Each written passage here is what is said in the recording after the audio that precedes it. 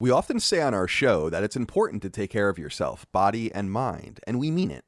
That's why we're proud to have sponsors like Athletic Greens. I started taking Athletic Greens because I wanted a little boost for my daily early evening workout.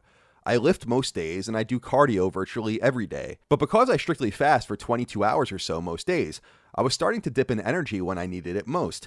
And I truly noticed a difference after drinking Athletic Greens over the days and weeks as my energy level improved. So whether you're looking for energy like I am, or want to take care of your gut or your immune system, or simply want to get rid of all of those pills you're taking, well, Athletic Greens is your ticket. Right now, it's time to reclaim your health and arm your immune system with convenient daily nutrition, especially heading into the flu and cold season. It's just one scoop in a cup of water every day, that's it. No need for a million different pills and supplements to look out for your health, and hey, it tastes good too. To make it easy, Athletic Greens is going to give you a free 1-year supply of immune-supporting vitamin D and 5 free travel packs with your first purchase. All you have to do is visit athleticgreens.com/sacred. That's athleticgreens.com/SACRED. Again, that's athleticgreens.com/sacred to take ownership over your health and pick up the ultimate daily nutritional insurance. Sacred Symbols is brought to you by Coinbase. If you've been looking to level up your financial portfolio, it's always good to diversify. Why not think about maybe dipping your toes in cryptocurrency? I know I have always been curious about it. Backed by the world's leading investors, Coinbase keeps your portfolio safe and secure while adding crypto into your mix. Like I said, I've always been somewhat interested in just dipping my toes into crypto, and Coinbase makes it super easy to do just that. Whether you're looking to diversify, just getting started, or searching for a better way to access crypto markets, start today with Coinbase. For a limited time, new users can get $10 in free Bitcoin when you sign up today at coinbase.com/sacred. Sign up at coinbase.com/sacred for $10 in free Bitcoin. This offer is for a limited time only, so be sure to sign up today. That's coinbase.com/sacred. Sacred Symbols, a PlayStation podcast, is brought to you by, well, you. If you want to learn how to support our show, go to patreon.com/laststandmedia.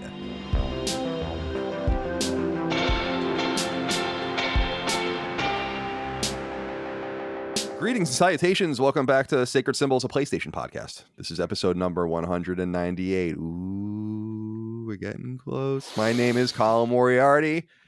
I'm joined today by Chris Raygun, as always. Chris, how are you today? You're cleaning your glasses. You have it's a black version of the green, Cuban revolutionary hat, Fidel Castro hat, but it's looking good. You look like you're about to go do some Antifa activities maybe or something. How are you doing today, my friend?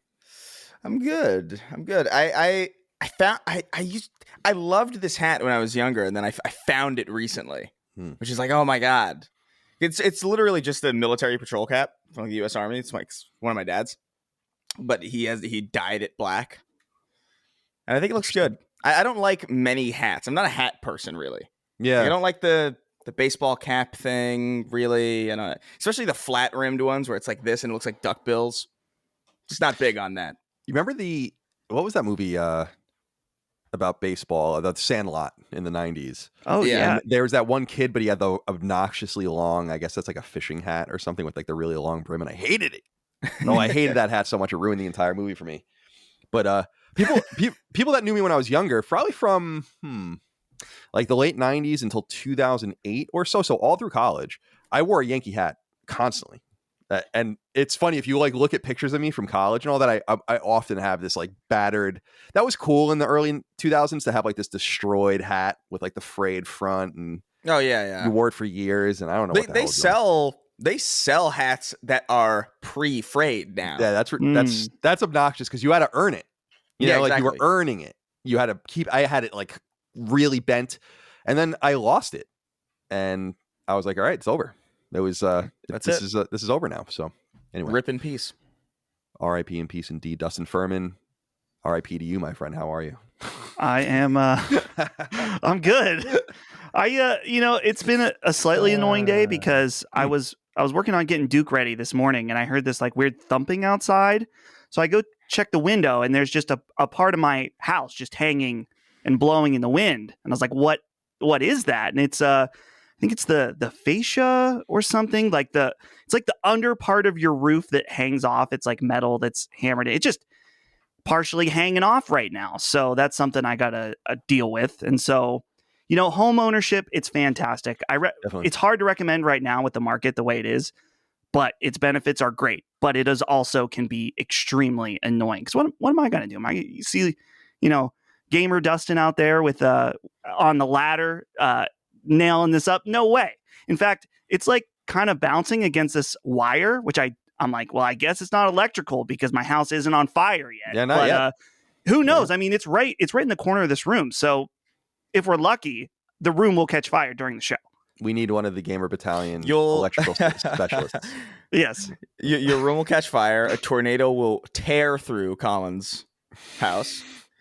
And then my house will burn down as well. Yeah, I heard that you, someone wrote in, I didn't use it though, but that you have a wire management problem in your house based on, I guess, one of your recent videos. My cable management behind my computer is a mess. Yeah, and they were saying that they were worried about your the safety of, because I often see that stuff, like my cable management is and the wires behind my TV and everything is a fucking complete disaster. And the only thing that's important to me is not being able to see it, like the TV's hung up and everything's through the wall, but once you get through the wall on the bottom, it's like free for all. And I don't think it's that dangerous. I'm not daisy chaining things around. In fact, I think it just looks worse than it is. The scary thing is that when you like have a power strip plugged in and then you find it behind the TV and it's like basically it's still working somehow, but it's almost entirely out of the socket and it's just hanging there. And you're like, Jesus Christ. And you just kind of delicately press it back in. I gotta get go ahead. It's one of those, I think it does look worse than it is because there's just a lot of like little wires, and I'm constantly like between streaming and then filming, I'm constantly moving things around. Like the mic is on one side sometimes when I record, and then like that's a whole nother. So I would like to have a setup where you can't see most of the wires or it's clean, but it's just not feasible. It's just like, it's going to have to be, it's going to have to be unpretty for it to be functional. And I'd rather it be functional. The only time I ever had a functioning wire setup was when I was a kid, and I didn't even know what wire management was. But my dad built me this cool shelf just with some scrap wood for my room, and it held my TV and then all my consoles. And I had at one time my NES, SNES, N64, GameCube, let me see, Genesis, and Dreamcast, and maybe a couple other things hooked up at the TV at the same time. And I had them all like twisted, like with actual twisties. And then I would and I only had 2 connections on the back of my TV, so I'd have to like constantly have like a little thing where you'd hang the cords up and stuff like that. And not anymore.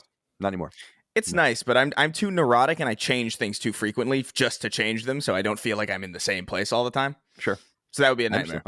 People have noticed that. Yeah. But in fact, I didn't realize that the green screen behind you hides the whole nother part of the room. I guess it's like it's a staircase, and then there's a thing on the other side of it. Right? Yeah, it's a big space. Like the other side of this, there's like a whole, I think it's like triple the space on the other side of this. Nice. Well, looks great. Well, this is ostensibly a PlayStation podcast. Welcome. Sacred Symbols. Each and every week goes live 3 days early and ad-free. Patreon.com/laststandmedia. Please join us over there. It's something like 12,800 of you over there right now supporting us. We really do appreciate it. Vast majority of you support us at the $5 level, which we appreciate. That gets you ad-free early access to every show we do, including Defining Duke, Knockback, Sacred Symbols Plus twice a week, of course, for patrons only. We just recorded a Ghostwire Tokyo spoiler discussion, Dustin and I. We went for about 90 minutes, and that will go live soon. I just did GT7 review discussion with Z28 Gaming. That is already live on Patreon, and that will go live for free feed soon, too. We welcomed Tom from Moore's Law is Dead, as we had noted, as a proper contributor, Hogue style, for tech, and we did one on tech recently. Horizon and Elden Ring both got their spoiler cast as well. We have much more coming, so please join us over there. Thank you for that. And live show, Sacred Symbols 200, live in Richmond, Virginia at the National, Saturday, April 30th. Chris's Snark Tank is opening for us. Tickets are on sale now. You can buy tickets right up to the edge of the show. This is a venue that we would never be able to sell out, I don't think, but we're doing a seating plan, so it's different than like going to a venue and like kind of having a standing room situation. But it is open seating, I think, generally, except VIP seating. It doesn't matter. Come join us. tinyurl.com/sacred200. We hope to see you there. Meet hundreds of your fellow Sacred Symbols fans. And Vince Hamill wrote in and said, "Hiya, gentlemen. I think I'm onto your scheme, Colin. And by the way, before I even go any further, you can write in on Patreon as well, of course. I bought tickets to PAX East last December. I was fully aware of the transgressions that PAX had made against you and our people. However, I had never been to PAX before, and seeing as we cannot hope to live truly moralistic economic lives in today's society, I decided to go ahead and give those bastards my money so I could goof around in Boston with a bunch of dorks. Fast forward to January 28th, and LSM announced their next live event scheduled for the week after PAX. Lord knows I don't have the energy to gallivant around the East Coast on 2 back-to-back nerd excursions. Something had to give, and I'm afraid that my loyalty here lies unequivocally with the Gamer Battalion. I resold my PAX tickets at a loss and can't wait to see you guys in Virginia. I must submit to Colin that this was a targeted attack against the PAX convention, to which I said, well played. Did we target this against PAX? I don't remember. Because originally, it was discussed. Here's the thing that was originally happening behind the scenes was originally we were going to play at Northeastern in Boston, where I went to college, at Blackman Auditorium, where I actually took classes, which is hysterical, which is like the cool auditorium where they have speakers and shit. And we were going to play the weekend we thought PAX was, right? And then they moved PAX to another date, and Northeastern didn't have that availability. That's where this 200th episode kind of spawned out of, because we weren't going to necessarily do that next. We had plans to do something around this time before that. And that's where episode 200, I'm like, let's see if we can line it up.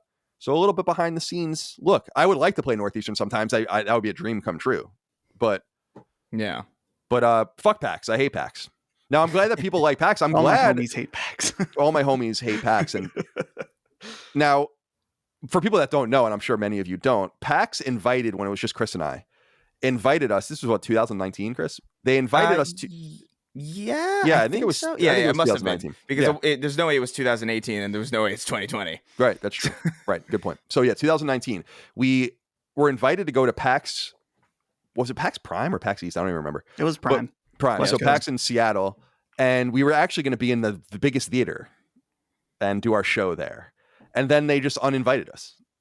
And obviously they got pressure and all of this, and I ended up paying like a couple $1,000s out of my own pocket to just reimburse fans for tickets if they were going just to see us, because I felt like that was wrong. PAX wouldn't refund those tickets. So to see Vince, I'm not happy that you sold those tickets at a loss, but I kind of am, because that means that there's no demand for PAX tickets, and there used to be massive demand for PAX tickets. So I hope that shit sinks into the goddamn ocean. Boom. That's my sinking into the ocean noise. Thank you for writing in, Vince. Super Perils of Baking, June 3rd. Our new game, my new game with Lilymo, the studio I co-own. It's our 5th game. Side scroller, SNES inspired, Genesis inspired. Go check out the trailer on Last Stand Media's YouTube channel. Our best game yet, in my opinion. June 3rd. PS5, PS4, and all those other consoles we don't talk about on this show. Now let's get into this topic of discussion. What, you don't like that? We definitely talk about the other consoles, is what I'm saying. Usually we don't talk about it, but we talk about Game it when I Pass. want to talk about it. Yeah. So people have been asking. I want to be more explicit. We submitted Super Perils of Baking the Game Pass, and they said nay. Nay, good sir. Got Some people are still rejected. asking. Yeah, they didn't want it. You're a loss. Hopefully our game. I'd rather sell the game a la carte anyway. Now let's get into some topics of discussion that we have and get into some kind of small news items and all the rest before we get into what we're playing. The usual course of action. Is everyone feeling good? Chris, you feeling all right? Yeah, I'm feeling all right. I ate today. So that's the main thing. Good. Because usually I'm starving and I'm slowly I lose, I think, 5 pounds an episode as we go through the recording. I lose But 5 pounds of fortunately- brain cells every episode. That's a lot of brain cells to have, though. I know. I'm very smart. Not really. Dustin, are you feeling okay? I feel fantastic. I feel so. I meant to mention this earlier. I saw Letterkenny live last night. Oh yeah, I saw that on your Twitter. And it reminded me, I mean, they have a TV show on Hulu and stuff like that, but it kind of reminded me, I'm like, man, these guys, they're doing their own live show. They've got their own, niche fan base. And I was like, man, this kind of getting me energized for our own show coming up in a few weeks. And so I'm just so excited. And so I'm excited to do this show. And I don't know if I'm excited to, well, I don't know. I don't know if I'm excited to do this show actually now. Really? It's debatable. Wow. I didn't No, I- anticipate such It's not as standard. exciting as a live show, I suppose. No. Yeah. Wow, that's a way to bring it down. All right, guys. Well, I mean, I'll it's listen just to something else. objective. I mean, it's I'll just listen to Podcast objectively. Beyond. Let's not get Go ahead. let's Go lose our listen to heads them. here. You'll be back. Let's not lose our heads here. Okay, now I'm excited to do the show. All right. You good. changed course for me. Good. Very good. All right. Let's start with Wet Willie. He wrote in on Patreon. By the way, this is pretty explicit on Patreon, but some people miss it. When you sign up on Patreon and want to start submitting inquiries, look for the threads in the news feeds. Do not DM us. You can DM us about other things, but submission should not go to the DMs. They should go into the thread. It's just easier for us to keep track of. And the threads are constantly deleted, so you need to keep an eye out for them and post when you see them. Okay. Wet Willie wrote in and said, "Hey, CDC. I've had COVID for the past week and just wanted to write in and thank Last Stand Media for helping distract me while I fight off the infection. I'm a pretty healthy 31-year-old that lifts weights on a daily basis, and I did get the vaccine, so I was pretty surprised by how sick the virus made me. I didn't feel like doing anything, not even watching TV, but it was nice to be able to listen to a Last Stand podcast and take my mind off of how shitty I felt. So thanks again for providing my mind a bit of peace. Glad to hear you're well. Want to say COVID's still out there, still real, so take good care of yourselves. Follow the protocols you think are best for yourself. I personally haven't worn a mask in a long time, but I have the shots. Some people like the shots and the mask. Some people like the mask and not the shots. I don't know. Do whatever you want, but stay safe out there, please. Yeah. Hayden Glass wrote in and said, "Hey, gang. Last week, you guys brought up newborns hearing sacred symbols when they enter the world. I work in a hospital delivering supplies to units, including the nursery. I usually listen to you guys while drowning out the babies crying, but if you'd like, I'll carry a Bluetooth speaker or something and blast all your sultry voices into every nursery. So every nurse, parent, and newborn baby can hear the majesty of sacred symbols. Just an idea I wanted to throw out there. Thanks again for the content. Sincerely yours from Alabama." I feel like anything goes in Alabama. We all know that, number one. Number two, an important thing. This is a workers' market right now. I feel like you can do some crazy shit even in a nursery, even in a hospital. Might get away with it. Now, I'm not telling you that you necessarily want to do this, but I'm not going to say no. You know, Chris, you guys both play guitar, so you know the kind of cool little amps, like Fender makes those amps and you put them on your belt. Oh yeah. Right. Like 12-inch amps and all that. Get one of those. Take an XLR cable, plug it right in, get a jack for your phone so you get the highest quality audio, and then just shatter all these newborn babies' eardrums with the sound of bass boosted sacred symbols. See, I want to take this to another. I want to take this to another level. Surely there are people in the audience that either work at large event spaces or somewhere that has an intercom. Maybe you're a janitor at a school. I want video of people playing sacred symbols in like the strangest places possible. Imagine an empty stadium and just hearing our voices like ring out to nobody. Like that would be, I want to see that kind of stuff. That intrigues me. So tag me on Twitter. Let me know. That would be great. Like it's like it reminds me of when I worked at Sears, because I worked in the I worked in the electronics department, and sometimes I would just play random YouTube videos on the TVs all at once, because there was like I would just play like at the time it must have been like machinima stuff, because I just like we didn't have like a reliable system for cable because it was Sears and nobody cared. So I was like, I guess we'll play this. Nobody paid attention. Nobody cared. Didn't do a good job of showing off the quality of the TVs, but nobody was buying TVs anyway. Yeah, it's like horrible YouTube compression. Yeah. But people look, man, you're not buying your TV at a Sears. You're going to Best Buy, or even at that time, you'd go like online in some places, Walmart, Circuit City. Circuit City. I miss Circuit City. I got my PlayStation 2 at Circuit City. I got a Guitar Hero 2 for Xbox 360 out of Circuit City. I used to love Circuit City. I got my TV there, a couple consoles. I think my brother Dagan got his original PS1 at Circuit City, which is funny because I remember going there with him. I've said this before. That was actually Nobody Beats the Wiz. That's what that was. Yeah. Oh. I remember the last thing I ever bought at Circuit City was Endless Ocean on Wii. That was when I was still a Wii fan. I don't know if anyone remembers that game. That was kind of like a promising exploration, ethereal game where you just swam with fish and did shit like that. Thanks, babe. Appreciate it. That was around the time they were on their way out. I think like 2006, 2007. By 2008, I don't think there was a Circuit City standing that wasn't basically just like a repurposed Circuit City for like gladiatorial like matches, combat, between homeless people. They did have that cool aesthetic though, where it was like the plug in the front, which was cool. Remember the commercials? It would be like plugging in the front of the store. Oh, yeah, kind of cool aesthetic. I was a little surprised. I think it was the recession that ultimately destroyed them, like many a business in the United States. I have a theory that it's the fact that it was just red Best Buy, and I think red is like evil. No, I think red is one of those things where it's like I think there's like a psychology thing about colors where like red makes you hungry, and blue is like more conducive to like I don't know. Like I think I remember seeing that. No, I think that McDonald's colors are specifically designed to make you hungry, or at least Yeah, that's like what 100%. the studies had shown. Red, There's always yellow. red in and fast brown, food maybe. places. Yeah, Like Pizza Hut, Wendy's, McDonald's, Burger King. There's always red there. Like always. Yeah, it's very interesting. It's because we yearn for blood. Yeah, we're bloodthirsty. The blood of chickens and cows and all of this. Now, people that are watching the video will just seen that Micah just handed me a note. I texted her to hand it to me. I did want to bring this up. It's a non sequitur, but I think he'll appreciate it since that's what our show is all about.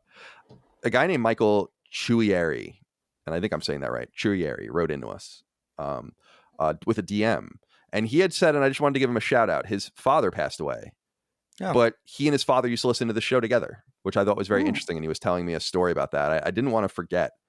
And he'll like that. Of course, I'm bringing this up right after we were talking about what the colors are that make you hungriest. I'm sure his dad would appreciate that. But they used to laugh, apparently, and really enjoy the show together. And his father had passed, and it was something that bonded them. So I wanted to give a shout out to Michael Chuieri and his father, R.I.P. in peace, of course, my Definitely. friend. Thank you for writing. And I'm sorry that I didn't say that earlier. I'm glad that I remembered. I wrote it down on one of the 7,000 Post-it notes that are around my house. Okay, let's get into a few other things here. Nicholas Hardacre wrote in and said, Colin, first time here. I've been following you since your early days of IGN. As a diehard fan of Nintendo my entire life, I just wanted you to know what you and the show mean to me. Last Friday, I brought the PlayStation 5 at my local GameStop. I've been out of the loop since PS1. When your Beyond days influenced me to get into PS3, the PSN outage happened 1 week later. Currently playing The Last of Us Part 2 and cannot get over how emotionally deep it truly is. You're playing that without playing the first one. Oh, I want to strangle you, Nicholas. I completely get the hype now around Sony and the gaming ecosystem. Just wanted to say thank you for everything that y'all do. You guys are my Joe Rogan of the video gaming podcast era. Thank you, Nicholas. I wanted to say welcome to all the new people that keep coming in. We get a lot of new letters from newcomers that are always finding us. That's great to have you here. A lot of people that don't even own PlayStation platforms or play on them listen to the show, which is a great compliment. But we have been turning a lot of people over the years into PlayStation fans, which is cool. And I wanted to read Nicholas's letter in particular because I too grew up a hardcore Nintendo fan. I was so lodged up Nintendo's ass into the Wii era, basically, that it's hysterical to like look back and think about it. Now, I played PlayStation the entire time too, but PS1, PS2, I was like, yeah, these are kind of like they're my secondary consoles. I'm a big GameCube guy, whatever, big, and tried to play on Wii, but I'm just like you, Nicholas. They lost me, and they lost a lot of people, but they've gained a lot of other people, and so we welcome you into the fold as a PlayStation fan. Eugene Levy, bassist, says, hello, SS crew. Hope you're all well. I'm getting married May 21st and would like to invite you all to my 1920s themed wedding. Not just attend, but would like you guys dressed up as 20s gangsters and ask for a password to get into the venue while holding fake Tommy guns. Also, Colin, get ordained so you can officiate our wedding. I don't think you would be able to make it, but I figured it would be a nice gesture. Thanks for the great content. Take care and happy Easter. Chris, would you like to dress up as 1920s gangsters and rough some people up at this wedding?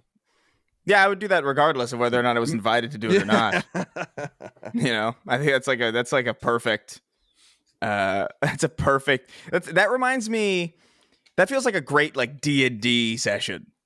You know, like really, like, you know, the people who like really LARP it and really take it seriously. It's like, it's like 1930s gangster.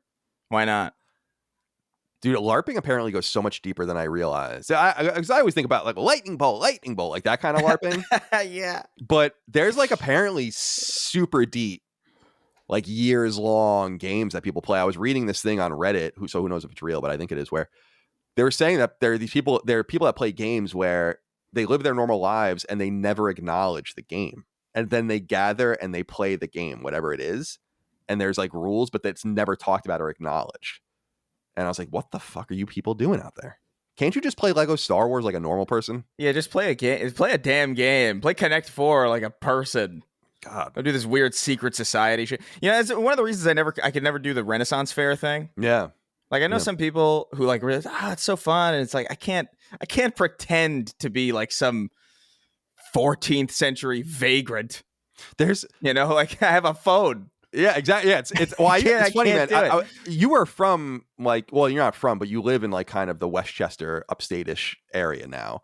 So half of me feels like you're gonna laugh when I ask you this question, and half of you is gonna be like, oh yeah, I know exactly what you're talking about. Do you know the Tuxedo Renaissance Fair?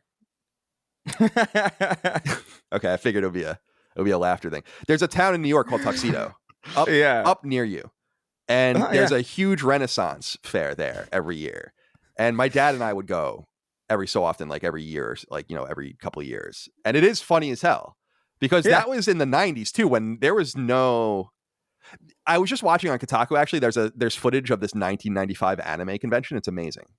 And I was watching it and I'm like, these are the fucking people, man. These are the people that kind of got the ball rolling. They were doing it for no reason other than love of the game. And I think about the Renaissance fairs of that day and I'm like, it's probably so different now. You probably go and there's a guy dressed as fucking, Jon Snow, and there's a person dressed as Khaleesi, and there's all this random D&D shit. And it's probably like all cameras and everything. But when I would go, it was literally just like an old man who was dressed up like a wizard because that was what he wanted to do that day. And it was very interesting. And it all happened at Tuxedo Renaissance Fair in New York. That footage from that long ago, it's like that HD footage of New York City from like 1993 or 1994. Yeah, that Japanese footage. I know exactly what you're talking about. Oh, yeah. Where like awesome. That is so jarring because it's a world where everything is basically the same, but there's no phones. So people like, no one's looking down. No one's like taking, like, it's a really weird version of the world to see, but that's how things were for pretty much the majority of the country's time. It's all, I know the exact footage you're talking about because it is this amazing. It's like, holy moly, it almost looks like an HBO level reproduction, right, of 1991 or something. And it's like, oh my God, I remember this. It's barely, but it's there in my mind, So having been born in 1984, of course. Okay, let's get into this here real quick. Ethan Barcelos wrote in. It's funny, and we're talking about gathering audiences and people just not knowing. He says, hey guys, all right, I gotta ask, where did saying "oh" come from? Colin, Dustin, and Dagan, my brother, who I do another podcast with, Knockback, do it so much that I've started saying it after anyone says something sexually suggestive in normal conversation. So now I know I must know the origin of it. Thank you for an endless amount of entertainment. You guys crack me up.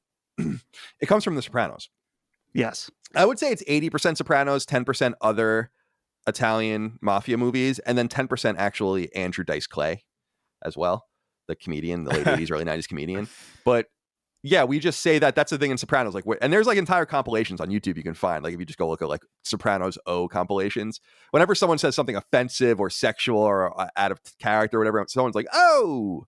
Yeah. Oh. Some of them get real exaggerated too. Yeah. Like, it's like we take it up another level, but you'd be surprised in The Sopranos, they pull it off. Yeah. That's the thing. I knew you and Dagan have always done it. And once I watched The Sopranos and got obsessed, I was like, man, I have to join in on this inside joke. I've commandeered it, but yeah, that's totally fine. We didn't make it up. You've appropriated it. I've appropriated the Italian culture. You're not Italian. I'm Italian. So you better be careful. Canceled. You're walking a fine line. Actually, it's funny with the talking about being Italian, that people are joking around with Elon Musk trying to buy Twitter, which is hysterical. People are like, he'll become, it's like, even in the United States, he will now become the greatest African American businessman or whatever. And I'm like, Jesus Christ. Yeah.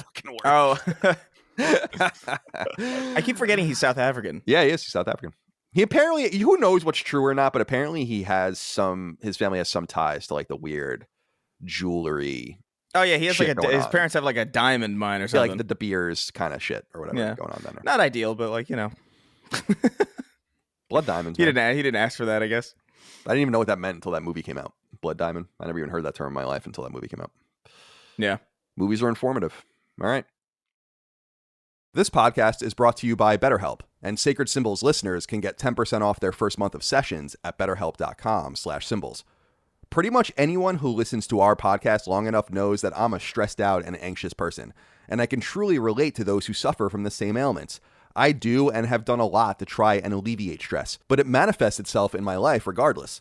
In other words, it's something that I have to manage. I have to put in effort to change my reality, and I do it all the time. And one tool in everyone's toolkit as they strive for better mental health in general is therapy. And my friends at BetterHelp have the most modern and approachable form of therapy imaginable. BetterHelp is customized online therapy that offers video, phone, and even live chat sessions with your therapist, so you don't have to see anyone on camera if you don't want to. It may sound simple, but this approach is actually revolutionary for anyone that's been to therapy before, and I have many times. Therapy has been an effective tool for me, no doubt, but it's also been more difficult to access than I'd like, at least for people like me. That I don't have to go somewhere, sit in an office, and do things the old-fashioned way anymore is a big deal, and it's no doubt a big deal for some of you too. If you're similarly anxious or stressed out and would rather talk to someone over the phone or by video or even via text, why couldn't that be just as effective as in-person therapy? For many people it is. And for everyone, it's certainly more affordable, which is awesome because mental health care, including therapy, should be as accessible as possible to everyone who needs it. I believe in the efficacy of therapy, and I believe BetterHelp can help you deal with what ails you in life, whether in relationships or at work or with family or anything else. Deal with the stress and anxiety, my friends, by using BetterHelp at betterhelp.com/symbols. That's BetterHelp.com/SYMBOLS. Give BetterHelp a try and see if online therapy can help lower your stress at betterhelp.com/symbols. We often say on our show that it's important to take care of yourself, body and mind, and we mean it. That's why we're proud to have sponsors like Athletic Greens, a high-quality nutritional supplement that's of the utmost quality, easy to take, and effective, and which you can find more about at athleticgreens.com/sacred. I started taking Athletic Greens because I wanted a little boost for my daily early evening workout. I lift most days and I do cardio virtually every day, but because I strictly fast for 22 hours or so most days, I was starting to dip in energy when I needed it most. And I truly noticed a difference after drinking Athletic Greens over the days and weeks as my energy level improved. And this comes as no surprise. Athletic Greens' so-called AG1 formula is a supplement you mix in the water and drink like a shake, and it's made of 75 high-quality vitamins, minerals, whole food source superfoods, probiotics, and adaptogens. So whether you're looking for energy like I am, or want to take care of your gut or your immune system, or simply want to get rid of all of those pills you're taking, well, Athletic Greens is your ticket. At less than $3 a day, Athletic Greens is affordable, and it fits well into all sorts of dietary lifestyles and restrictions, so it's safe for vegans, those of you who are dairy or gluten-free, following paleo or keto diets, and more. And hey, it's a good so-called micro-habit to develop, to take something each day that's really good for you, that will have a demonstrable effect on your health. And lots of people agree. AG1 has more than 7,000 five-star reviews online. Right now, it's time to reclaim your health and arm your immune system with convenient daily nutrition, especially heading into the flu and cold season. It's just one scoop in a cup of water every day, that's it. No need for a million different pills and supplements to look out for your health. And hey, it tastes good too. To make it easy, Athletic Greens is going to give you a free 1-year supply of immune-supporting vitamin D and 5 free travel packs with your first purchase. All you have to do is visit athleticgreens.com/sacred. That's athleticgreens.com/SACRED. Again, that's athleticgreens.com/sacred to take ownership over your health and pick up the ultimate daily nutritional insurance. Let's see. Is there anything else here before we get into the corrections? We have just one correction. No, I think this is it. So I wanted to read this correction. I was surprised more people didn't write in about this. We actually noticed this right when the show went live on Patreon, but I wanted to eat the L. So here it is. James McGivern wrote in and said, "Hey, gentlemen, I know it's all in good fun to pick on marketing man Jim Ryan, but I felt compelled to submit this question." I'm sorry, this comment I can't read in his defense. Virtuous cycle, which we were making fun of last week, is a business term referencing a process where positive outcomes beget more positive outcomes, such as when great customer service creates positive buzz, which draws in more customers, which have positive experiences, and so on. Something I believe is fundamental to Last Stand Media's success. I think Ryan's point is that deeply investing in studios create great games, which facilitates more investment that draws more talent, which lays the groundwork for more great games. It's definitely a buzz term, but it's not meaningless. And anyways, keep up the good work with your own virtuous cycle. Thanks, James. You're absolutely right. For as much as I pride myself in some economic literacy, I did not know that. So I was speaking out of my ass last week. We must correct it. Jim got me. Oh, Chris, please. I don't know. I get that it's a real term. It's still, as far as the English language is concerned, a dumb term. Like, I still think it's like, as it might be a real business term, but that just means the business community is illiterate. Yes. You know, it's like one of those things where it's like, okay, I grant you that it's real. I don't grant you that it's not stupid. It makes sense. It makes sense. Like, because we use the term vicious cycle, which is apparently the opposite of a virtuous cycle. And so I get that, but you're right. It doesn't really, because that's what I was saying with virtue. It reminds me of when I was at IGN, and one of the, you know, like how fucking corporations always have these stupid things where it's like, what are our principles? What are the 5 words What are that our represent pillars? IGN? And I want to blow your brain out. And I remember one of them was irreverence. And I was like, that's not necessarily good for a business to be irreverent. I mean, it's good for us to be irreverent, the shows to be irreverent, but I'm like, I don't think you know what this word means. And it kind of reminds me a little bit of that, but then what did I know about that? All right, let's move on. Time to get into some small news items here. First of all, PS5, PS4 both have new firmware out. They should upload or update automatically, so nothing exciting there. There's more Activision stuff that has come out. I don't know if you guys have seen this. It's over on Bloomberg. Jason Schreier's reporting, having to do with I guess it gets all the way into California and the government of California and Gavin Newsom and a lot of weird shit here. I'm going to have Hogan, I think. I want to email him this weekend, see if I can have him on next week to talk about this more deeply. I feel like I'm a little out of my depth with this, but I want to acknowledge that it's happening. I do want to say one thing, though, and I'll reiterate what I've said in the past. This is the company that Microsoft is voluntarily doing business with. Mm-hmm. So all of the people... First of all, they're exposing themselves to this culture, which is dangerous. I think they'll absorb it and be fine, but they're enriching the very people that did all of this. All right? So I don't want to hear about how good for gamers things are or whatever that is. They are enriching Activision's very CEO, their board, all of the executives, all of the rest that were in on this apparent accused impropriety at all these different levels. I do not know why you would want to expose your business to that when Microsoft has such a sterling reputation as a good place to work. Doesn't make sense to me. So I just want to throw that out there. Do you guys have anything to add about this before we move on? Because I don't want to get, from my perspective, I have not much more to say because I feel a little bit out of my depth with this. I'm basically in the same boat as you, that it's like I keep seeing interesting things, but I don't fully understand them. I saw something about some board within Activision that was voting that the deal should not go through or something like that. And so the continued turmoil around the deal, or I guess, I don't know, it seems like it's just kind of peeking through every once in a while. It's like, what is really going on here? And so I guess, yeah, I'd love to hear that Hogue episode for sure. Yeah, me too. Chris, do you have anything to add before we move on? No, I just it's a very complicated situation. Obviously, Activision's such a. I feel like because they're being purchased, all this stuff is coming out, and we know that Microsoft doesn't own them yet. So this right now is still just Activision's problem. It's a very. I mean, aside from like the whole like, whether or not the deal will go through, which I think it will, because they have so much money, and money buys control, and this deal's going to go through. I have no doubt in my mind about it. But it is worth just kind of talking about whether or not this is something that Microsoft wants at this point. I do think it is ultimately, because those IP are very valuable, and that's ultimately where the buck stops. But I also am kind of with you in the sense that I feel just a little bit out of my depth, only because I haven't read a lot of this stuff. I heard a little bit about the California stuff, but I didn't read super deeply into it. So yeah, I'm curious about how that shakes up. It's my feeling on why I don't really want to talk too deeply about it is not only a lack of understanding, maybe of there's just too many people talking about things that they don't get. And yeah. And I also feel like beyond that, even though I have, a working knowledge of what's happening, when you have two sides that are basically contesting well, you guys aren't NFL fans, but there's a lot going on with the Washington football team or the Commanders now they're called, and the NFL, and like all of this shit where they're like, where there's smoke, there's fire. And it's like death by 1,000 cuts. And you just look at this situation with Activision and you're like, I don't know, man. Like I'm reading stuff outside of the gaming industry where regulators and everything, like some people are like, we're voting against this. Like we're pulling against this. We don't want this to happen. This is bad. Mm-hmm. And I just feel like there's a danger. What do they call that? Don't they call that hazard? Hold on. I want to look this up in real time.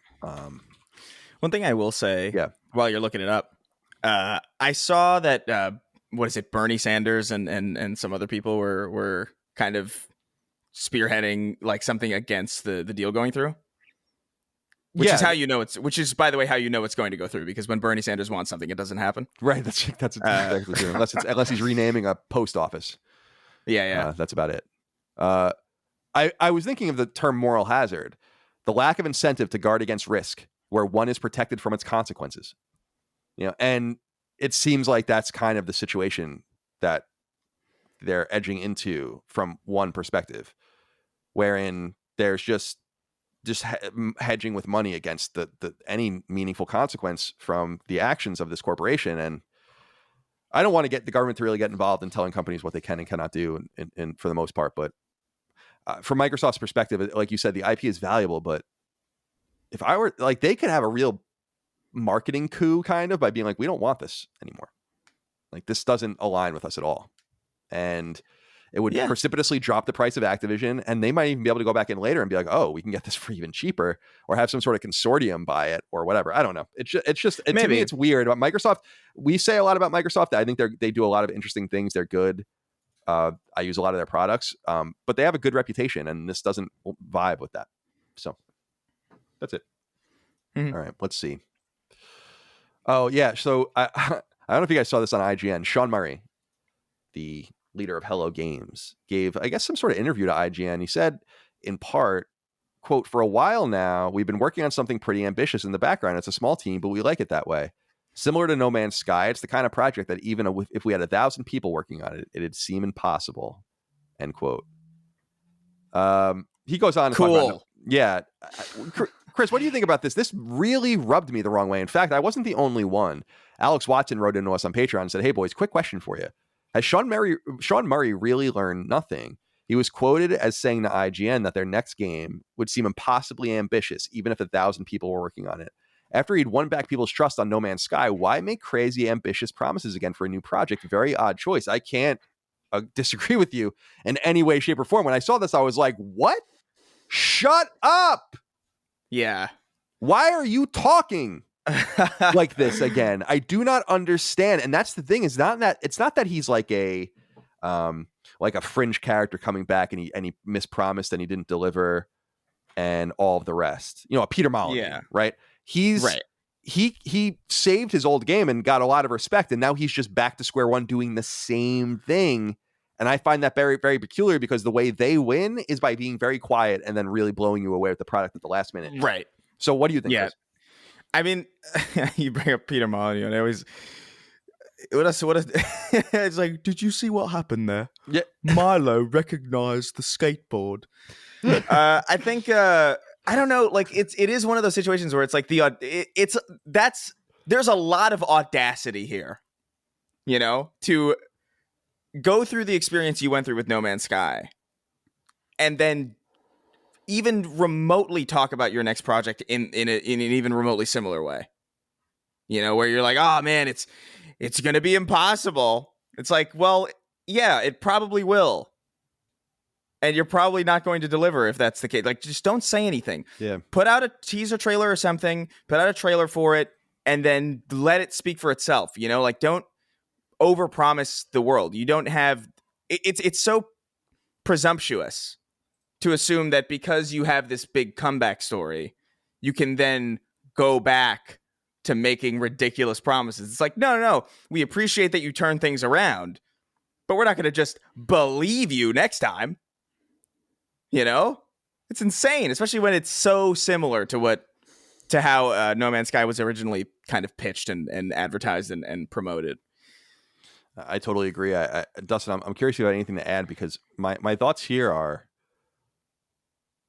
Sean Murray, I think, was able to escape responsibility for his own actions and his own words and his own promises by doing what was necessary, which was fixing the game. And I think we give him a lot of credit, and I give a lot of love to Hello Games for that.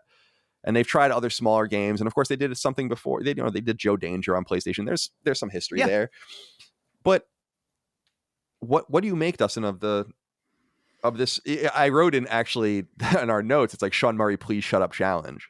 I was going to put in parentheses impossible.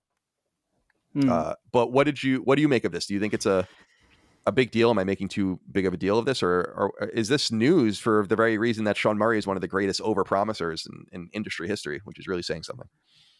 I think that Sean Murray, I'd have to go back and review, because I think that some of the things he said, there's no way he said them in a clear conscience, right?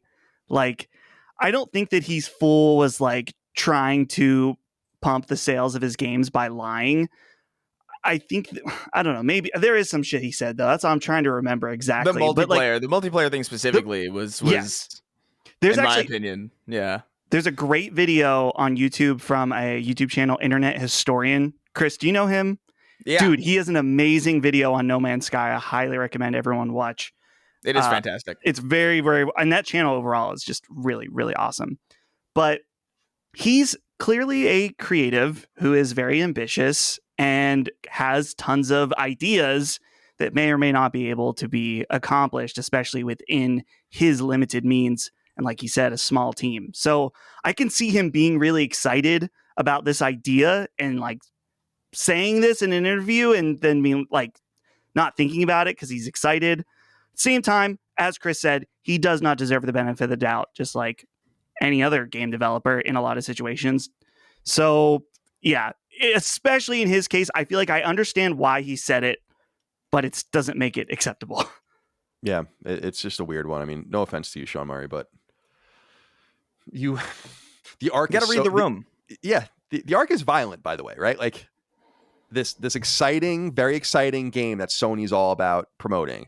It comes out, boom, down to the bottom to the valley. It's bad. No one likes it. Boom, back up. They recapture the glory of the game and everyone loves them and all this stuff. It's like, all right, just cool, man. What a great story. Stop. I'm not saying don't make another game, but let's go back to the old way of doing it. But anyway, good luck to you, Sean Murray. Wanted to point this out real quick, guys. GamesIndustry.biz reports that Sony and Nintendo are updating their subscription guidelines. And so Microsoft already does this, I guess. But the Competition and Markets Authority, which I think is not American, but I could be wrong. I don't really know. But they're reporting here that the CMA has investigated Sony as well as Nintendo in parallel. Microsoft, again, not in investigation or under investigation for the very reason that they don't do this anymore, but that auto subscriptions basically on PS Plus and other things are going to be reworked so that doesn't happen anymore. I think a lot of people feel kind of fucked over by auto subscriptions on certain more expensive things. Yeah, it's a UK authority, by the way. So this will, much like what happens, well, let me back up. Changes in major markets like this force them to adopt the change everywhere because it's just easier to do that. So that's why it's a big deal. So there is a good thing for big government sometimes, I guess, to kind of work for the consumer. And that's one of those things. So you can expect that should change soon, at least in Britain, if not everywhere. So there's that. Chris, I was curious what you thought of this because it comes from, or it's about Oddworld and Lorne Lanning. Mm-hmm. Video Games Chronicle, our buddies over there, report that he says on a podcast called Xbox Expansion Pass, and VGC transcribed it, so they had the scoop here. It says the veteran developer claimed that despite his studio Oddworld inhabitants expecting around 50,000 to 100,000 copies of Oddworld Soulstorm to be claimed during its time on the PS Plus market, it was downloaded 4 million times. And he said, in part on the show, quote, "It's kind of a double-edged sword. I'll give you an example around Soulstorm. We were hitting a number of legacy technical debt issues and talent issues, and the game industry is emerging fast. Huge companies are paying fortunes." And so he talks about how he got the money early on. It was kind of they were able to kind of finish the game in part for that, but then PS Plus kind of hurt their ability to find a market. Whilst lots of people played it, they received an unknown flat sum, which most people assume is what they receive. I love Lorne Lanning. He's like a really good guy. I've been very friendly with him for most of my time in the industry, and I always really loved his candor. I was curious what you thought of this because I think it adds a different dimension to the PlayStation Plus and Game Pass conversation that a lot of people look at it as pure positive. And I keep trying to tell people that even those that opt into these deals aren't necessarily enamored with them. And so what did you think about this kind of different opinion? Yeah, I think it's interesting. What's more interesting about this is because I was reading this and it was like it's about Oddworld Soulstorm being on PlayStation Plus, which is obviously a subscription service. You get games for free. And it's like, okay, I swear to God, Oddworld has been available on Game Pass before. I swear to God, I remember this. And I looked it up. Oddworld inhabitants tweeted in January of 2018, "Everyone's talking about Xbox Game Pass. Now's a good time to remind everybody that New and Tasty is available on the service. You can download it now." So I think what's interesting about this isn't necessarily that he has a problem with PS Plus, but I think what's most fascinating about it is what's the difference? Because I feel like Lorne Lanning is the kind of person where, like, if Game Pass was a problem for him, I think he would have said something. But it's interesting that PlayStation Plus got the flack and Xbox Game Pass didn't. I wonder how these services handle these deals and like what the difference is, because clearly there is a difference. Because I don't think Lorne Lanning is like in like a pocket of anybody, you know? Yeah, no doubt. There were arguments saying that this was kind of for naught because he makes it sound like the game may have not been able to be finished without the money from Sony. Right. But that's unknown. I'd like to pick his brain more. Maybe I'll invite him on the show soon. Dustin, I'm curious what you make of Lorne Lanning here. Actually, Toast9 wrote into us and said, "Hey, CDC, I wanted to get your take on the Lorne Lanning interview where he is seemingly throwing PS Plus under the bus. Could it be that he is way overvaluing his IP? Soulstorm was certainly not a critical or commercial success, yet somehow he sees it selling 4 million free PS Plus downloads as losing 4 million prospective sales. Hell, even I downloaded it, as I do with all free offerings on the monthly PS Plus listing. I don't blame him for wanting to take the Sony money up front, but it seems like he's a little out of touch on this one." I can go both ways on this one, Dustin. It reminds me of I won't say who it is. Maybe one day I will. But I'm privy to a story back during my early kind of funny days that a prominent Xbox developer that was doing an Xbox digital exclusive was offered something like $1.2 million for Xbox Gold to put their game at launch there. And they said, no, we think we can sell better and make more money doing it the other way. And then they ended up making like $150,000 at launch. So this sword can really cut devastatingly both ways. Now, that studio that I'm talking about still exists, so it didn't kill them. But what do you make of Lorne Lanning's kind of, I don't know, it's like a klaxon coming from him saying that we're focused on Game Pass and the workability of that, but even on PlayStation's much more straightforward service, it's not quite as simple. I don't know if there's more here than that, though. I think we're going to need to get some expanded quotes from him, just because I'm looking at the Video Game Chronicle, what they pulled out from the podcast, and he said it was a pretty small number because there wasn't going to be a lot of PS5s. He was saying they might sell 50,000 to 100,000. And I'm just thinking there was millions of PS5s sold like right out the gate. And you have to assume the diehards that buy it as soon as it come out all have PlayStation Plus and are going to get this game. So part of me doesn't understand what he's saying just from the numbers perspective. It's like, of course, everyone who had a PS5, not everybody, of course, not literally everybody, but almost everybody who had a PS5 that early had PlayStation Plus, and therefore were not going to buy the game because they were given it for free, quote unquote free on the service. And so I guess from his perspective also, it's like, I would imagine it was either do this deal or not get the game out at all. So it's one of those, yeah, your sales probably hurt from it, but I guess it's better to get a dump of money to finish the game and then get some sales on the tail end. But I don't know. It's just a very confusing situation just from what he said as far as numbers. It almost makes me wonder if he either didn't say everything he was meant to say, if there's more on the podcast, or misspoke or something. Something doesn't really add up to me. A couple more Activision pieces of news to get to, smaller pieces. First of all, Vicarious Visions, 30-year-old studio, long working with Activision. We knew they were going to get folded into Blizzard. We were wondering if that was still going to happen. It has happened. It's over for that team. Vicarious Visions is now a part of Blizzard, of course, an upstate New York-based team. So that's that. There's a bigger piece of news, though, that kind of went under the radar. I don't think we talked about it last week because it happened around the time the podcast went up, but we might have.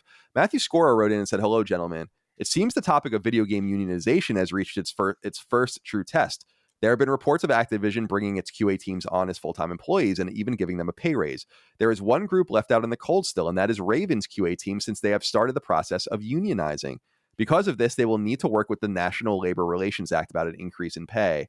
How do you guys see this playing out? Is it inevitable that they will be able to get a similar or even better pay raise than the other QA teams at Activision, or is there a chance that they will have shot themselves in the foot with this? Thanks for making my work trips more bearable and keep up the great work with all the LSM shows." I don't know if you guys saw this, but it's nuts because Activision basically came out and said, we're going to bring all of our contract QA people, which I think is like 1,200 employees full time, and give them all raises, except for the rabble-rousers who started this whole thing at Raven. Now, Activision, their argument is legal because what they're saying is like, we actually legally cannot give you this raise. You have started the process of unionizing. We cannot activate any sort of situation that will not that you hadn't voted on and all the rest. You have to act as a union.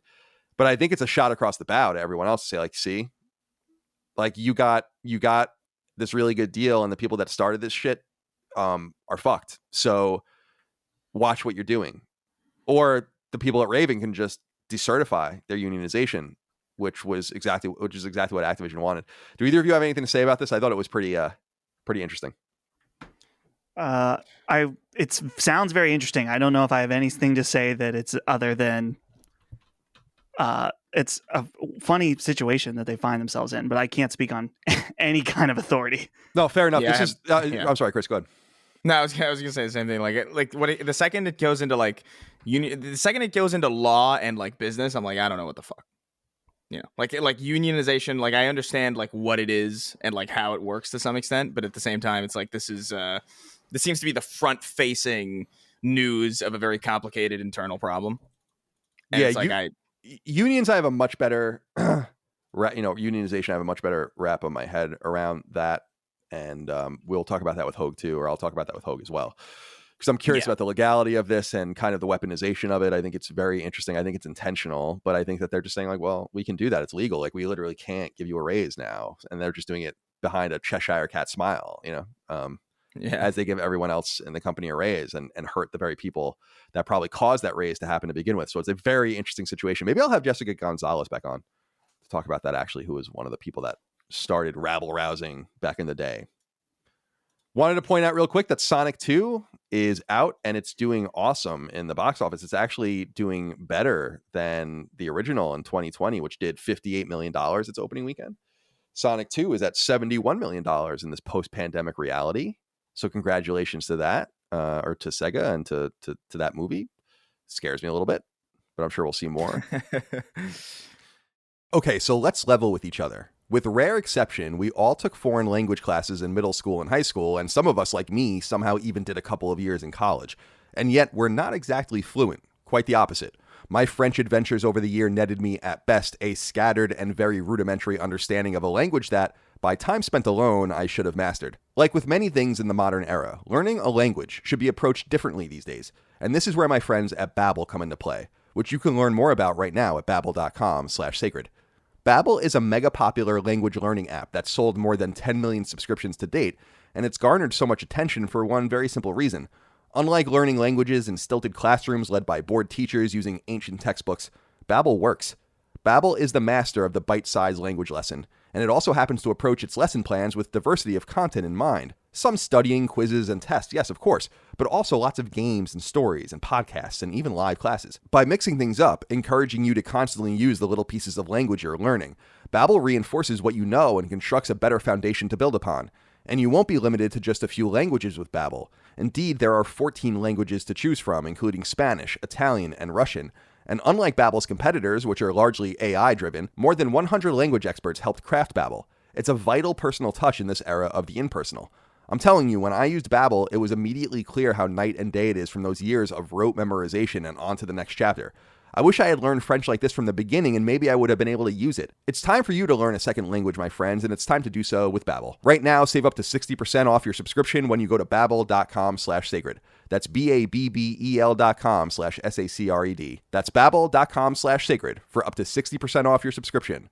Babbel, language for life. This episode of Sacred Symbols is brought to you by Factor.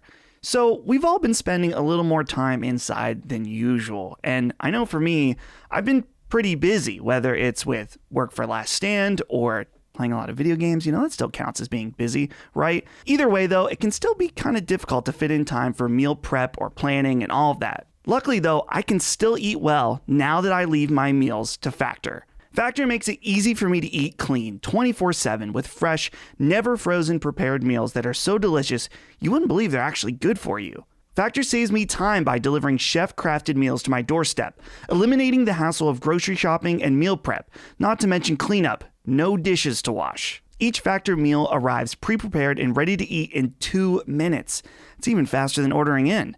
Factor tackles the tough stuff so I don't have to. Their registered dietitians and expert chefs work hand in hand to create meals with nutritious ingredients. With more than 29 meal options each week, I'm never bored. They offer vegan and veggie meals, keto meals, low-calorie options, cold-pressed juices, smoothies, energy bites, plant-based bars, extra protein, veggie sides, and more to keep me fueled and focused all day long. I've been loving meals from Factor, so try it for yourself. Head to go.factor75.com/sacred120 and use code SACRED120 to get $120 off.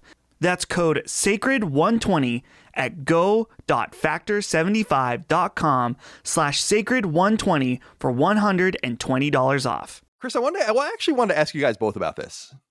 Kotaku wrote a story about Bungie embracing remote work. And Corey McBride wrote in and said, "Greetings, CDC. With Bungie recently announcing that they are full-on supporting remote work going forward, I was wondering y'all's opinions on the effects that remote work might have on game development.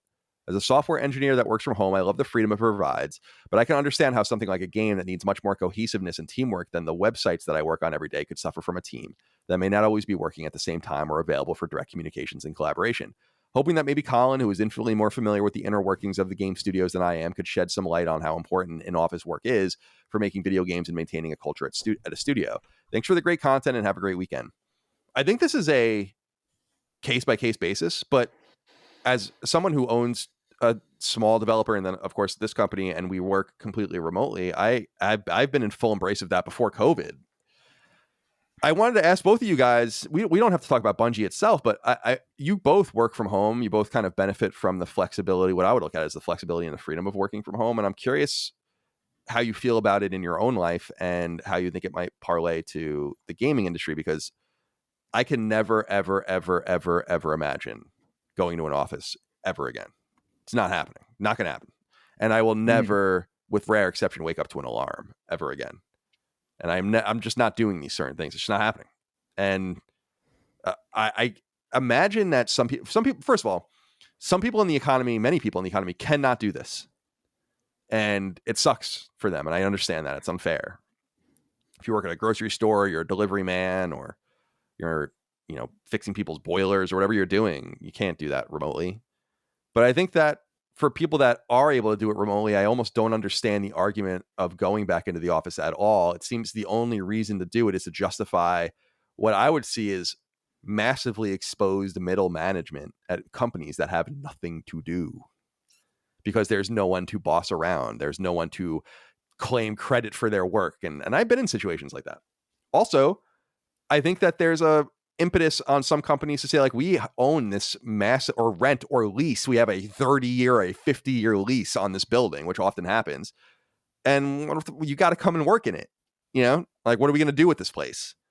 So I often think it has nothing to do with the work and often to do with just all this other extraneous shit. And so that's why I'm in full embrace of it. And I'm wondering what you guys think of it. Dustin, let's start with you. How do you feel about working from home, and how do you feel that it might benefit people in the industry like Bungie? I love working from home, but I'm willing to also acknowledge that it's not all pros. There's definitely negatives to it. There's something about work and home separation that is desirable. And I think I mentioned this a couple weeks ago on the show, is that me working at Last Stand, I understood that as my position grew in the company, that this is like a lifestyle job. There are almost never any full days off. There are some days where it's just a click of a few buttons setting something live. And there are other days that it's like today's like always my most busy day for Last Stand, where it's like when I wake up, I get Duke ready, I record this show, then there's the production work afterwards, getting it uploaded.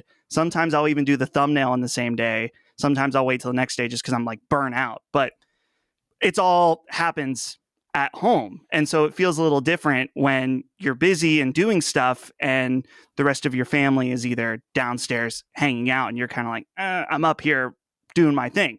But again, it also has its pros of its flexibility. Like, if I want to be able to go out to lunch, or if I need a certain amount of hours, it's always easy to work out, something like that. And the other thing that, as far as Last Stand, I think that obviously we do these shows remotely. It's been great for a very long time. I can't help but feel the special energy when we're together, either on a small scale, either with you and I, Colin. The meetings that we've had in person have always been very productive, and like communication flows really well in person.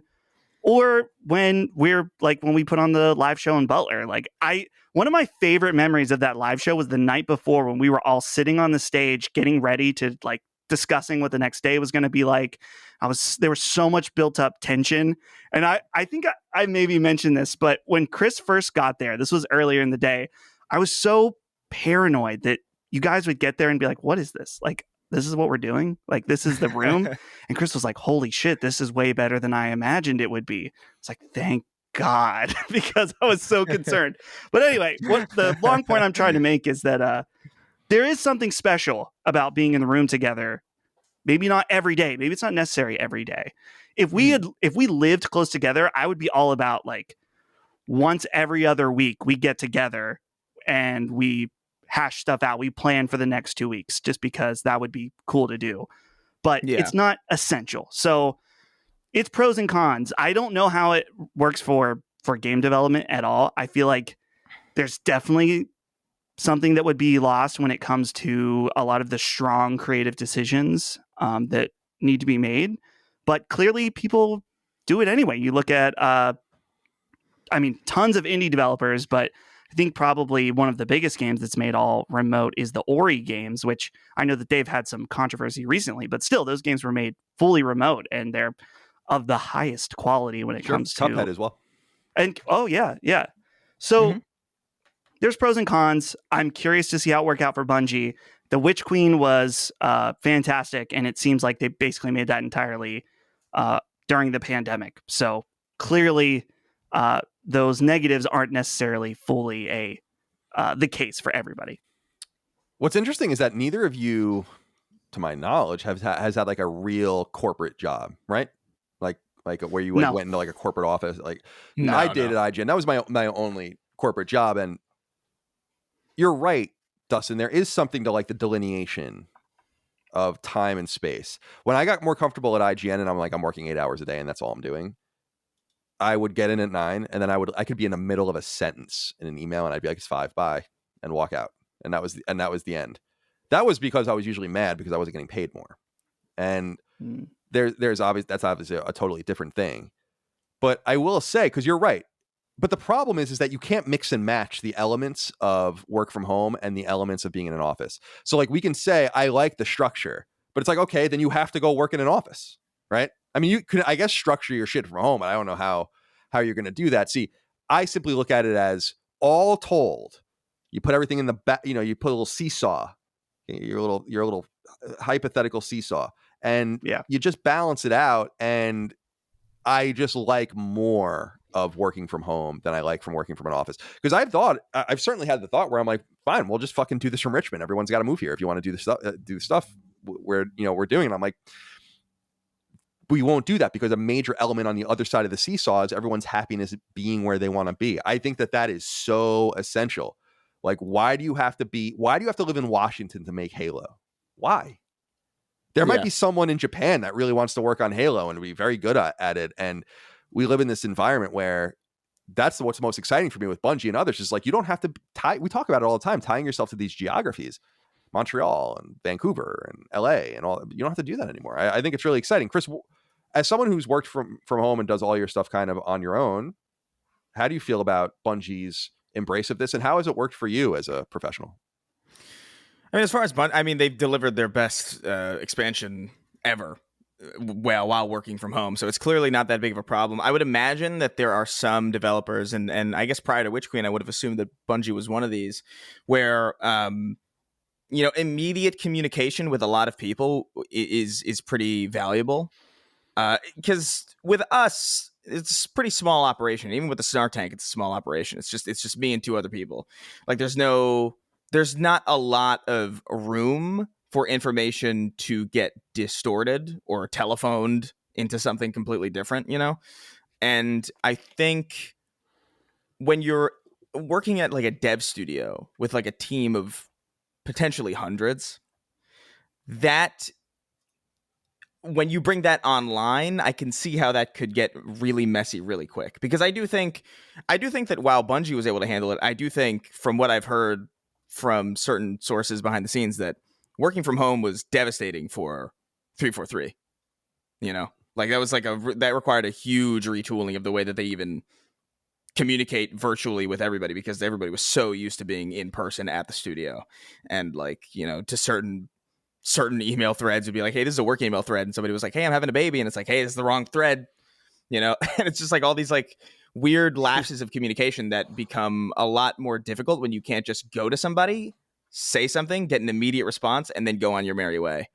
But I think that's a case by case basis. I know for me, it's a mixed bag in the sense that I do agree with Dustin that separation of work and home is important. I also value the flexibility that it gives me. I guess this is more specific to me, but it was nice in California to be around a lot of people because I had access to a lot of camera people, and it was a lot. There was a collaborative environment that I kind of got, not an office environment exactly, but a little bit more of a traditional business style workflow. Whereas now it's like, all right, well, I got to do all this, like everything on my own, which is a little bit different than how I've been used to doing it. So I think it's a mixed bag. I like working from home, provided you have the space to truly separate those spaces. It's great. But if your office is your bedroom, that's rough. Yeah, definitely. Yeah. That was like the hardest part of working for like the last several years. Was now I have a separate space, which is perfect and ideal.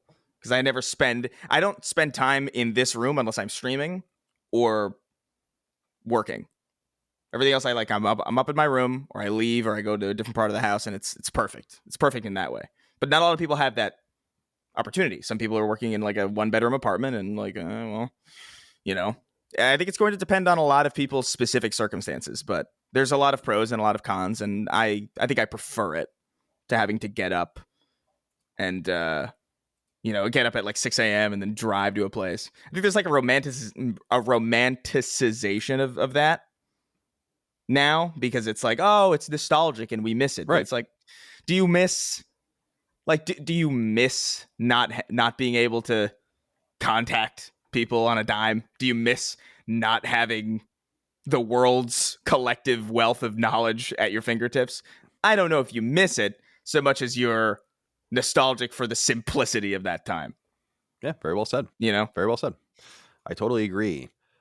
Again, it's like you're just choosing all of one or all of the other. It's difficult because you just can't really mix and match them. I know some people are trying with like the hybrid approach where some people go into offices, but then you're just tethered to this geographic location. I totally feel people's yearning.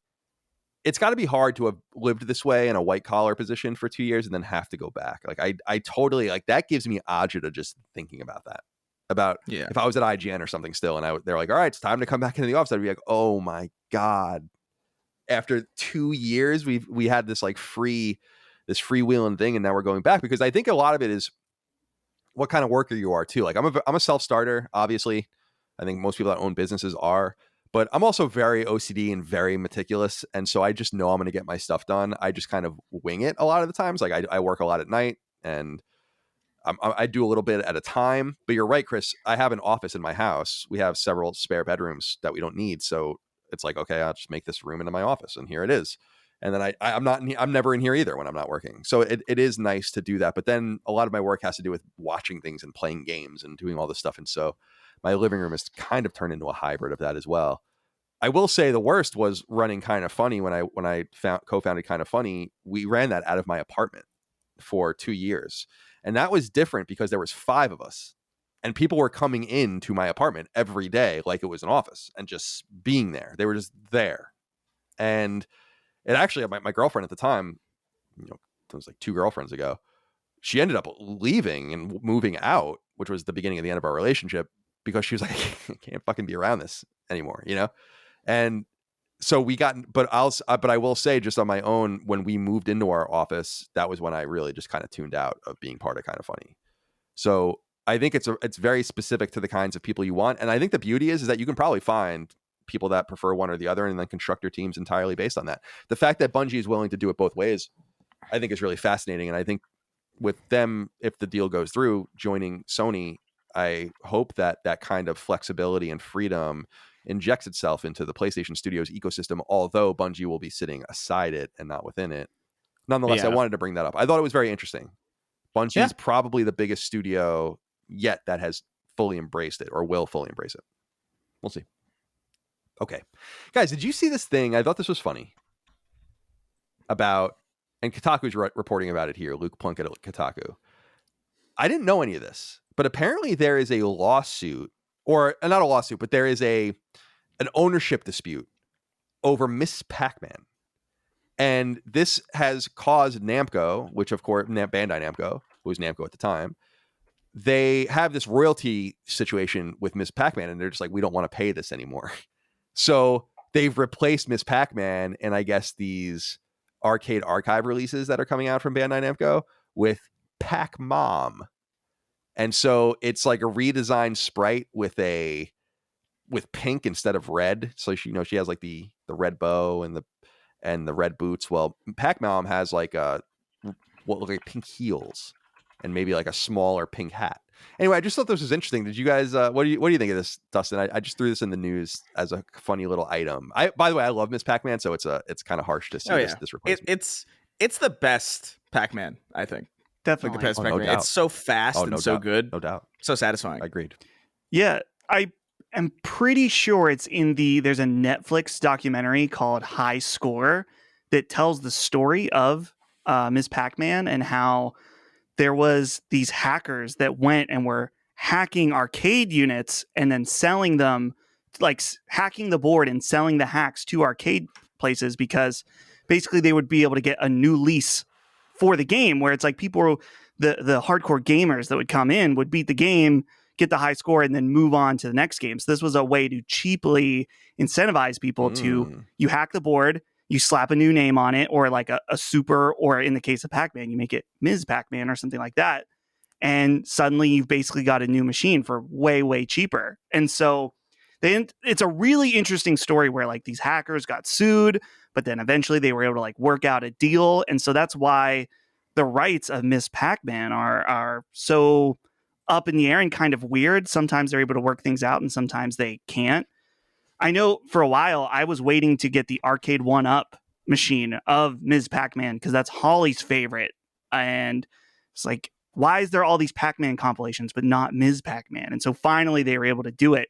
But it's a weird selection of games. It doesn't have Galaga. It has Galaxian or something like that. And it has all these strange games on it. But it's a really cool looking cabinet. But it's a neat documentary called High Score on Netflix. Check it out. Cool. Didn't expect that recommendation. Little history. Yeah, Miss Pac-Man is so good. Still one of my favorites. It is. I think we actually have a question later on. Yeah, I'll save it, about arcade cabinets, and that's certainly one that I've always coveted, like an original Miss Pac-Man. I used to hate it too, like because I remember playing Pac-Man in general, because I remember playing it on like PS1 in the oh my god, Namco Museum. Oh, Namco Museum, yeah. And I remember thinking like, this sucks. This is not even remotely entertaining. And then you play it at an arcade, and you're like, oh. Like there's something way different than playing Pac-Man with a D-pad than the stick, where you got to like pull back and like pull forward. It's almost like you're driving. Yeah, it's awesome. It's almost like Fast and I Furious. Totally agree. And it's like it's so tactile and so satisfying. But yeah, if you're at like a barcade or something, Miss Pac-Man is the game. I really want an original one because I remember them. I don't know if this was like intentional to kind of represent Miss Pac-Man's like, more petite or something, but like the machines were smaller. Like Miss Pac-Man was like kind of a smaller machine. I remember it being. I also remember that they had like iterations where you'd like sit at a stool and play it. And I think there are even ones with trackball control, which I wouldn't necessarily want to do. Trackball is good for Arkanoid and stuff, but not a wheel's best for Arkanoid really. But I've always really loved Miss Pac-Man. I think the design's fucking hysterical. I also like the interstitial story where it's like, Miss Pac-Man and Pac-Man meet and they have the baby, and it's like that, yeah, I love that it's too. very cute. It's like very early. I mean, it's not meaningful storytelling, but it's pretty important when you look back at the history of storytelling in games. It's like, well, this is a cutscene. It was one of the first cutscenes, I think. Yeah. So very interesting stuff. All right, guys, just a few more small items I want to get through before we get into what we're playing. Just a couple trademarks being reported by Gamatsu. Square Enix reports that Lenneth is trademarked. So we know that Valkyrie Profile Lenneth is going to be re-released on PS4, the old PSP game. And the other thing that I wanted to bring up is that Bandai Namco has trademarked Last Recollection. Gamatsu seems to think that this is Dot Hack. I feel like I've asked you this before, Dustin, but do you like Dot Hack? That seems like a series that you're probably a little young for, but I feel like you'd actually probably like. I feel like the first Dot Hack came to PS2 in 2003, something like that. So I think you were a little young, but I feel like this is a game you might really like. Are you have any interest? So the funny thing about .hack, I remember asking my mom if I could get the .hack manga at the bookstore at the mall, and she opened it up. I wish I could find a picture of it, but there's just a very almost naked woman at the and anime titties galore in like the first page. So I remember her like checking it out to see if I could get it, and was like, yeah, we can't do this.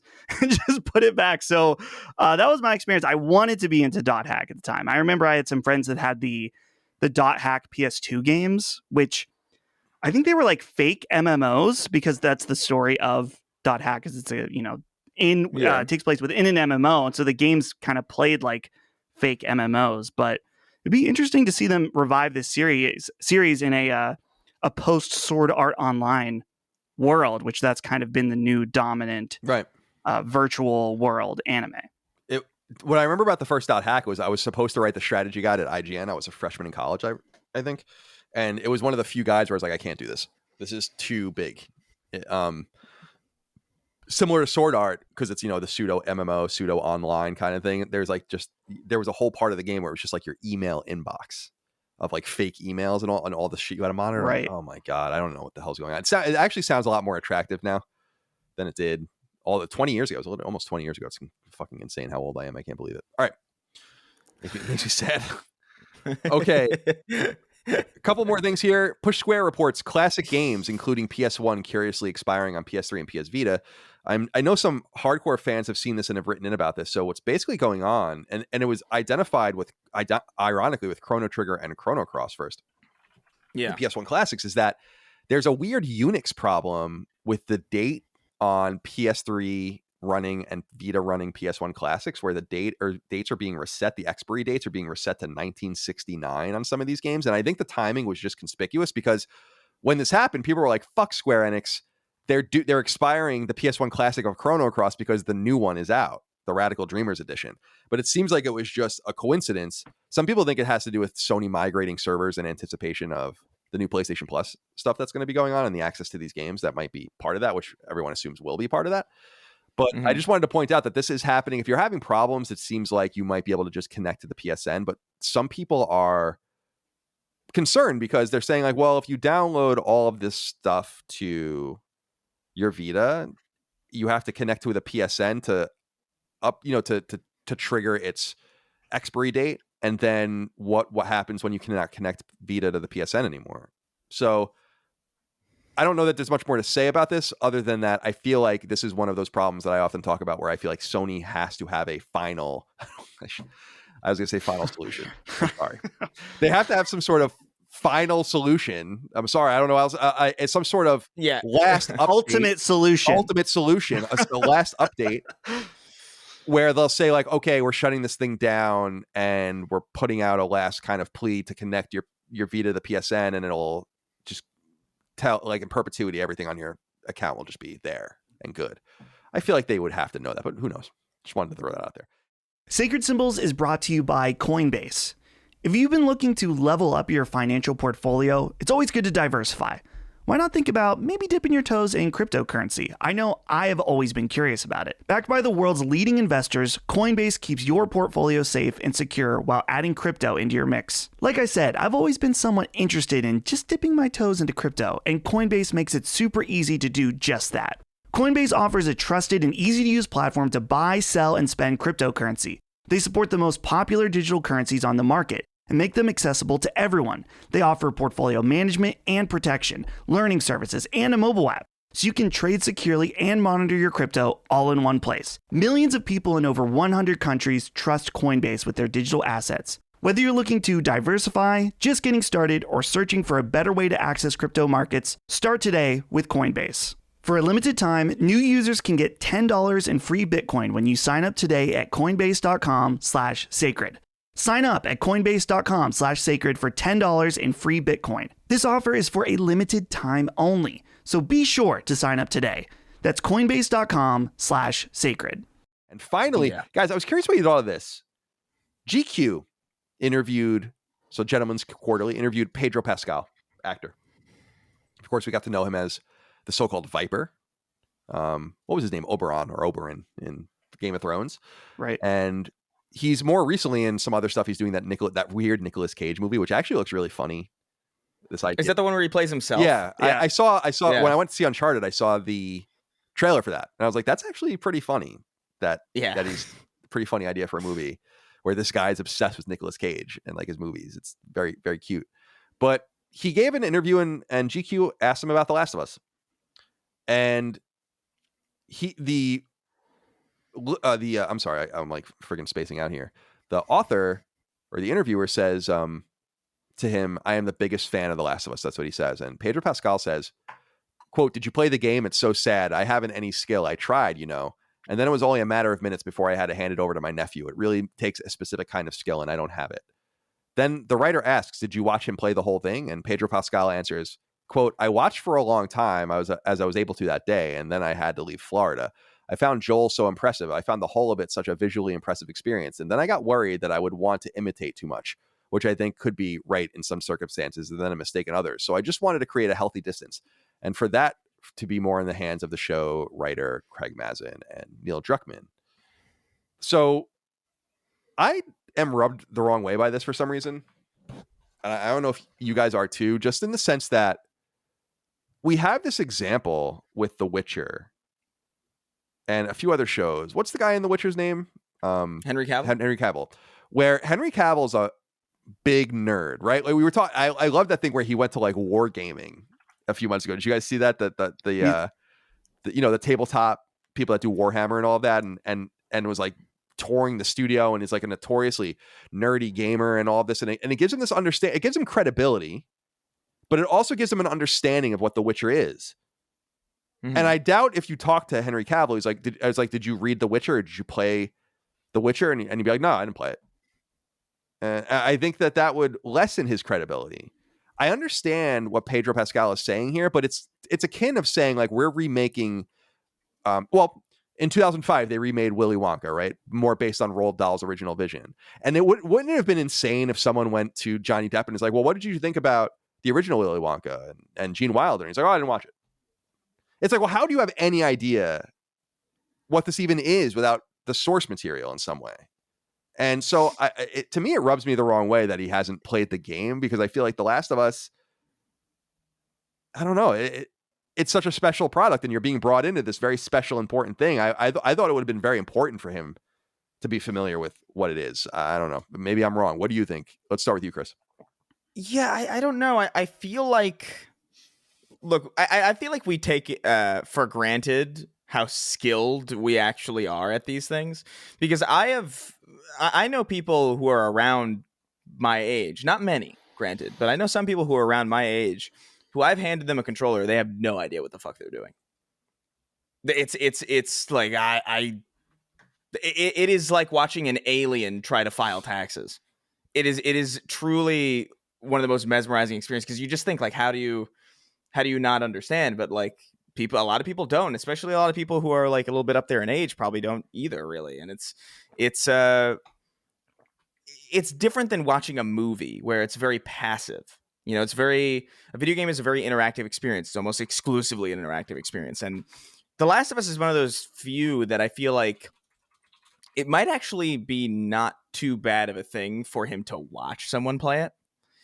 I would agree that he probably should watch like at least a playthrough of it to get like what the experience is and like kind of get the story beats. But at the same time, Pedro Pascal's a really good actor and he is a professional, and he must know what he has to do to get a certain performance. And I do think ultimately when it comes to the structure of something like a Last of Us remake TV show, the execution of that being faithful to the original or in some way emblematic of what was special about the original, I do think that responsibility lies firmly with writers and directors more than it does with the actor, because the actor is just meant to be given directions and be given lines. And a lot of the times those are what determine whether or not something is a faithful adaptation or whether or not something is a quality film or quality TV show. Henry Cavill could have played every single Witcher game in the world, but if the writers don't know shit about The Witcher, that's not really going to help him, because they're going to give him a script that has nothing to do with anything that The Witcher has to do with. So in my opinion, it's, I don't know. I understand why it would rub people the wrong way, but for me, it's like, I do think there is one of those, that situation where, oh, I'm probably just going to imitate this guy and not do it the way I'm being directed to, which might be better, but ultimately it's the director's responsibility to execute on that vision. So it's kind of how I feel about it. Yeah, I that's pretty compelling. I do think that you're right that in the order of operations of it being vital that someone is familiar with the source material, he might be further down the line than some others that are working on it. Dustin, what's your feeling on this? I think I'm in line with Chris in that you got to be careful when you're doing an adaptation or remake or something like that, where you don't want to be the exact copy, like beat for beat, try to sound like the original. You want to bring your own flair to it. And so I'm sure that, he mentions watching this playthrough and seeing some of that. So I think he has a general understanding of the character, but like Chris said, a lot of it is on the director to pull that performance out of him, no doubt. And to me, I don't want him to be exactly like Joel in the game. One of the things I thought of initially was the Han Solo movie, where I can't remember the name of the actor, but I really liked his performance because it was the right mix of like, man, he really does feel like a young Harrison Ford, but not like he's miming him to some degree. Now, the movie, on the other hand, maybe I didn't need to know why his name is Han Solo. Okay, so Alden Ehrenreich is right. Yeah. By the way, I thought Solo was great too. I think it is a great movie. So yeah, so you're flying solo, huh? that Guess part, your name dude, must be God. Han. So that's easily the worst part of that movie. It's a decent. I still like Rogue One the most, but yeah, Rogue One's awesome. But there's a balance, is all I'm saying. Right on. Well, yeah, we'll keep an eye out on the situation as it kind of materializes with The Last of Us on HBO. I think it was insinuated. I think we already know this, but I think it's insinuated that they're still kind of just filming. So I don't think this thing's coming out this year. Yeah, but we'll maybe see it next year and go from there. All right, let's get into finally the games we're playing.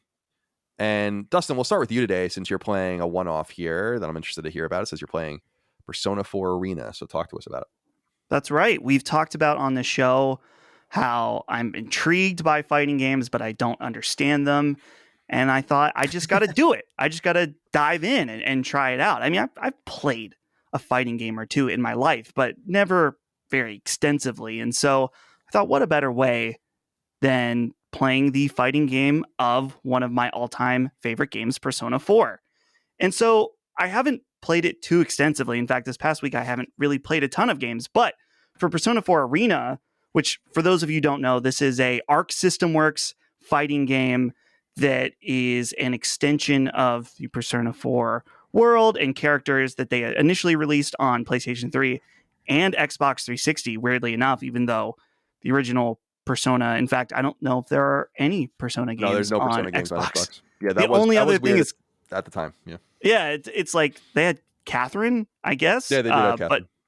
But no Persona stuff. So anyway, they eventually, just recently, I think it was last month, ported it over to PlayStation 4, of course, playable on PlayStation 5. It's $30, and it's a nice port. It's all-inclusive. It has, I believe, the campaigns of both Persona 4 Arena and Persona 4 Arena Ultimax.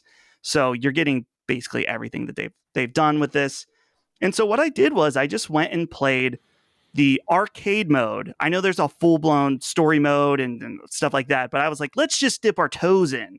And so I did the arcade mode, and I put it on not very easy, but easy.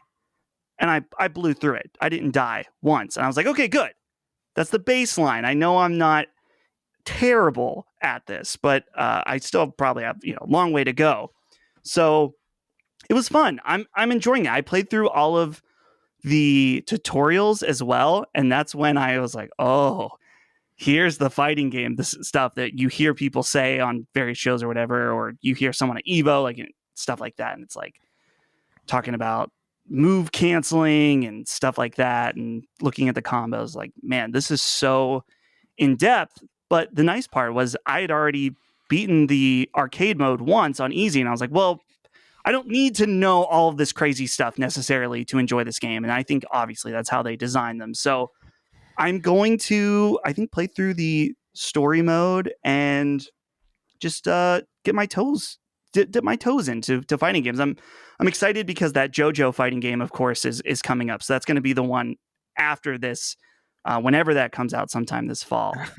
And I'm excited. I'm curious what other ones I should check out. I know that Guilty Gear is very popular as a fighting game. A lot of people like Tekken, of course, Street Fighter. But for right now, the weeb in me is called to Persona 4 Arena. Fair enough. All right, Chris, let's go on to you. It says you're playing Ghostwire Tokyo, which I also was playing. I platinumed it. So talk to me about your thoughts. Yeah, I finished it a couple days ago. I was supposed to be on the spoiler cast, but I was at the doctor getting my blood stolen from me in far higher volumes than I anticipated, so I couldn't make it. But yeah, I finished it. I somewhat beelined it a little bit. I'll admit I didn't spend a lot of time doing side quests. I think I did maybe 7 side things, and they were all cool and interesting and fun. But ultimately, I was more interested in where the story was going. And a lot of the time, this will happen in open world games where you'll be presented with a story, right? And the story will have a setup, something like, we've got to get here before the bomb explodes. And then you get distracted by a conversation with an old lady who's like, can you help me find my cooking wares? And sure, I'll do that.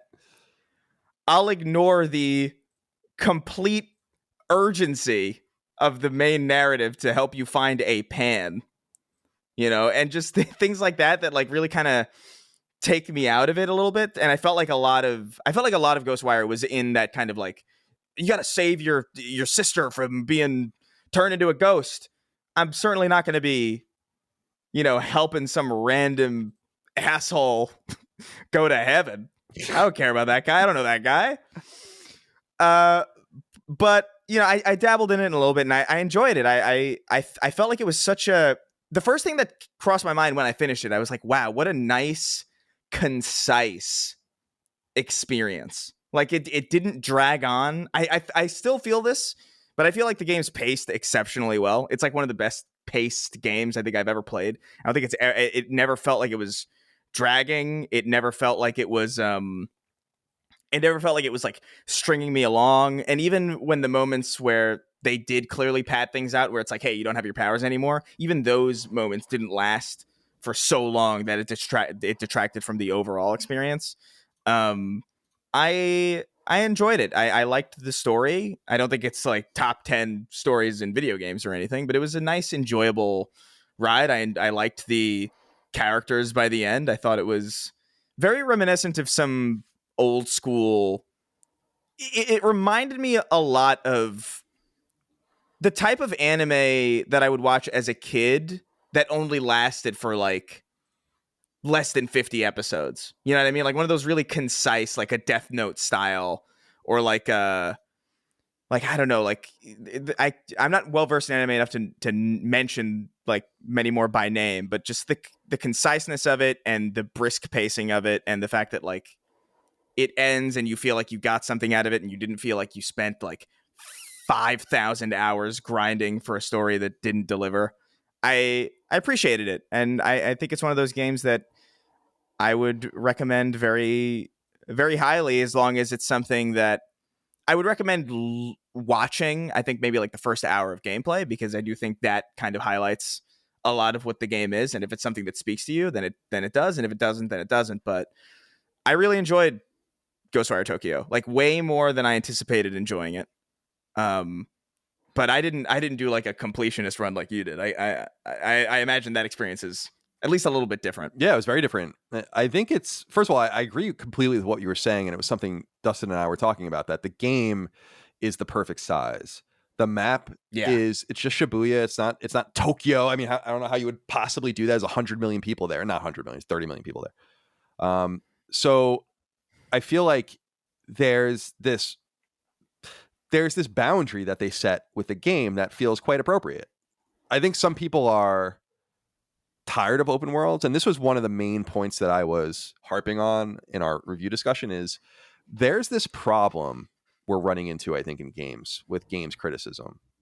And I don't know that it's exclusive to games. It could be with film. I don't know enough about those other venues, but we're reaching this area where we see an open world game and we're like, oh, it's another open world game. I feel like, and I brought up Far Cry 6 as this example, where Far Cry 6 is fucking awesome. I mean, I know that that's obviously a subjective thing, but I like Far Cry games. I like open world games. I like shooters. And I think Far Cry 6 is awesome. And I think shrugging it off and being like, it's just another Far Cry game, is like, well, that's not sufficient, because it's not just another Far Cry game. And when I see a game like Ghostwire Tokyo, I'm like, it's a real shame for this to be dismissed as just another open world, which some people have, because it's not. It has the emptiness of Mad Max and the darkness of a prototype and the collectathon of a Crackdown. And I feel like we're getting to the saturation point that's sad. It injects in me this idea that we are doing it right. And what I mean by that is saying, let's play what we want. I don't need to play everything that comes out. I'm not going to play everything that comes out, because then that makes me tired and jaded. And then a game like Ghostwire Tokyo, I just shrug and say, well, it's just Ghostwire Tokyo. I don't have time for this. And it's like, no, I'm going to make time for this. And it turns out the time is well spent. I really like this game a lot. I think it's actually great. And I think the more time you spend with it, the more you get out of it. I don't know that that's a huge surprise, but I found the game's story to be actually quite staggering when you get to the nitty gritty of it. And one of the things we were talking about in the spoiler cast was how Japanese it is. And I don't mean that it's a game made in Japan by Japanese people. I mean, it is about Japan. It's about Japan. It's an allegory about Japan, the game. Surprise. You know, and so you have to kind of go into that with this kind of mentality that you're getting something different. I think it's cool. And I said on Discord, I actually reached out to Pete Hines, who's an old friend of mine. I think we talked about him recently. He was always really nice to me, a longtime PR and marketing head at Bethesda for 20 plus years. And he wrote back and we had a nice little talk. And I was just like, I just wanted to let you know, I think this game's really special. And I don't feel like you're probably going to get a lot of that, but I think this is like a really cool game. And I hope we see more. I don't think we will, but I hope we do see more. And Joe England wrote in, though, this is about another game, but it's parallel to something I want to mention. He says, hey, CDC, this is a question mostly for Colin due to his enviable platinum trophy count. I don't know if enviable is the right reason, or right word, but thank you. I never used to bother with collecting trophies, not least the platinum, due to thinking they were too hard. However, after completing God of War, I felt I wasn't done with the game and decided to go for the platinum. This made me appreciate the game even more than I already did and started a love for trophy hunting. However, there have been occasions where getting the platinum has made me dislike a game, most notably Kenna Bridge of Spirits. One of its trophies is to complete the game on master difficulty, which can only be played once you've completed the game on normal. This in itself was frustrating, but the worst part was how prominent the game's flaws became during the master difficulty playthrough. If I had stopped playing after completing it on normal, I would have gone away thinking this game was good. However, getting the platinum brought it down in my estimation, and I no longer look favorably on it. Do you have any experience with this? Has the platinum made you appreciate a game more, or the opposite, and you thought less of a game? I wanted to bring this up. This is, first of all, trophies have affected me both positively and negatively with games. And I feel like Ghostwire was becoming one of those games that was really fraying on the edge of being a game that the trophies were going to make worse for me. And it's because of the spirit collecting in the game, which is not that tedious. Like I didn't really mind doing it, but that there are just spirits hidden behind RNG enabled events, and you just have to spawn these things, and it's annoying as fuck. So that was one thing that I didn't like about Ghostwire, but generally speaking, I mean, I just did that to myself. So the game itself, I think, is a really wonderful game at $53.99. As I said on the spoiler cast, it is a deal, and I highly recommend it. And then, I'm sorry, you have more to say? This just brought back like an insane memory. And I just want to mention this before I forget. Please. I think one of the reasons why I fell off of trophies in general, or like specifically like completing games 100%, is because I remember as a kid playing Spider-Man 3, and there were these tokens scattered throughout the map that you couldn't track, and there were like an obscene amount of them. And when you collected all of them, I heard from friends of mine that you could play as Venom. And I wanted to do that so badly. And I scoured New York City for weeks looking for the last token, which by the way is insane. It's like trying to find like a needle in a haystack at that point, because like you've gotten all the other ones except for the last one. And you're like, where the fuck could this thing possibly be? I like walked through every street, every alley, and I found it in a subway, and it wasn't true. It was a complete lie. And that, like, from that moment on, I was like, you know what? I hate this game now. I think I'm just going to play things for the enjoyment of them, and that's it. Because my God, I just remember, I totally forgot that memory until you mentioned like all of the spirit collecting and just like the RNG of it. That reminds me of there was I don't know if you guys did this with the original Infamous from 2009, but you collected all of the what were they called? They were like orbs of some sort that they made you stronger, and if you pulsed the environment, you had a HUD, and this was like just bad design. You would pulse and you would see like the circles that would indicate where the things were. And there's water in the game, and coal can't go into water. He's electrical. So there's also, that's blue, the same color blue. And so one of the last shard, that's what they were called, blast shards. The last one that everyone needed was over the water, like, because you couldn't see it. And it just drove people insane, stopped people from getting it. And that reminds me of that too. I love collectathons though. Love them. And the collectathon element of Ghostwire Tokyo, I found quite enjoyable personally. And your character gets I did too. way OP when you scour. And I will say that a complaint I have is that, again, similar to Horizon, I just reached the level cap just way too quick. Just I'm not going out of my way to do things you're not asking me to do. Why am I leveled up already? I don't know why this is a question I have to ask. Doesn't make any sense. The other game that I'm playing is finally Lego Star Wars: The Skywalker Saga. It's very cute. It's very well done. It runs well. It looks great. I have to say, I don't like it as much as I thought I was going to. I think it's good, but I don't have an incredible amount of experience with Lego games. There are a few of them I played. I think the last one I platinumed was like Lego Batman 2 on Vita or something.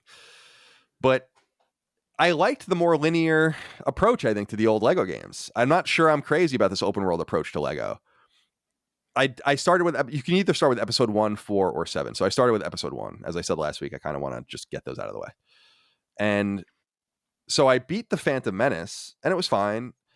But then I get to the Attack of the Clones, and I realize sensically, it's like, okay, so now I'm back on Coruscant, the same map with the same side quest and the same bricks and the same mini kits and all of this as episode 1. And the entire idea is to open up all of these planets for free play, basically, so you can go in and get all the collectibles. But I find the lack of guidance to be not as appealing as I thought it was going to be, because the getting through the games feels a little hollow. Like I was going through episode 1, I'm like, none of this is particularly hard. I'm not really challenged. There aren't very many enemies. It's just about unlocking these different maps and these different characters. So it's cool, but yeah, I wanted more out of it. I'm going to stick with it, keep playing it, but it's not quite vibing with me the way I thought it was going to. But that's a rare thought because it seems to be doing very well. People really enjoy it. Were the old Lego games hard? Like, I never played really any. No, they weren't hard at all. I mean, that's what I have to remind myself when I'm stuck on something. It's like, what's the solution to this puzzle? It's like, this is made for 5-year-olds, Colin. But no, there was just more combat. Like there was more arena combat, and like it just felt like there was more to do. Like I went through episode 1 and I'm not quite sure what I even did. Like I just walked around a few maps. I was in that little boat thing they used to get away from Naboo, and then or the underwater city, and then I did the pod race, but none of it felt particularly compelling. I don't really know. It feels like a smattered game where it's just like a big landscape, but not much to do in it. But I want to stick with it and see more, because there is like a compelling system. Obviously, you're earning studs. I'm trying to just earn the stud multipliers, which, you know, everyone that's played a Lego game knows that's really what you should do first. That way it just becomes trivial about what you buy. But you can buy like rumors and secrets from people in cities, and they expose like the side quests, and they expose the brick locations and all this. So there's a lot to see and do, but it is funny. You earn a Kyber brick in the game, and it's like, you know, it's your 17th one. So it'll say literally on the screen, it says 17 of 1,200 or whatever. It's like, oh my God. I just went through like a 10-minute ordeal to get this thing. How many times you can ask me to do this? So it's but I think most people are enjoying it. I did want to bring this up real quick. I didn't know quite where to bring it up, but I had to say this. Rob Kavazna wrote in and said, "Dear Sacred Slitaheads," and he respectfully used the A. Thank you for that. Good. What the heck is going on with Moss Book 2? Why was this game buried? The PlayStation blog announced it March 17th, and then not another word. You could not pre-order it, and reviews didn't come out until days later. Reviews that all ended up being positive on Metacritic, by the way.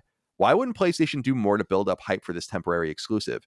PSVR nerds will probably regard this game as a first-generation swan song, but why didn't PlayStation try to sell it that way? I meant to write about it last week, but missed the deadline. I assumed it would still be brought up on the show, but it wasn't. Almost proving my point in a weird way. Thank you, Rob, for writing in. I saw something about this, and this is fucking scary. Okay? On PSN profiles, so you have to opt into PSN profiles. So it's not a full reading of everyone that's played a game. Yeah. There are a combined 99 people that have played this game since it came out in the middle of March, almost a month ago. 99 people.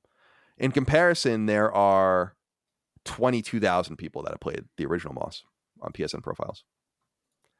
And if you go to just games that are being played generally on PSN, you see that reaching that many players is trivial. It's bad news, man. I think I believe that this game could be in the hundreds of units sold territory, maybe several thousand units sold. It's very sad. I don't know why they did that to them, but I could not believe it. You can go look for yourself. It's crazy. No one is playing it. No one is playing this game. And I don't know why they chose to do that. Very weird, because it's supposed to be very good. It's actually one of the games in my draft for the Metacritic scores. So yeah, very strange indeed, and sad. And just so let me look real quick. I'll put this into context a little bit better, because on PSN profiles you can order your own games and see who's playing and how many people have played a certain thing. So I'm just going to go to Habroxia 2 on PS4. So that was our last game. The digital version has on PSN profiles 1,490 owners on just one version of it. Not dunking on Moss. I'm saying that's nuts. Yeah. I feel like this is PlayStation's, I don't want to say it's PlayStation's fault, but I'm assuming they bought some level of exclusivity for a hardware platform / peripheral that is basically dead right now, because I mean, there's still developer support. There's new Beat Saber packs. There's new stuff coming, but your next version of the hardware has been announced at this point. So the slice of people that would be interested in this is very narrow. And even people that are interested in it, people like us, there's no fucking way I'm playing it on the original PSVR.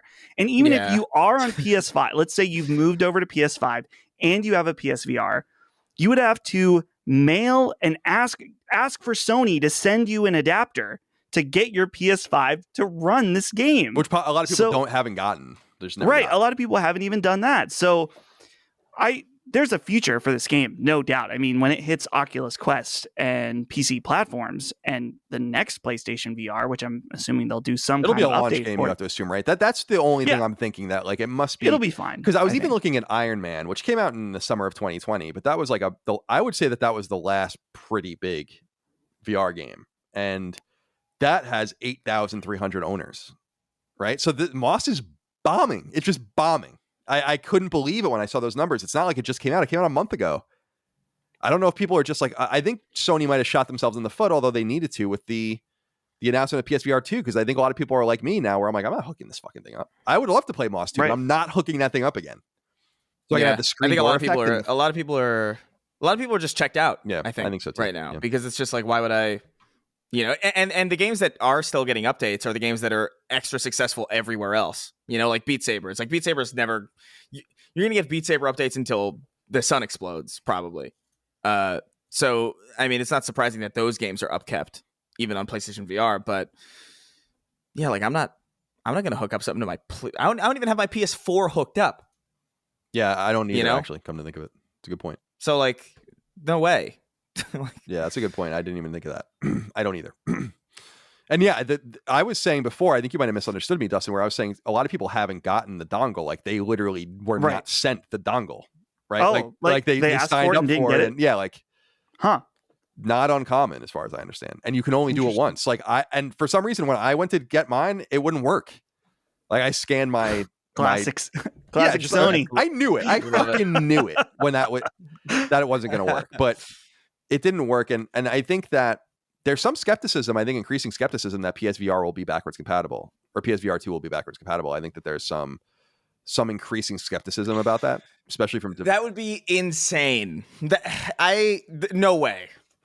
No way that's true. I don't know. We'll see. Like I can't. Maybe without maybe with a patch, it would be easy enough. But I'm here. I mean, it's not like I'm hearing things that you couldn't read on your own out there. But like, there's just the way certain developers are talking about it makes it sound like there's just 2 SKUs now, right? Oh my god. Oh my god. It's just a sliding scale. Yeah, I don't get it. Maybe it'll be as easy as patching. We don't have any. I have no insight into it because we don't make PSVR games. So yeah. I mean, by all accounts, it should just read the strength of the hardware that you have and tune itself to it. But I mean, I guess that's too difficult. I think it's more. Well, I don't want to give them excuses. I think it has something to do with the camera, and I also think it has something to do with the controllers. You know, they're not Move controllers anymore. Like I think it might be easy enough to patch that stuff, but I don't think it's gonna just work. That's what I mean. Yeah. Like I could understand. Yeah, I mean, I guess the controllers would be a thing, but like, I mean, all it's doing is reading motion because I know that there's like haptic feedback or whatever, and there's like apparently is there finger tracking or was I think there is actually like digital buttons. So so I could see like in a game like that where it's like, okay, finger tracking doesn't work. But that shouldn't mean that the basic idea of like motion control should work. Like I could understand like maybe if you had a game that maybe had to patch in finger tracking from a version of the game that was on PlayStation that maybe on other platforms had it. I can understand that, but like to me, I don't understand. I don't know. I mean, I'm not a VR developer, obviously, but like I feel like it should be simple enough with a patch. At least. I hope so. I mean, what would be nice is if Sony went through they really couldn't do it with the SDKs themselves, but it should just make that easy to be like, here's what you need to do to just get your game going. You know, the last thing Sony needs right now is more backwards compatibility confusion. I agree. And what they need is a PSVR unit that will launch with hundreds of games, which is a big deal. You know? Yeah. And that's when Moss will get its second bite at the apple. And that's when people are going to get a bite at the apple with a lot of things they've never played. I mean, a lot of people haven't played a lot of the launch games from 2016, and some of them are really good. Or at least interesting, like that. I remember that Batman experience. I was like, "This is so strange and interesting." We've gone so far past that. Ironically, that is the last thing Rocksteady released. Anyway, let's get into the news, the bigger pieces of news. And Dustin, your nips must be as hard as diamonds right now. Let's get into it. Number one. Let's go. Yeah.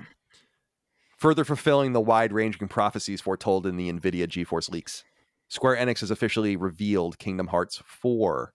Let's go. In a surprisingly extensive trailer celebrating the series' 20th anniversary, as collected during the 20th anniversary celebration in Japan and compiled by the publisher, the game was revealed alongside a press release that reveals it's in early development.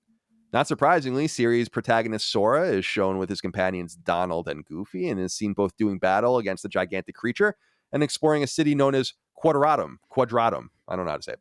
It's unclear when the game will launch, although it's safe to assume it'll come to PlayStation 5. And it apparently marks the beginning of the Lost Master arc, a new interconnected storyline that replaces the now finished so-called Dark Seeker saga. Kingdom Hearts first launched on PlayStation 2 in 2002, an action RPG from then Squaresoft that combined the publisher's Japanese sensibilities with the ever-popular Disney universe. It was followed by a sequel also on PlayStation 2 in 2005, and the third core game finally launched on PlayStation 4 in 2019. Other notable PlayStation-centric releases included Birth by Sleep on PSP in 2010, the Kingdom Hearts HD 1.5 remix on PS3 in 2013, 2.5 remix also on PS3 in 2014, and finally, PS4's Final Chapter Prologue in 2017. The franchise has been shepherded since the beginning by increasingly controversial designer and artist by trade Tetsuya Nomura. Nomura co-created, directed, and helped design the PS2 original and has been intimately involved ever since. At Square Enix and before that Squaresoft for more than 30 years, Nomura cut his teeth on the Final Fantasy series beginning with 4, and most recently delivered the wonderful Final Fantasy VII Remake on PS4 in 2019, which he directed. All right, Dustin, let's just go right to you. How do you feel? I don't know if this was something I was expected, but I did not anticipate this, and yet, of course, it's in the GeForce Nvidia leak, which we'll talk about in a minute. So go on and talk to me about your feelings. So Kingdom Hearts, they announced this at their big anniversary event, and I remember thinking if I wanted to stay up on a Saturday night, and I was promptly falling asleep at midnight. So I did not stay up, but I woke up that Sunday morning to a new Kingdom Hearts game, numbered game announced, and I really did not. I knew that it would be in development. I knew that the Nvidia leak, and based off the ending of Kingdom Hearts 3, that we would eventually get this game, but I did not expect to see this much of the game here. And I have to say, I'm much more excited than I expected to be, because I think I said on previous episodes that I really wanted Kingdom Hearts 3 to kind of be the end, and they could kind of move on. This convoluted story, and it took so long for it to come out that I was ready to just kind of close that chapter. But this new, really weird direction, I gotta say, I'm very, very intrigued by.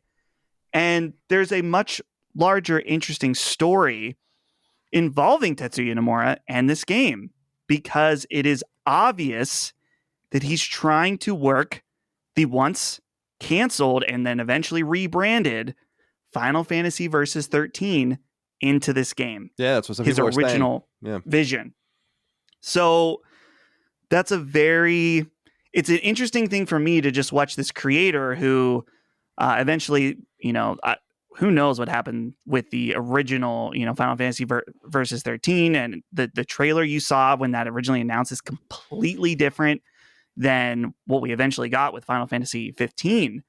And so clearly there's some old wounds that Nomura has about this project, and he is now incorporating it into Kingdom Hearts. And now we've got this new realistic looking Sora in real life Japan, and it's somewhat creepy, but I'm into it. And I'm just wondering, like, there's the memes out there. It's like we see Donald and Goofy in the trailer in the end, but they're not where Sora is.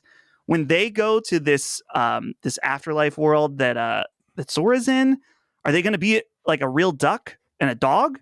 Like, I hope so. That would Like, is be that- kind of cool if they did something like that. That'd be hilarious. Now, here's the other thing, guys, that's very important.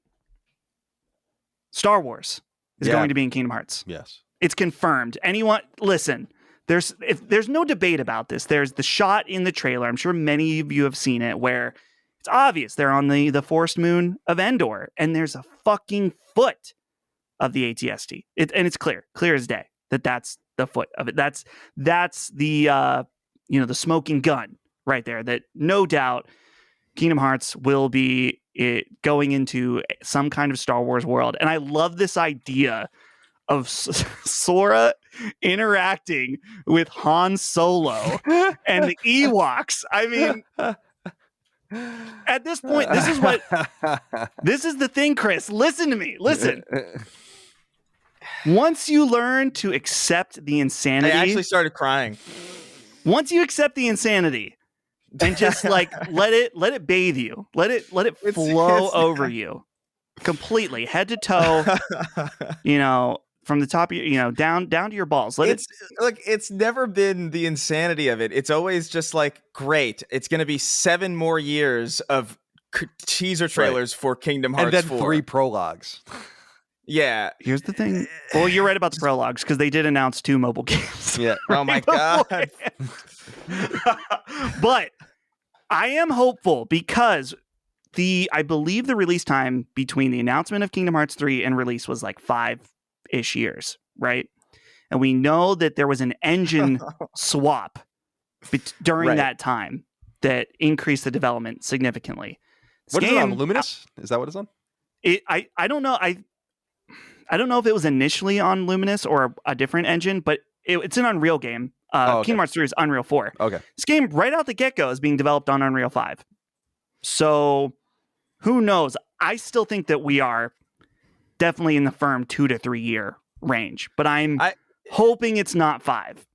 It's the thing for me is, like, I just remember being so irritated every E3, because I would host parties every E3. We'd gather, we'd watch the Xbox conference, we'd drink a lot, we'd play some games, and then we'd wait for the PlayStation conference at the end of the day when they both went on the same day, which was like the ideal way to do it, by the way. And every year, since I was living at home before I had any YouTube presence, they would tease Kingdom Hearts and everybody would be like, oh my God, that Kingdom Hearts trailer, man, I can't believe it. How good. And for years, I had to listen to this for years. And I was like, guys, they keep delaying it. This thing's never coming out. And if it does, it's going to be way later. And I was totally right, by the way. Came out like 20, what was that, 2019? 2020? No. Was it 2020? It was either 18 or 19. Oh, really? Yeah. It was definitely 19. It wasn't 18, I don't think. Although January 25th, 2019. So 2019. early. Okay. Yeah. So right on the cusp. Okay. Yeah. So like, I don't know, man. Like this thing, I just don't want to hear about it every year for the next. You're gonna be hearing about it every week on this show with me, bitch. Let's go. No. Well, I love. I one thing I will say, it's like I did appreciate how bizarre it looked to see a tall, skinny baby Sora.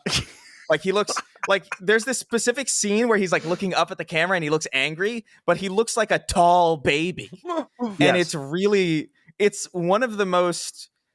It's like when people die, but then they come back and they talk about like the horrible visions that they see. It's like I can imagine real life Sora that being like that is a sleep paralysis demon if there ever was one. Real life, smooth skinned, baby faced, tall Sora is it's unsettling. Is a nightmare.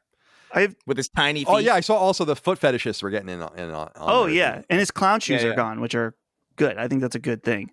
Two other things to bring up, very important. Number one, the question on everyone's mind, everyone out there, of course. Yeah, every single person. Marvel. Is Marvel going to be included in Kingdom Hearts? Obviously, people know me. I'm not really the Marvel hater that I pretend to be on the show, but I am disinterested at this point. I'm kind of over the Marvel stuff. I don't know. I've had enough. But yeah, I'm intrigued. I don't know. I think about how Sora starting in Kingdom Hearts 2 gets progressively dumber. Like, I don't know who was writing his character, but he becomes insufferably stupid. And so the thought of Sora, like, interacting with Tony Stark just sounds incredible. I love, or like, and Donald and Goofy talking to fucking Iron Man. Right. Yes. If I see Donald, Goofy, and Sora talking to Spider-Man, I'm going to lose my mind. I'm going to go into the woods and never come back. It's going to happen. It's going to be great. The last comment I will make is for you, Christopher. I don't remember the exact words. Maybe Lockmort can find this, but I think at one point you said, any game that has a grappling hook, I might like, or I will check out, or something like that.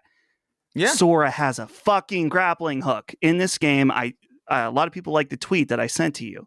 Checkmate. Sora's got the grappling hook now. So I feel like there's some sense of obligation. Maybe a Kingdom Hearts 4 Let's Play, the sequel to the famous Colin and Chris Let's Play of many years ago. I forgot about that. Yeah, it's funny because Demetrius Melikos wrote in about just about that on Patreon, Chris, which is that the game has a grappling hook. Are you compelled? No. And here's why. It's not a grappling hook. It's a zip line hook. Is what he has. No. He has the most uninteresting kind of grappling hook that you can implement in a game, which is the click a point and go directly to it. It's basically a fast travel with an animation of you going there. Like, it's not like Spider-Man or Titanfall or Halo Infinite or Doom Eternal or any of these other games where you can impart physics upon the hook to move yourself in weird and interesting ways. This is more point A to point B direct, point A to point B direct.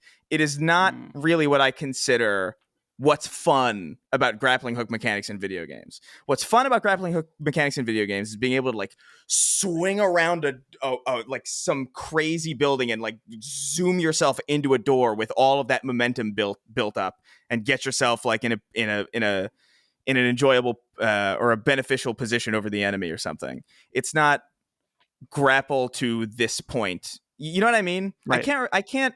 It's kind of like Sekiro was also like this. Although, like, that was kind of like Sekiro itself was just a better, like, it's just a good game. So, like, it was all right, kind of.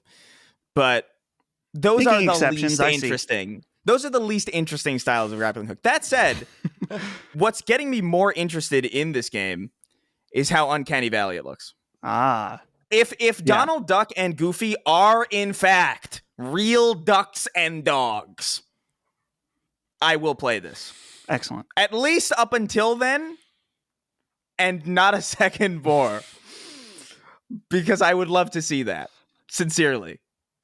But I don't know if they're gonna do that. I feel like that's too brave. It's too weird. Yeah, that'd be a bold move, but overall, Chris, I'm gonna have to issue a stand down overall. And Kingdom Hearts fans, stand by. I'm trying to stand down. I'm trying. You're trying to get away from me. I'm trying to hide. All right. I want to say a couple things before we get into some of these other questions we have about the game. The first thing that came to mind for me, and we've talked about this in the past, is it just is fever dreamish to even imagine how this even happened. I still don't understand exactly how Squaresoft broke Disney open like that, like a fucking egg. It just seems like it's very weird. And now it's still going and it works and people like it. I just am so fascinated by the pitch. I wish I could be a fly on the wall and know what went on there. The other thing, though, Dustin, to your point about the game kind of changing, it reminds me a little bit, we didn't see much of it, but it reminds me of Dragon Quest 12 in the sense that it just seems like it might be a little different. Final Fantasy 16, of course, is going to be a little different, I think, too. So maybe they're trying to approach things in a more staid fashion where things will stay a little more fresher or a little more fresh. I do want to say this about the logo. The logo's bad. They got to change the logo. It doesn't read. It reads like 3. Like it reads like a 3. I can agree with that aspect. Like every time I see it, I'm like that. My eyes like that's Kingdom Hearts 3. It's the 3 logo. And even when people were circulating it, I had to like really look at it to be like, oh, it's a V. It's 4. I think they got to work on that logo. I don't think that logo reads. Maybe they're trying to pretend like Kingdom Hearts 3 didn't happen. Yeah. And they're like, this is the real one. Kingdom Hearts 3.5 remix. 2.9 interlude. Remine. Yeah, 2. Remine. Yeah. All right. Reginald writes in with something you were talking about, Dustin, and we can all kind of get in on this. He says, hey, CDC, what is your ideal time frame to announce, develop, and release a AAA game? I asked this in the wake of Kingdom Hearts 4's trailer, believing it is likely several years away from release. I look forward to your thoughts and wish you all a wonderful day. I think this kind of vacillates, but I love the idea of announcing a game within 6 months of it releasing. I don't know that you can do it with a game as big as Kingdom Hearts 4. It's going to leak, and people are going to talk about it. It already has leaked, and we will certainly talk about that in a moment in the next question. But I feel like this game will come out. I'm ambitious enough to say I think this is a 2024 style kind of game. Like that would fit within 4 or 5 years, which is what I think it would take to make a game like this. Because he asked how long is the time frame to develop. Dagan and I have been doing Uncharted. We did Uncharted 1 and then just Uncharted 2 on Knockback. And we were remarking like Naughty Dog made Uncharted 2 and Uncharted 3 in 2 years each, which is nuts considering they're considered some of the best games ever. That's impossible today. You can't make a game that quick. So, or a AAA game with the expectations everyone has. So I think they've announced the game with 2 or 2.5 years to go. I don't know that that's ideal, but that's what they've done. Dustin, how do you feel about hearing about it so early? I mean, just because you're going to be tantalized, although we're talking about the mobile spinoffs, I expect that they will have a console prelude to the game in some way. I don't know what it will be. Maybe it'll be a port of the old games all to PS5 or something, but they'll do something. How do you feel about the announced timing? I think that there probably was some push for them to do so.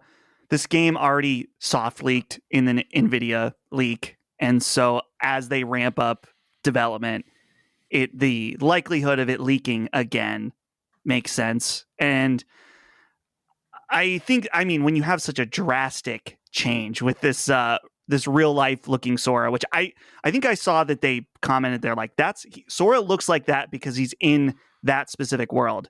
Kingdom Hearts fans know as the characters go to different the art worlds. style changes, the art, like he's a toy in the Toy Story world. So I'm not saying it's necessarily a permanent shift, but it is a big visual change for the series to see that. So you can imagine that they wanted to fully contextualize that. And so to me, it makes sense them announcing it now. Clearly they're further along in development, I think, than when the original Kingdom Hearts 3 announcement, I don't think had any kind of gameplay at all. It was just like Sora picking up the Keyblade on a beach, and that was it. And it said now in development, right? And so we didn't see anything at that point. So the fact that there was some in-game looking footage is at least promising. I think that they're really are going to ramp up. I don't want to speak too soon with Square Enix. I definitely don't want to give them the benefit of the doubt because they just consistently announce games too early. But I would expect this game to come out 2024, maybe around then. So or 24, 25, early 25, maybe. Who knows? But maybe longer, just because that's the precedent for Square Enix. But I am with you, Colin, that the 6-month thing is awesome. I love it when games do that, but that's just not ever going to be Square Enix's style to ever do that, I think. Yeah. What do you make about the timing, Chris? You had kind of said that you anticipate the game will take a while, but I do think Dustin's on to something with Unreal Engine being just they're familiar with it. It'll fold over from 4.x to 5 pretty seamlessly, and so they don't have to worry about that happening anymore. And I also feel like Square Enix just emerged from an era we can't forget. We brought up Final Fantasy versus 13, where things were fucked up. Kingdom Hearts 3 was fucked up. Final Fantasy 15 was fucked up, and they finally emerged successfully from that. So I don't know why you would want to go back to that again. Yeah, I mean, I'll believe it when I see it, I guess.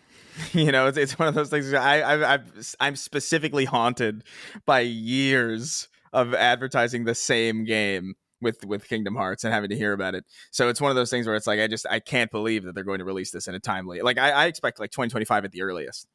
But that's just based on previous thing. You could be totally right that Unreal makes a massive difference, and I imagine it has.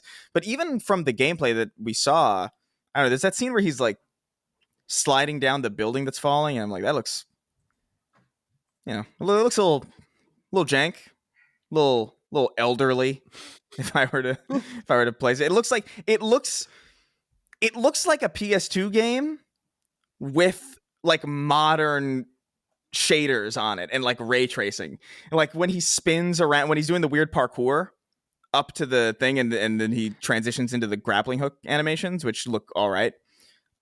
Before that, when he's like hopping on the staircase and hopping on the bridge, it looks so PlayStation 2. And maybe that's the style of Kingdom Hearts in general, is that like, it's just gonna look like that. But I suspect that it's probably going to look better when we see it, and I suspect that there's probably going to be a lot of work done in between that. And that's not even mentioning the fact that isn't Nomura presumably they're also doing Final Fantasy VII Remake 2 or whatever the hell. Yeah. So I don't think he's directing it though. Yeah, I don't think he's directing part 2 specifically. Oh, okay. All right. Well, then maybe 2024 is possible. But I don't know. I strongly doubt it. My ideal release frame is like no more than a year, man.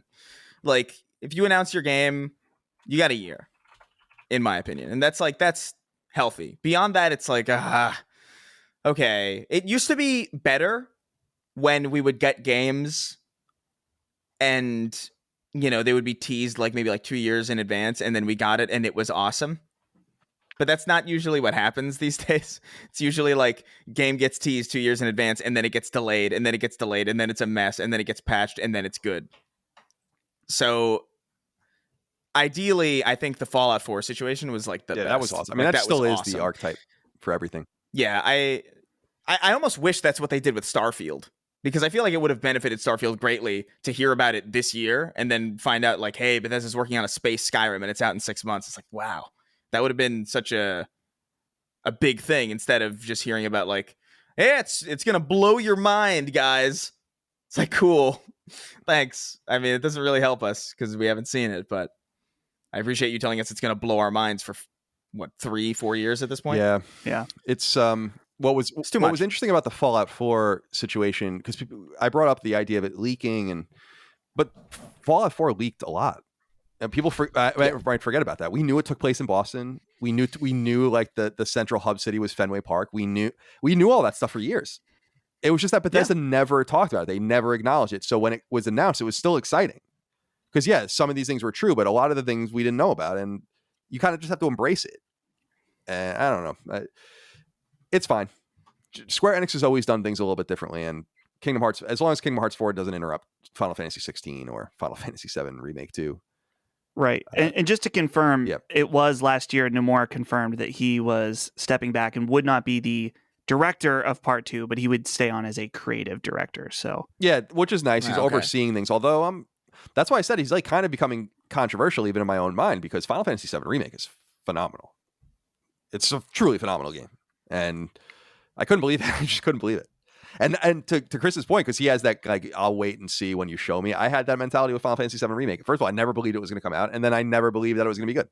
And I was totally wrong about that. Yeah. So we'll see what happens. All right, let's move on to number 2. We know Sony is eagerly pursuing a Ghost of Tsushima film, and now with that film has a writer, Takashi Dozier. Word comes by way of film and TV industry website Deadline, which relays word that the young writer will take on the project alongside the movie's to-be director, Chad Stahelski of John Wick fame. Dozier doesn't have a lot of mainstream work under his belt, but he is relatively experienced as a director.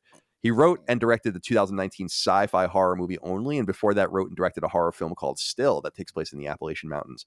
Little else is known about the status of the film, other than that it's still early in development and continues to be guided internally by both Sony's PlayStation Productions vertical, which is also pursuing The Last of Us Part 2, The Last of Us on HBO, the newly minted Twisted Metal TV series, and more, as well as Ghost of Tsushima's developer, Sucker Punch. Ghost of Tsushima, which launched on PlayStation 4 in the summer of 2020 and is widely considered the console's AAA exclusive swan song, met with critical and commercial success. The game, a new IP, sits at more than 8 million units sold to date, and was Sucker Punch's first game since the studio launched infamous Second Son on PS4 in 2014. Prior, the team was known for its work on the Sly Cooper trilogy on PlayStation 2 and the infamous Duology on PlayStation 3. The studio was purchased outright by Sony around the time Infamous 2 launched in 2011. Not too much to say about this, except for one thing. It sounds like they might be taking a horror approach with Ghost of Tsushima, based on the person who's writing it. And I don't necessarily dislike that, because Ghost of Tsushima is kind of like a thriller, right? Like, it is kind of scary. Yeah. The Mongol invaders are like monstrous, right? There's a fear of the unknown. It reminds me a little bit of the wonderful 2015 movie, The Witch, where it seems quite quaint, but it's actually quite horrifying when you think about it. And now that had real supernaturalism in it. Ghost of Tsushima much less, but there is some supernaturalism in Ghost of Tsushima as well. Much more spirituality, I would say. Chris, you're a big fan of the game. We all are. I mean, we all like the game. How do you feel about? Again, I'm not going into this. We don't know about this Takashi Dozier guy himself. I haven't seen his films, but just the idea that they've kind of picked out a dude that seems to have a horror bona fide, I think is notable. What do you think? Yeah, I think horror directors are interesting whenever they do something that isn't horror. But the standout, obviously, person in my mind is Sam Raimi, who I think just does phenomenal work whenever because he's obviously Evil Dead, and when he stepped in to do the Spider-Man movies with Maguire, those movies were just really, really interesting because you don't see many superhero movies made by horror directors. And there's that great scene in Spider-Man 2 with the hospital scene where it's just straight out of the Evil Dead. And it's like it's horrifying, even especially in the context of the rest of the film being just like kind of this charming superhero movie. I think horror directors just have an interesting eye and an interesting style and a greater amount of freedom than I think most directors have to kind of impart their style onto something. And I think a horror approach, even if not necessarily in script, but in maybe tone and in the way that it's shot, I think it could make for an interesting telling of Ghost of Tsushima. Ghost of Tsushima is one of those games that the story it's a good story, but it's not like, I don't know if it's necessarily a story that lends itself particularly well to a movie, because it just feels like, I mean, it's not, I don't want to say it's a standard story, because that sounds really non-complimentary, but it's a standard underdog, like, oh, hero rises to defeat the bad guy story. It's not really all that complicated outside of the whole poison subplot, which I think is like where the game gets its most philosophically heavy. I just don't know what angle they're going with this movie. And I've said this for a while now, where I just feel like series, like shows and episodic content is the best way to adapt video games. So in general, I'm kind of not psyched for this, but I appreciate the choosing of a horror director, even though I haven't seen these movies and I don't know, or horror. Well, he's a writer director. He's not just a horror writing director, this, not a horror though. director. Yeah, A horror right. writer. Yeah, which informs directing. Right, of course. But I think it's interesting. Me too. Dustin, do you have anything to add? I'll just say that it seems like PlayStation Productions is kind of selecting several avenues to go down. They have Uncharted doing the heist kind of movie thing. They have, or the Indiana Jones kind of thing. They have Twisted Metal, which is going to be a comedy. So they're doing a few different kinds of things. How do you feel about this idea of we know very little, but the idea that maybe we'll get some sort of, I don't want to say horror, but again, like some sort of thriller more that takes more advantage of the spirituality and the mysticism, perhaps, of Ghost of Tsushima. I hope this movie is not afraid of being too violent. I hope this is a rated R movie, because thinking of the John Wick director behind this, thinking of John Wick as a series, and particularly there's a scene in the third movie, there's a knife fight that is just, I don't know how to describe it other than very visceral knife. Like, it feels so, you're watching it and you're on the edge of your seat because of this fight. And I love the thought of that level, or those types of fight scenes being in this movie. And I really hope that that's what they lean into, is this director's strengths. So I'm all in for a very violent Ghost of Tsushima, John Wick style, just like total badass, slicing people up. And it's cool. Like you said, they're doing all kinds of different angles with their productions. And so, you have something a little more, I don't want to say family friendly, but I guess in a way, Uncharted, something that's PG-13 that teenagers can go to, younger kids could see. And standard adventure movie. Yeah. And so this could be something that appeals to a more adult audience. Well, yeah. Well, this is early in production. I would assume 2025 maybe for this film at this point. Yeah, probably.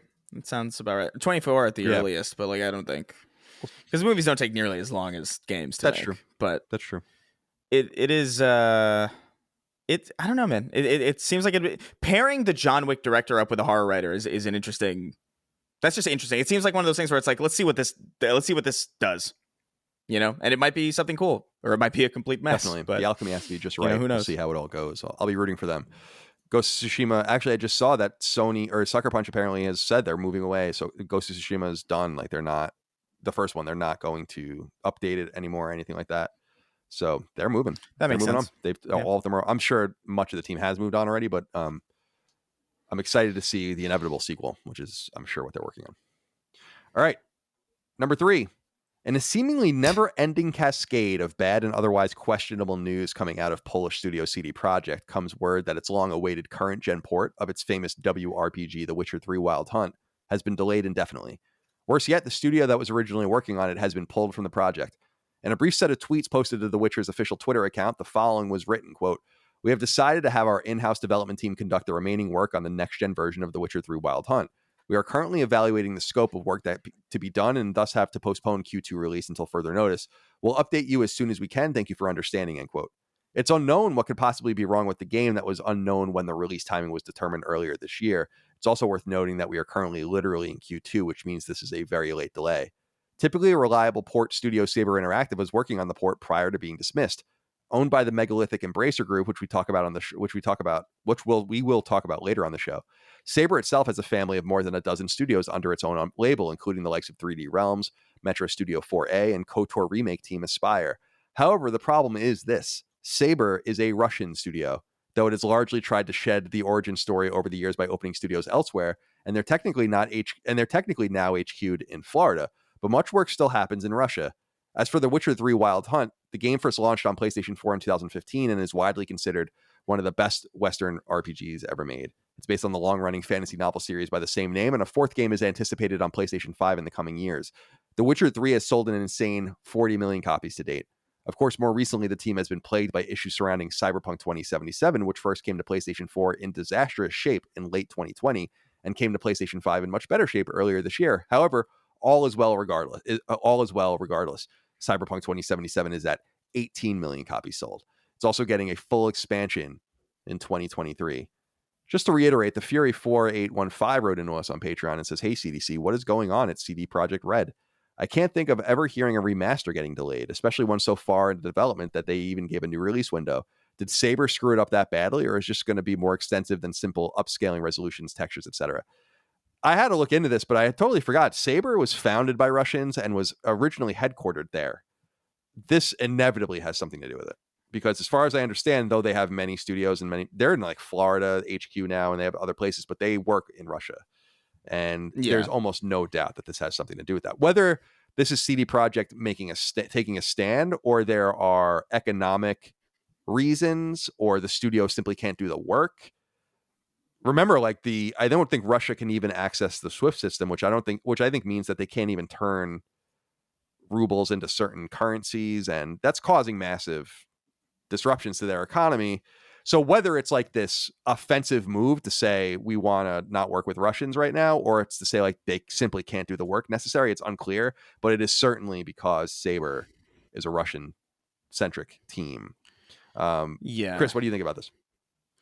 Yeah, at first I was thinking like, if it's not about that, then my first thought was, oh, it must be Red Engine, because not a lot of, I would imagine like Saber Interactive is not, they're not nobodies, they're pretty proficient at working with other people's tech.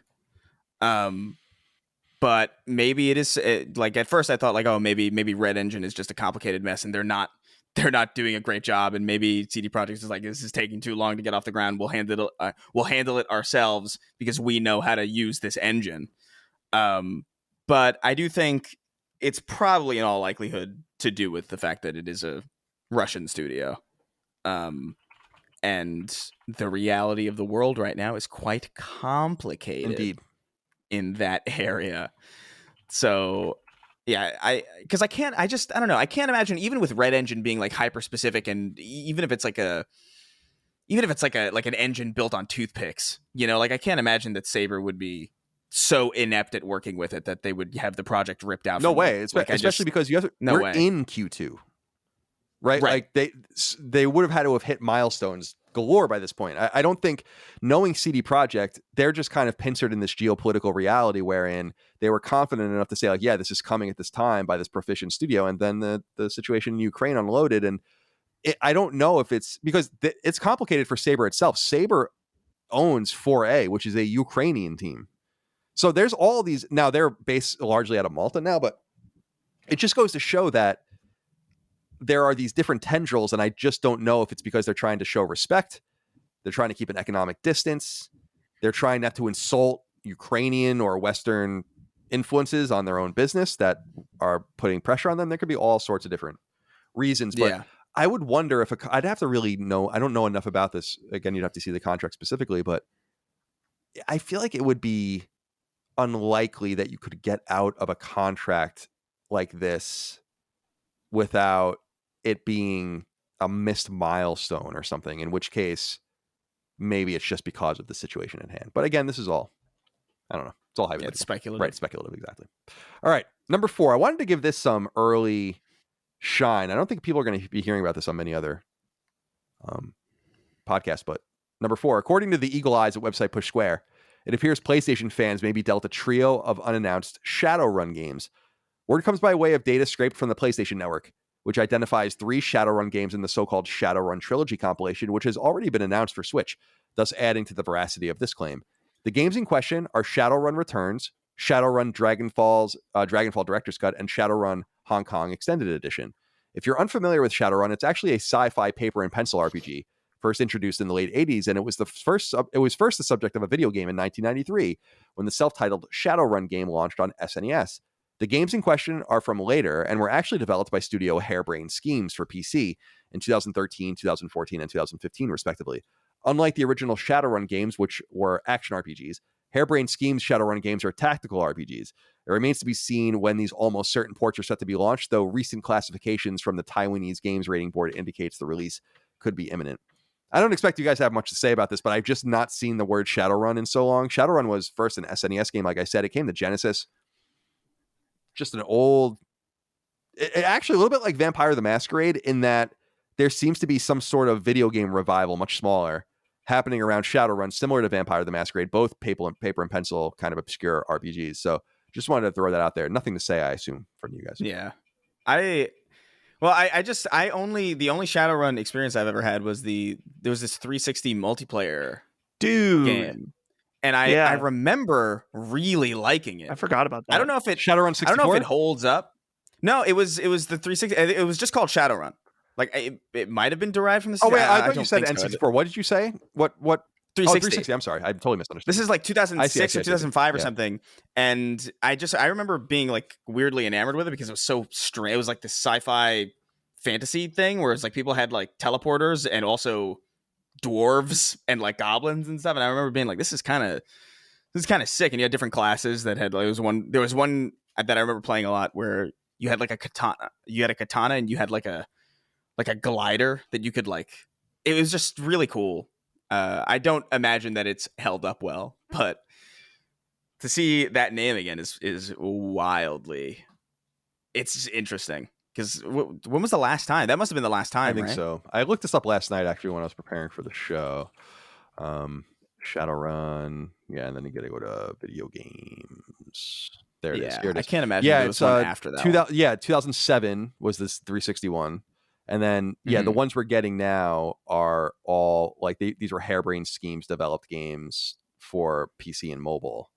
And those are 2013, 2015, 2014, 2015. So this will just be a collection of those, I guess. Harebrained Schemes, they're still around. I think they're owned by one of the Embracer tendrils. But I wanted to just give a shout out to Shadowrun. Hell yeah. Number 5. If you thought Sony loved Epic Games after it invested $200 million into the company in 2021, then you're really going to be impressed by Sony's new $1 billion investment.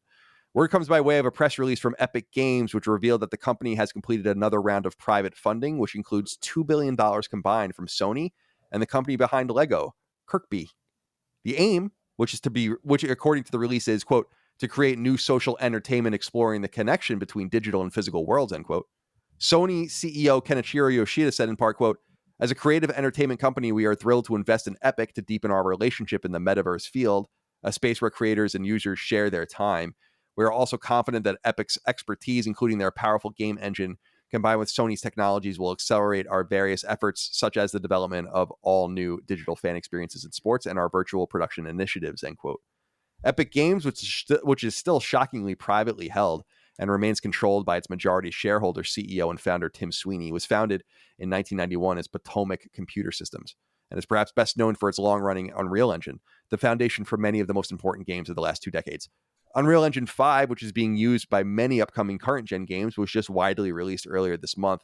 Epic is, of course, also known for a bunch of games, including Unreal, Jazz Jackrabbit, and the original Gears of War games, and most recently Fortnite, and it owns some 20 studios internally, including Chair, Psyonix, Harmonix, and more. Art Vandelay wrote in and said, hello, boys. What is your reaction to the $1 billion investment Sony just made into Epic? Despite the vague public statements these companies have been putting out with the focus on building the metaverse, whatever that means, I can't shake the feeling that this move is all about Unreal Engine.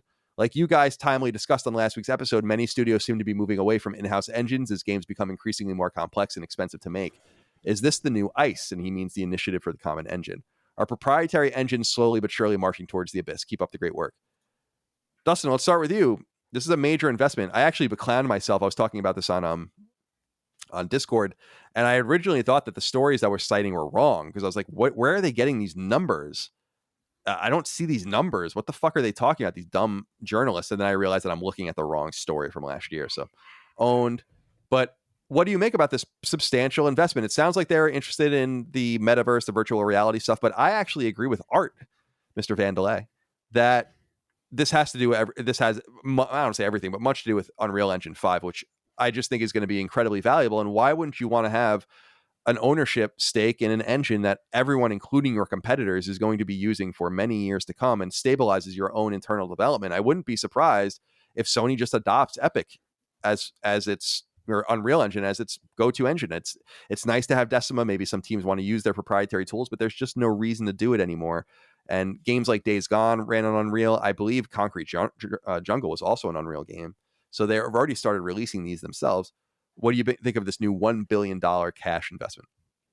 There's no doubt a big connection with Unreal Engine. And that's something, man, maybe we should try to find someone for Sacred Symbols Plus, is that I want to know what the feeling is from developers who are either working on Unreal Engine 5 games or just understand the landscape, just in that they've talked about all these claims about how it's going to speed up development so much and how revolutionary it is. And it's hard for us on the outside to understand to what degree, like how much is it just Epic hyping up a product that they sell and it actually being a revolutionary tool for game developers. That's something that I've been thinking about a lot since they just released the full version of Unreal 5 like a week ago or so. So I think that is a big aspect of it. And it makes me wonder, they mention a lot about metaverse stuff, and obviously that's the buzzword right now is metaverse, right? And we've theorized on this show that Sony's thinking about bringing back some form of PlayStation Home. And you almost wonder if they're smart enough to realize that if they really do want to have a chance at whatever this new social VR landscape is, they got to partner with someone who's already halfway there with a game like Fortnite. You know, as much as we make fun of Fortnite and stuff like that, it is leading the charge as far as these digital concerts and events and stuff like that. They're really kind of leading the way, and surely Sony sees that. And so there very well might be some kind of Sony Epic metaverse partnership that involves PlayStation VR 2 or something like that.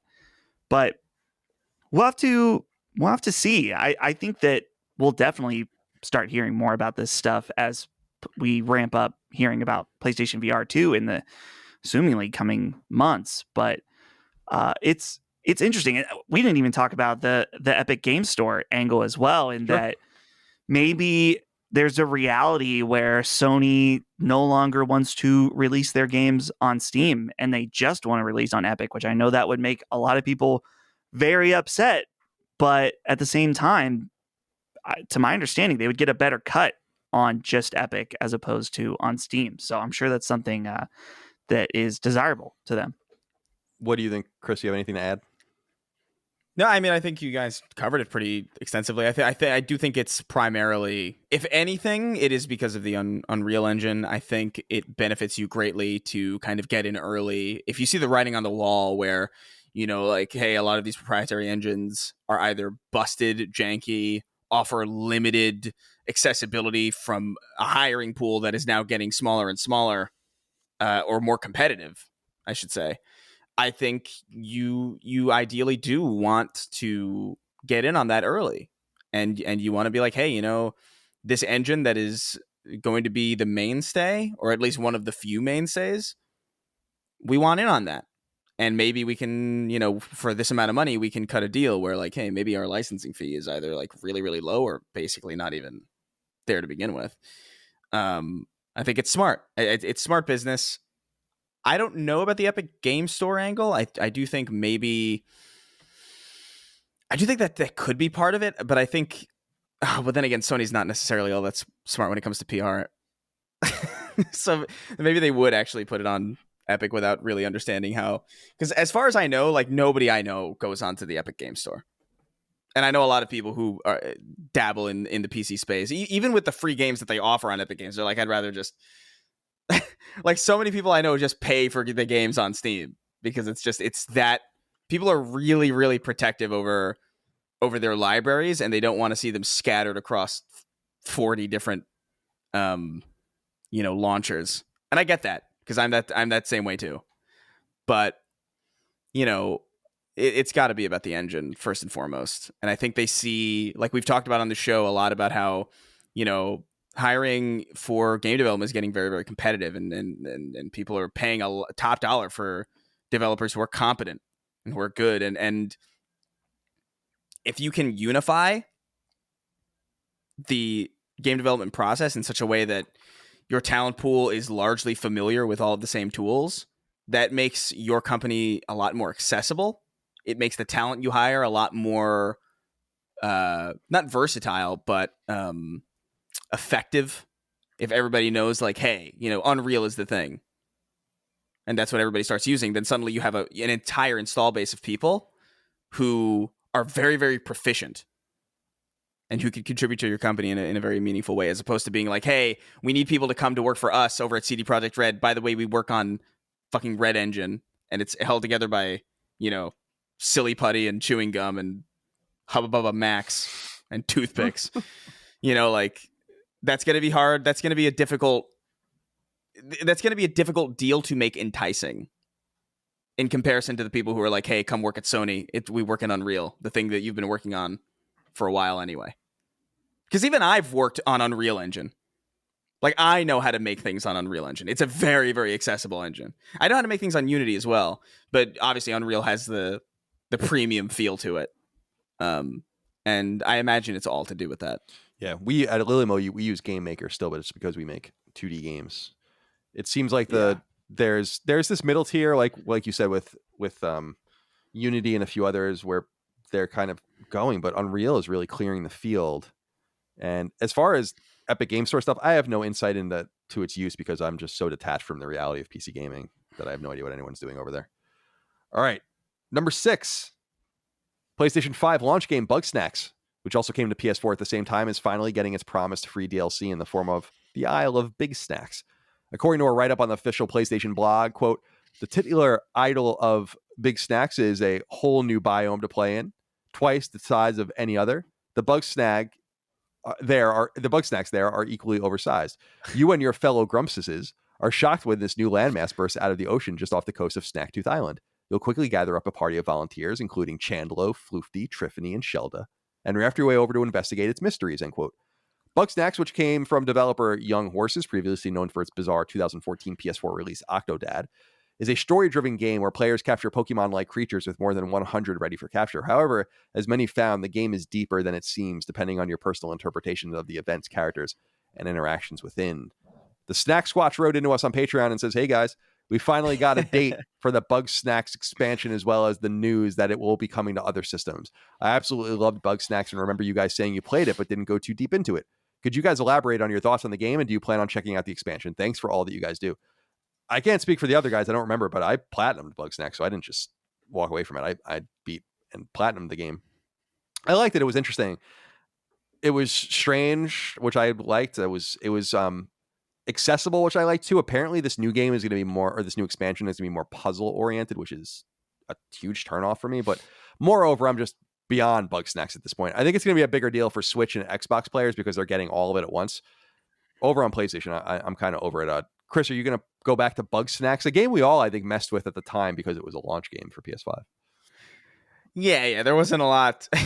There wasn't a lot on the field. It was a PlayStation Plus game as well, I think. Yeah. It was also free. That helped a lot. But I think, it is one of those games that's interesting, and I remember being like weirdly captivated by it for a little bit, just because I felt like there was something under the surface that was like sinister almost. Like, it had this like veneer of being like child friendly and like, oh, isn't this silly? Like, you eat a carrot and your leg turns into a carrot. What the hell is that? It's just a completely off the wall, like, we were stoned when we came up with this idea that somehow exists. And you're playing through it, and there's like this tone, specifically at the beginning when you're going through and then you get attacked or whatever, because you're playing the perspective of, I think, the journalist who went to the island or something. Right. Yeah. And I remember thinking like, oh, there might be something here. But like, the further in I got, the less I found that to be indicative of, like, I didn't get as much darkness out of it than I was anticipating. Not that I wanted it to be like I'm not asking for Schindler's List, but I think I think there was a promise made of like some kind of subversion of expectations in the beginning that like I just wasn't seeing for as I spent a couple hours in, and I think I just sort of lost interest and got pulled away to other more incredible things like Godfall, which we all love here.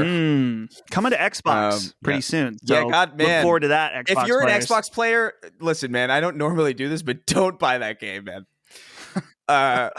It's fucking terrible. But Bugsnax is, I don't know. I just sort of fell off it. It didn't grab me. Maybe I'll go back to it at some point, but that's a deep backlog game. That's like after Prey and after a myriad of other titles that I want to sink my teeth into a lot more right now. Chris, have you seen Don't Hug Me, I'm Scared on YouTube? Yeah.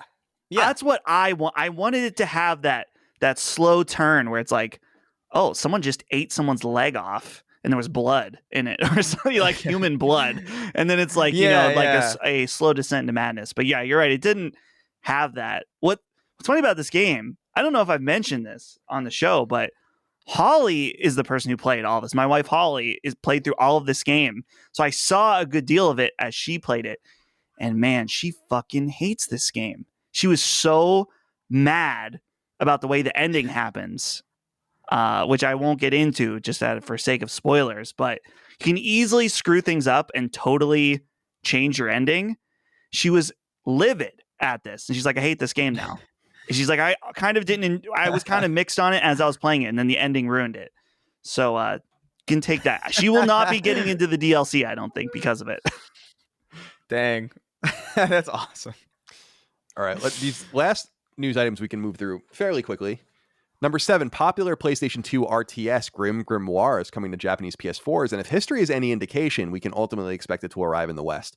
Word comes by way of website Gamatsu, which reports that Vanillaware's late PS2 era release will be ported to PlayStation 4 in the form of GrimGrimoire Once More, which comes out in Japan in July.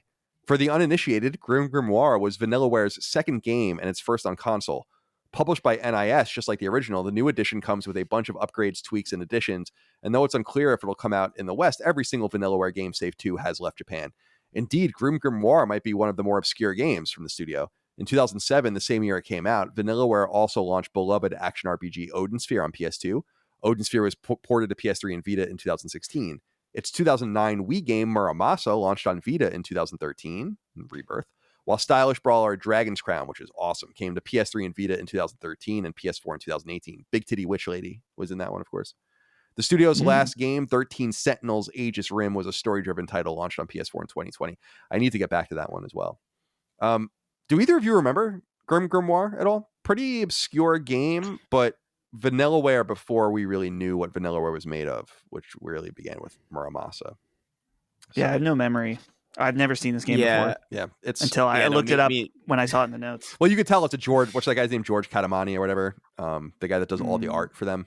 It's like it's very much like his style. But their cream of the crop game, in my opinion, is still Dragon's Crown. That game is awesome. I would love to see a proper sequel to that. Number 8, as it does each month, Sony has revealed the top downloaded games on the PlayStation Network for this time for the month of March 2022. I'm not reading well today. These were PlayStation 5's top 20 best-selling games sold digitally for the month in order. A lot of interesting stuff in here.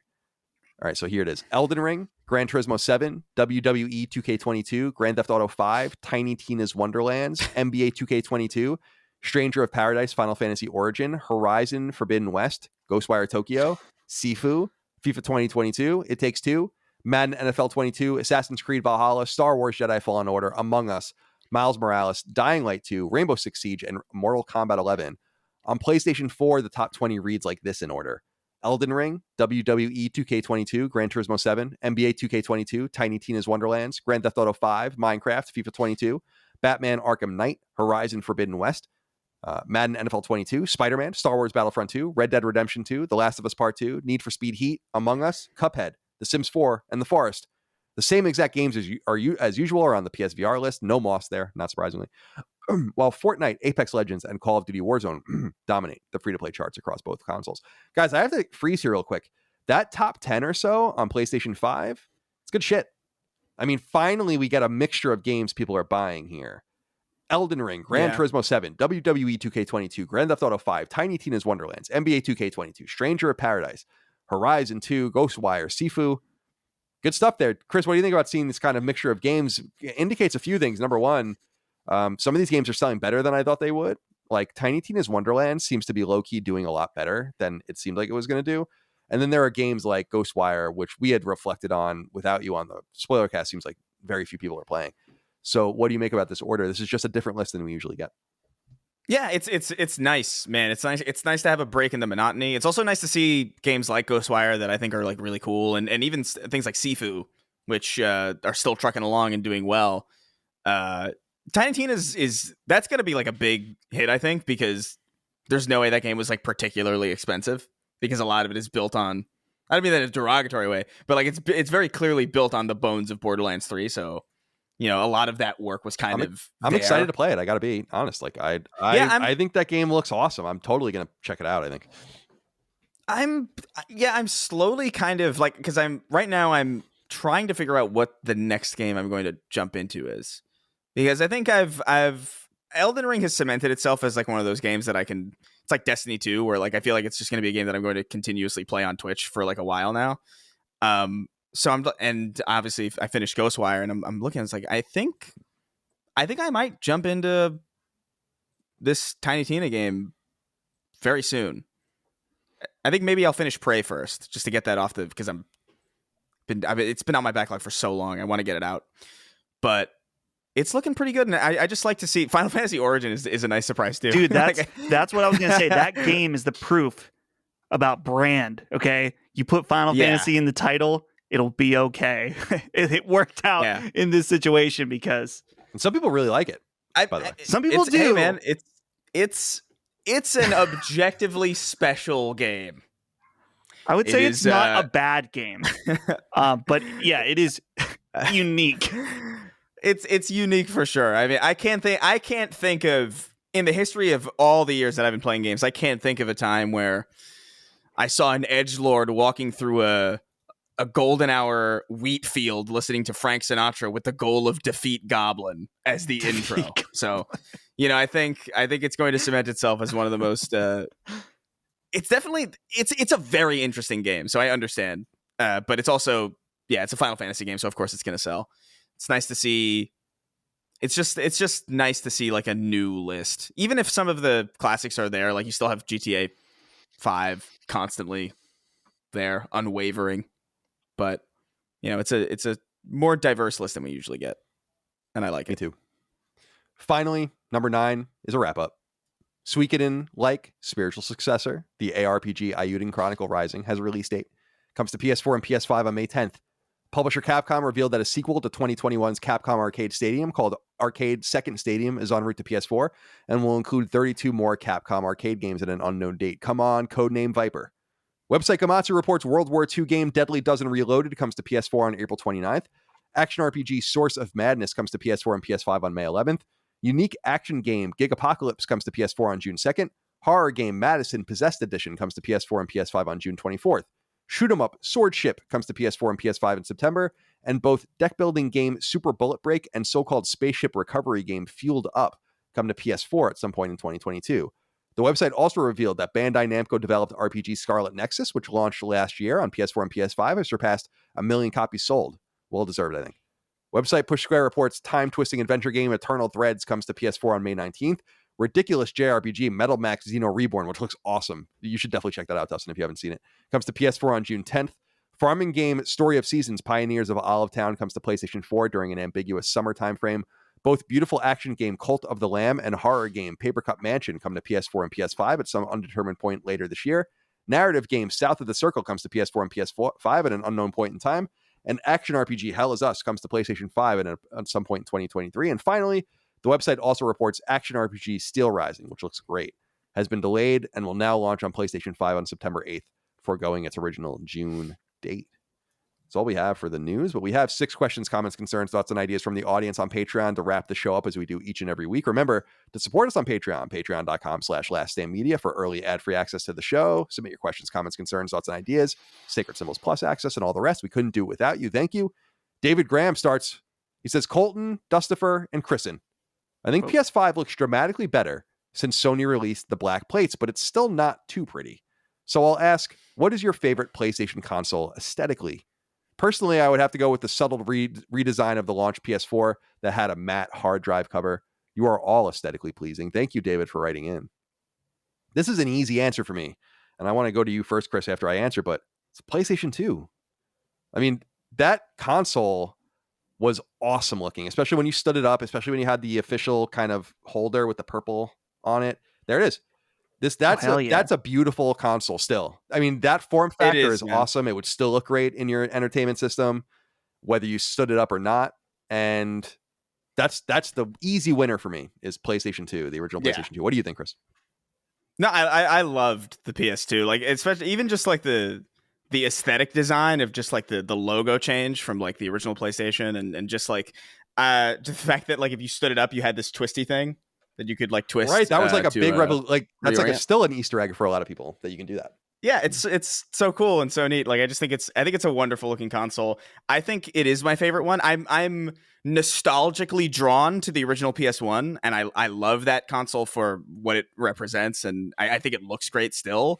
But it's also like, you know, it's very clearly what it is. Whereas this one, I feel like the PS2 blends so well while still being like striking and unique. Like when you see it, everything about it is just really cool. I will admit though, I have a weird appreciation or a deep appreciation for the fat PS3 just because it looks so interesting. I don't think it looks the best. The Spider-Man as far font? As like the Spider-Man font. Yeah, the Spider-Man font's like really weird. It was especially weird because it's like that was around the time that Spider-Man was still really huge. So like it's not like anybody wouldn't have noticed. But I don't know, like I think if I was judging the aesthetics of the PlayStation consoles on an objective level, I think the PS2 is objectively like the best looking machine. But my favorite machine is the fat PS3. Yeah.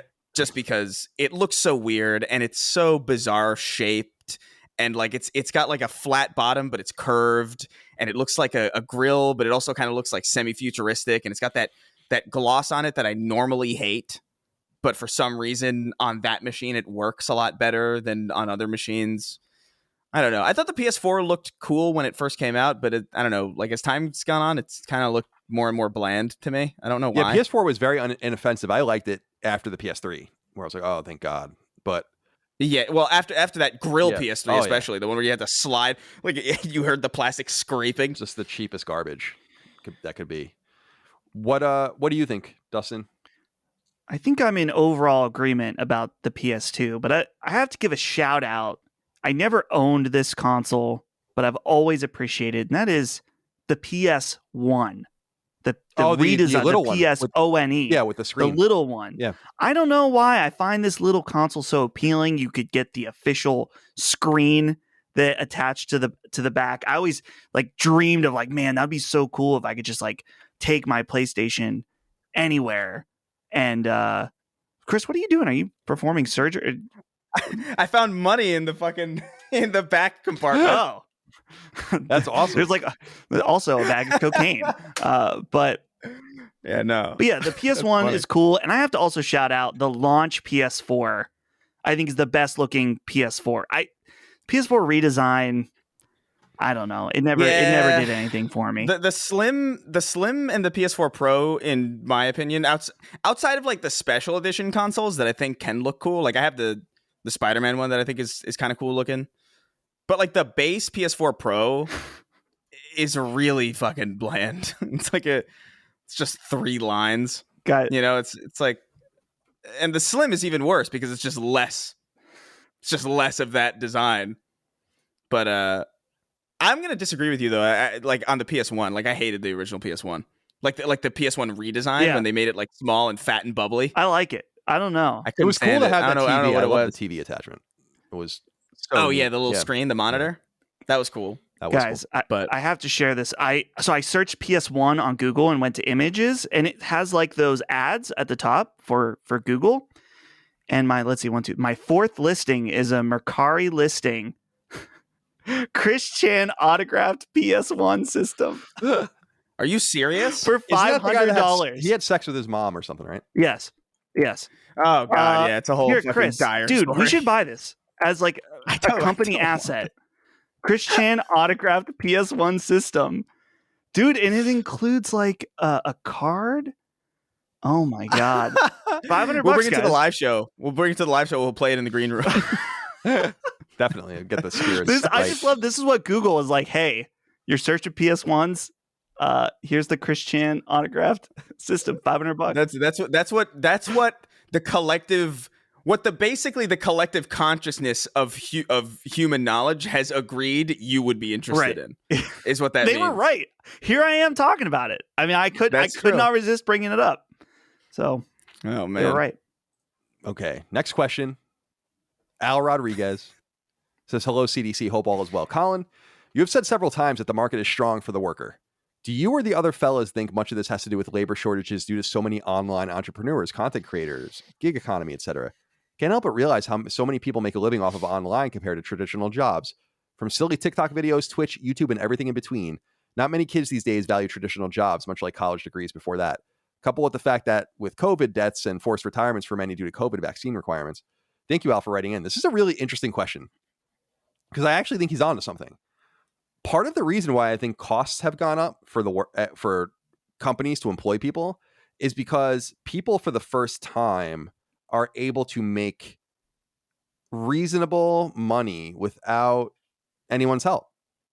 You don't have to make back in the day, you would write something and maybe you can make a newsletter and maybe you get some I've been going through old comics, giving them away to my nephews. I have a bunch of comics from the late 80s, early 90s that my brother and I had. And I was going through them and it's so funny to see the old ads and the way people would get, there's just spreads of Colorado comic store and they have all of their prices and how much do they pay for this and just to get someone to mail them. And these days the chance of failure is very high, but the chance of success is high too. And I think that if you're willing to not go down that path, which many people can't or won't, then there's an additional intrinsic price increase going in the other direction because you kind of have over your employer this idea saying, well, I don't really need you, right?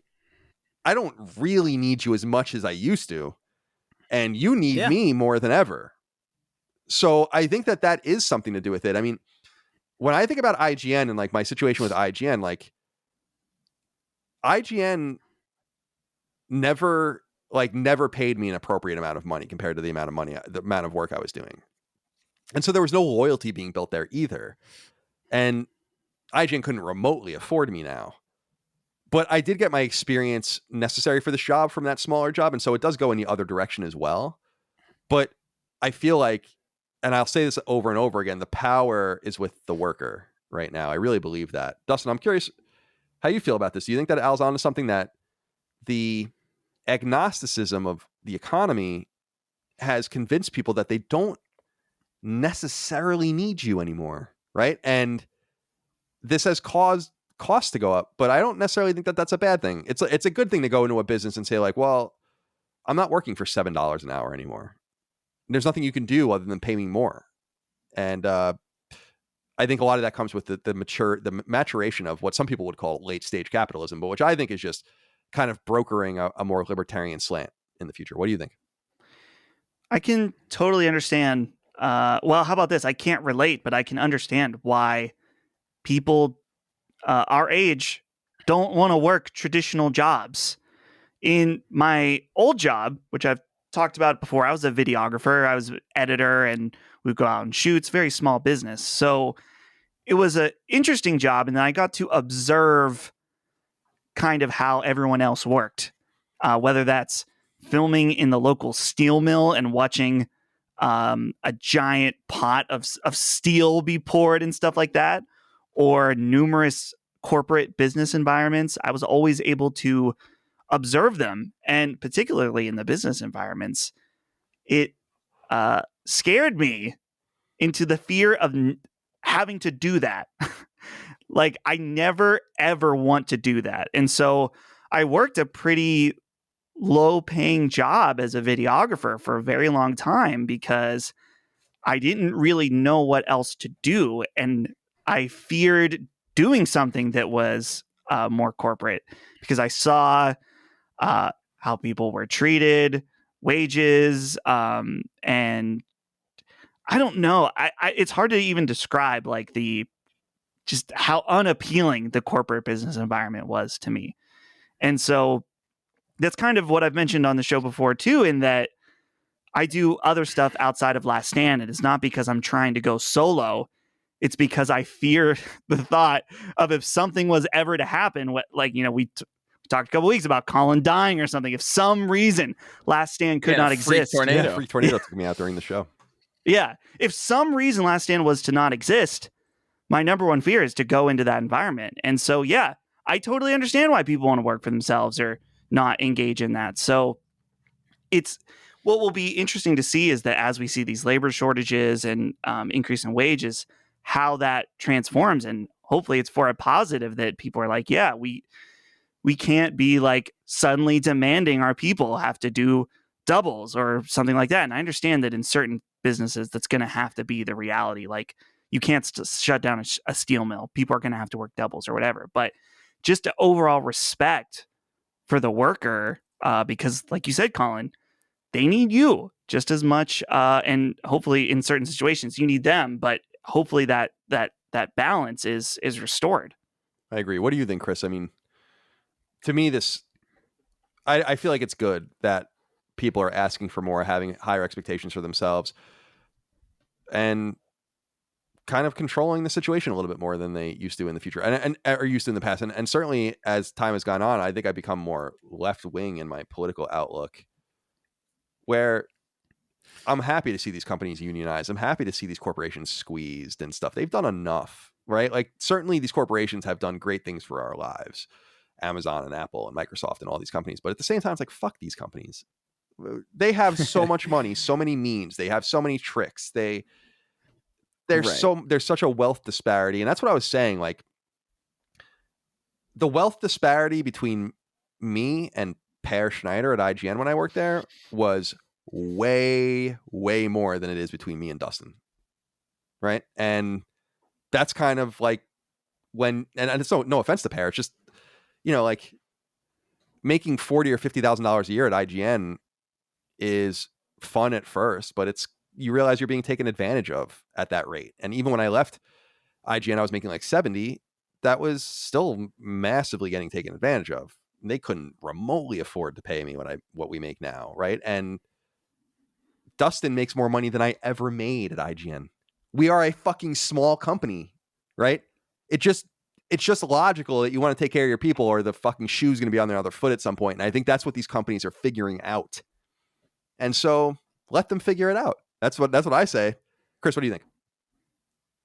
Yeah, I mean, I agree. I feel like, dude, man, I don't know, like the things that you see on the internet sometimes where like, oh, hey, look, the gas prices in California are the federal minimum wage. And it's like, and you're just like, of course people don't want to work even $15 an hour for just just how much rent is in general in a lot of these places, and just the way the housing market is, and the way that a lot of people, like, no one's talking about the fact that like Airbnb and like all of the like Zillow, all these like ridiculous companies are like buying property to keep places and keep an entire generation renting in perpetuity. And just the insidiousness of that. And of course people are sick of that shit. Of course people are going to be like, hey, I need more money to be alive in this system that we've set up. So no, I'm not gonna work as a cashier where like you're gonna have a problem with me sitting down on the job, like as if that's controversial, for $14 an hour. You get abused by the customers and yeah, it's like, are you kidding, dude? No way. And I think there's an interesting conversation to be had about the point where we're definitely going to reach a point where automation is the way a lot of jobs go. And we're going to have a very serious moral conversation in the country about what happens when the majority of people are willing and able to work, but every job is a robot's job. I think that's an inevitability of the future. Like, they're going to have some obviously jobs that can't be replaced. Obviously, things like podcasting, steel work and stuff like it. Yeah, podcasting. Yeah, well, they already have AI. Yeah, they already have AI YouTubers. Yeah, and did you see the AI art that like that they would basically tell the AI like, I want a picture of a duck sitting on a bench reading a newspaper and all this shit, and then it creates the actual like painting as if someone made it. I was like, what in the fuck? It's crazy. Like it's getting to a point where like there will be a future where no job is necessary. And then what the hell do you do? Yeah. I don't think we're going to live to This see was that kind of like future. what Andrew Yang But was saying a little bit back in the day. Yeah, I don't think he was wrong. Like, I think it's definitely a conversation that's going to need to happen at some point. But I'm glad that people are, I'm seeing help wanted signs all over the place, and like, it's not great for the businesses. But I mean, like, I don't know what to tell you, man. Like, it's not even their fault. It's just the fact that there are these massive corporations that are squeezing the life out of everybody, and meanwhile, they're the top of that company. The very spearheads of those companies are living off of the GDP of most countries, like individually. And it's like, of course people are fed up. I agree. It's unsustainable and it will snap. And nothing is going to be more, I hate to be too political, but nothing I think is going to be more violent than an economic revolution in any of these Western countries. Like, you push people far enough and bad things happen. And so, as I've said many times, when my brother-in-law keeps saying like the help wanted signs just get bigger and bigger, it's like, let them, until you're satisfied that you're being respected and getting what you deserve, whether that's $20 an hour, $15 an hour, whatever it is, or whether you are looking for a salary or something.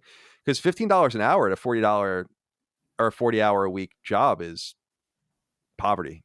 It's like $23,000 or whatever. Which is crazy, because that used to be something that, like, I remember growing up thinking like that'd be amazing. And then you realize that, like, you couldn't afford to like rent a load at like a studio. It's crazy. It's great. And part of it's like, well, people are like, I should be able to raise my family on a McDonald's wage. And I'm like, well, no. But I also think that you should be able to sufficiently raise yourself. Right. That's exactly right. That's exactly what I'm saying. I'm like, no, I don't feel bad for you if you don't have any education, any skills, and you have 3 kids and you don't know what. I mean, that's your fault. I mean, you got to figure that out. But as far as people just taking care of themselves, that should be the bare minimum. That's the thing. It's like, you can't even take care of yourself. And there's going to be, and there's also those, like, people take multiple jobs, and because they take multiple jobs, they're not particularly good at any of them. So everybody gets like bad service because everybody's so tired working the fucking 10 jobs that they're working. It's a whole. I mean, not to get too political, it's just like it's a big problem. It is a big problem. I don't think it's political at all to say that we're definitely for the worker. So get your money out there. Ray Ripley wrote into us, said, "Hey CDC, why hasn't Star Trek had its Hogwarts legacy moment? Its world and lore would be perfect for a AAA game. I think a game that is a mix of Mass Effect and No Man's Sky that is set in the Star Trek universe would be a slam dunk. However, we have never gotten anything close to that, except maybe that Star Trek Online. If we ever were to get a big budget Star Trek game, what would it be about and who would make it? Be well, guys, and keep continuing to dodge those tornadoes." Thank you, Ray, for writing in. I don't know very much about Star Trek. It's funny, though, because I've been watching the Red Letter Media reviews on Picard. Me too. It's funny. I don't see the show. I just love watching them talk about things. I'm so inspired by those guys. And it opens my mind to this notion that I've realized with Star Trek for myself many times, which is just, I just can't get down with Star Trek. Like, I don't get it. I tried to get when I was a kid. When The Last Generation came out, I was a little kid. Or The Next Generation, I was a little kid, and I tried to watch it. I wasn't into it. Then they had like Deep Space Nine. I wasn't into it. Then I remember at IGN, I lived with this guy. One of my gay guy roommates that I always talk about was a huge Star Trek fan, and he had all of the Last Generation or the Next Generation on cassette, like video, which was hysterical. Whoa. So I started watching them and borrowing them from him, and I'm like, I just can't get into this. I don't understand Star Trek at all. But it is surprising to me because I was reading about Star Trek recently, where we know this inside us. Star Trek was huge in the 60s. They brought it back in the 80s. Then they kept going in the 90s. Then they had the J.J. Abrams movies and all this. There is a pocket for something meaningful in the Star Trek game space. But for some reason, that game has never really existed. And I don't really understand why. Chris, are you a Star Trek person at all? And do you have any desire to see a game that takes place within that universe? No, the thing, I'm much similar to you, where like I never got into it. I think it was just on the cusp of being just too old for me. Like Star Wars was also that point, but I kind of got around to it because it was inescapable, and I was like, I guess I should know what this is. Also, just references, like you learn a lot about Star Wars without even wanting to, like just like the Family Guy episodes and like just like its pervasiveness in the media is pretty unavoidable. But Star Trek was one of those things I would see like clips of it, and it would be in the 4:3 ratio, and it would be on those dinky sets that were supposed to take place in the future, but now look like furniture stores from the 70s.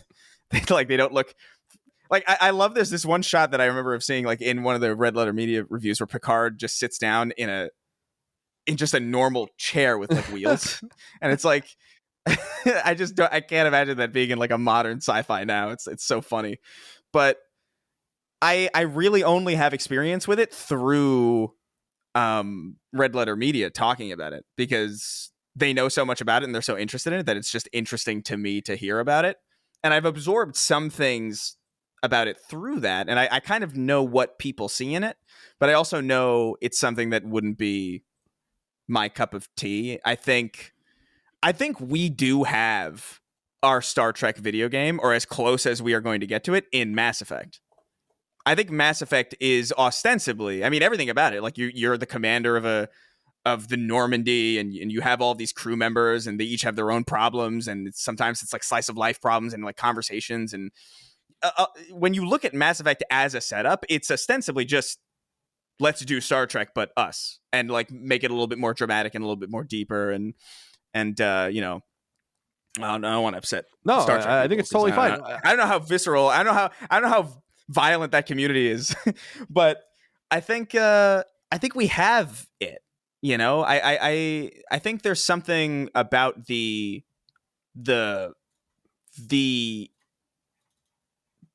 optimistic future that Star Trek embodies that doesn't lend itself well to video games in the way that a lot of other things do, because like Star Trek is about a world where racism, poverty, just like every bad thing about human society is gone, and it's literally just a crew of people exploring and getting into fights with like other aliens, and that's kind of it. That's kind of what the story is, and it's like little like slice of life stories in space.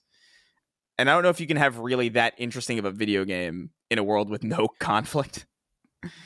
You know, it's a nice vision of the future for like a TV show, because it's nice and hopeful and optimistic. But I think games, I don't know. I could see why it might have been difficult to adapt Star Trek into a game instead of like a movie or like a TV show.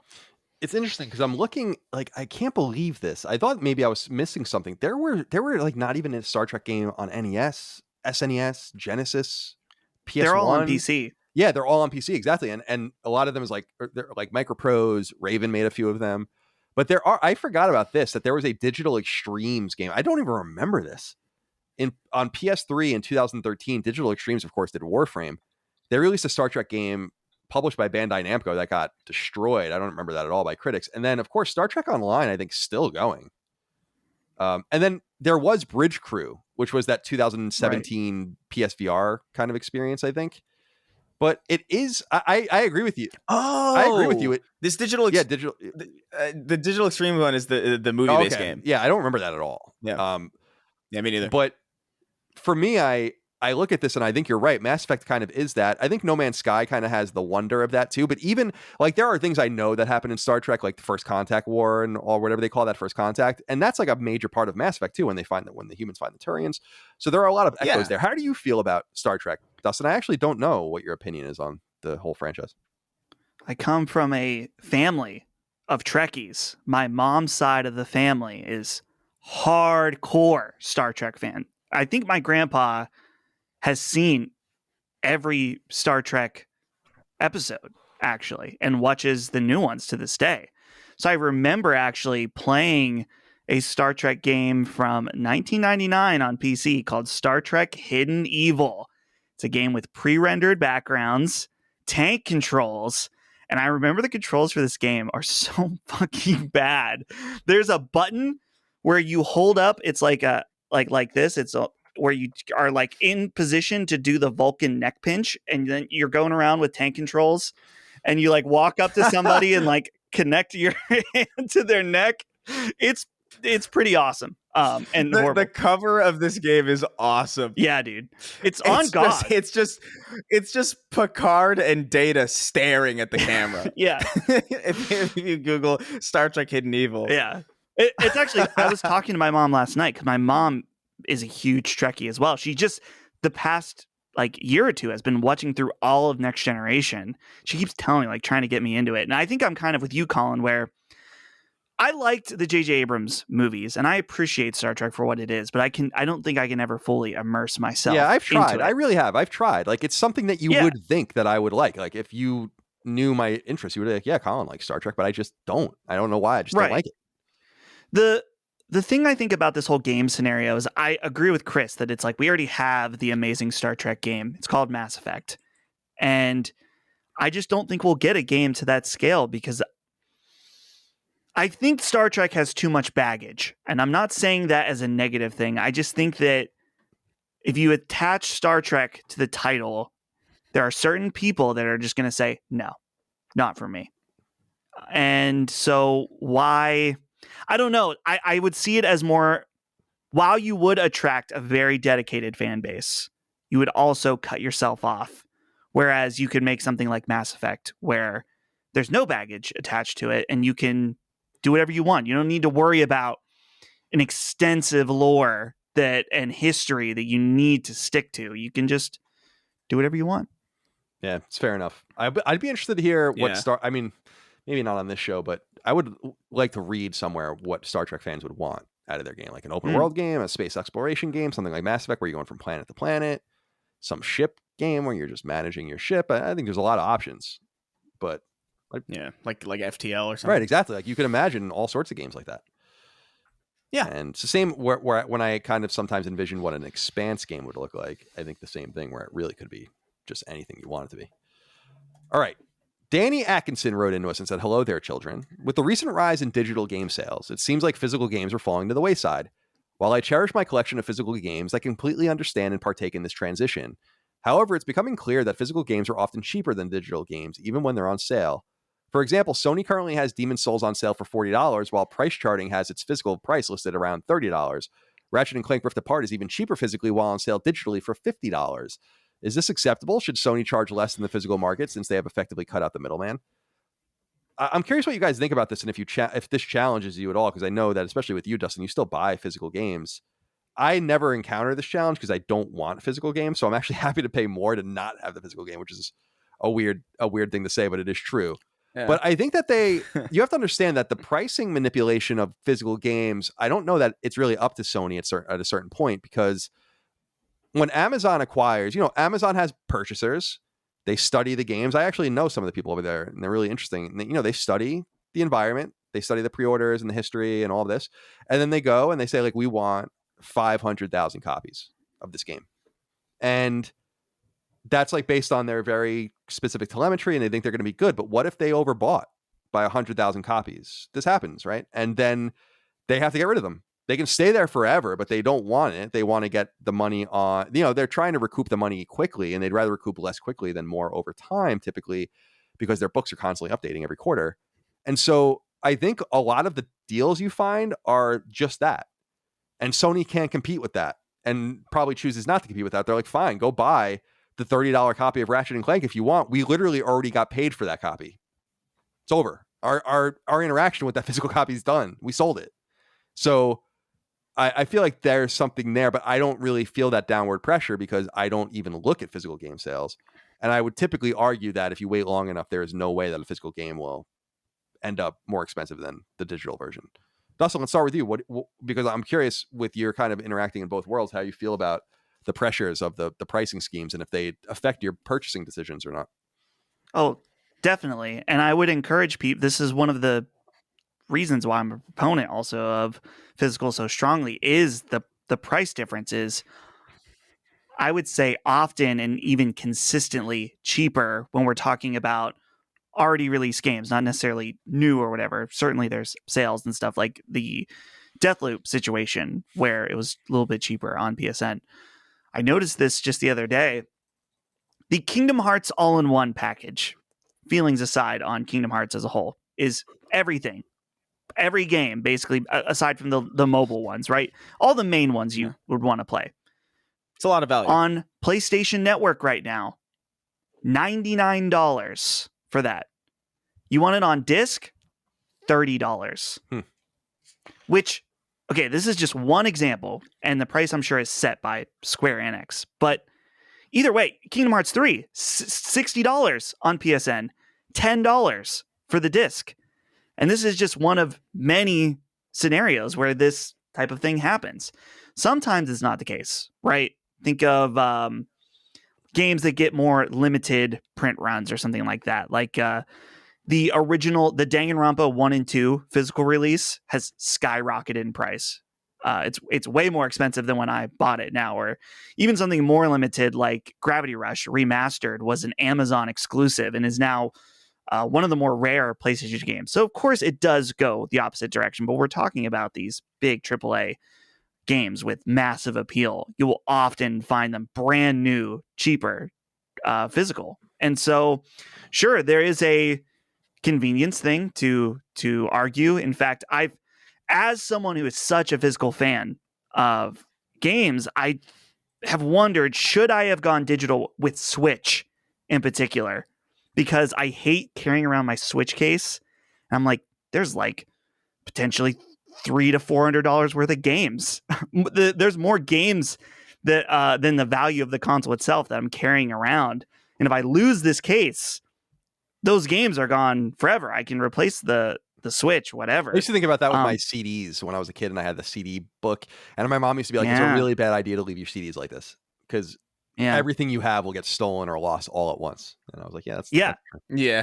Exactly. So there is negatives, but that's, it's, I've wondered what Sony would have to do to be more Steam-like in its sales, because I think that Steam is the exception because games on PC are only digital. And so there is that argument that in a digital-only future, we could have these Steam-like sales on PlayStation. But as of right now, there's still a relationship between the console manufacturers and the retail locations, like whether it's GameStop or Walmart, Target, whatever, that they can't just undercut them because they can in order to do that. They still need to keep a good relationship in order to actually sell the consoles and sell to people that buy physical or, don't have a strong internet connection to download an 80 gigabyte game or something like that. What do you think, Chris? I want to know, because every now and again I'll find myself in a store, in a Best Buy, perusing just out of curiosity. I got myself recently like a replacement Switch grip because I hate the Joy-Cons, but I like playing portably. So I had to get these like beefy kind of like controllers to be like, all right, this feels nice. And every time I go to the like a Best Buy or something, or a Walmart or something, I go to the game section and I see modern PC releases physically. And I got to know who the hell this is for. I want to just saying that before I answer the question, because I want somebody to write in, like, if they do this, I want to know like who you are and why. Because it's really confusing. I always see like it's never sold out. It's always like, here's this modern game on PC and it's like all of them. And I'm like, who is, it's they don't confusing. even have discs half the time. Sometimes they're just codes. Yeah, I know. It's like codes, which it's like, so I wonder if crazy. It's, technically, if you had a Best Buy gift card, you could buy, I think could you buy a Steam gift card with a Best Buy gift card? Or I don't know how that works, but potentially that's an option, is if you have Best Buy credit or something like that, or whatever. But it's just bizarre. Yeah. And I just wanted to get that out because I just thought about it. But as far as like the digital and physical, disparity between price, like that's something that like I'm kind of with you, Colin, where like I don't even look at them anymore, because I have the experience and will probably continue to have the experience of moving several times in short periods of time. It's just the reality of things now. Like, people move all the time. And the first time you pack up your games, man, it's as if you're drunk and then you just fall into a cold swimming pool. It's like, oh my God, this is an awful experience and I never want to do this again. And so like, ever since then, man, ever since the first time I moved, I was like, the second we go all digital, I'm going all digital.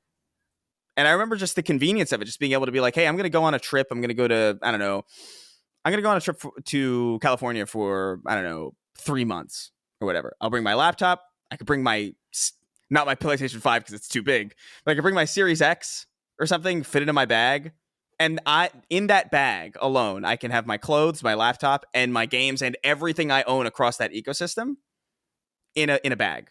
And it's not gonna it's not gonna be a bitch to pack. It's not going to be like this situation where I got to pick like, which game do I want to bring? It's like it's so convenient to me that it nullifies any. It's almost like you're paying for the convenience of not having to worry about the disc in the first place. That's kind of how I think about it. I know that there's like a lot of people who are, especially with like the PS1 Classics thing that happened recently. Everybody was like, "This is why, this is why they're gonna take away everything." It's like that could be true, but at the point at which that's a problem, you're already in a situation where you wouldn't like. I don't know where my PS3 is. Like, I don't know. I have no idea where that thing is. And if I were to plug that thing in now, that's like an 8-year update. Oh my God. That I've got to like, I can't even imagine trying to update like the PS3 that I've had packed away up to like modern firmware and try to play something on it. I can't even imagine. So to me, it's a matter of like convenience. There are issues where like, yeah, I mean, if Kingdom Hearts is $100 versus 10, get the 10, sure. Yeah.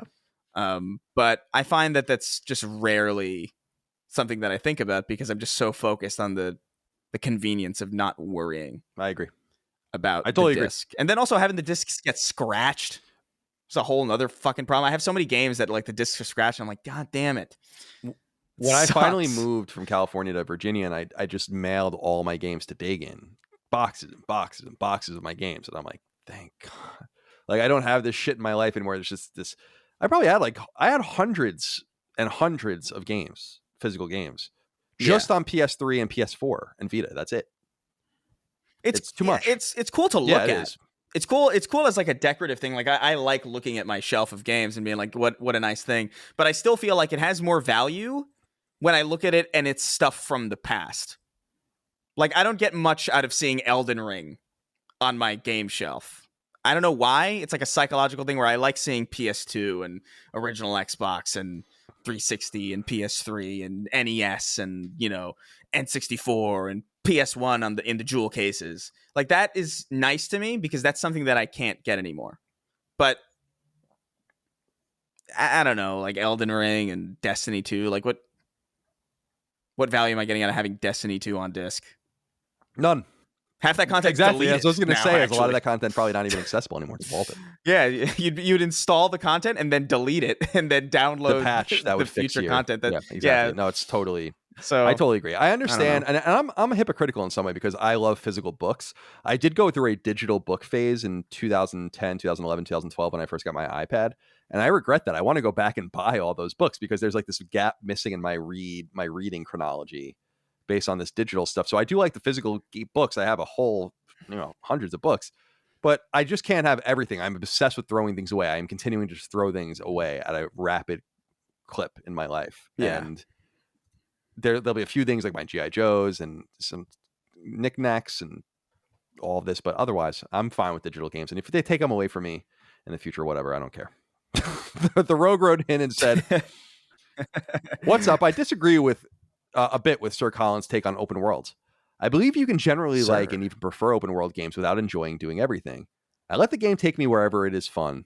Sometimes getting obsessed with collecting Gwent cards, sometimes mainlining the central story. The freedom of the open world is what is intriguing. The scale and volume of quests is a byproduct of that. As soon as you do everything in a game, it stops feeling like a breathing world and is exposed as a preset platter for quests. Not that how you play is wrong, but just don't judge me for how I play. Take it easy." Thank you, Rogue, for writing in. So I did say this, that I'm a little confused.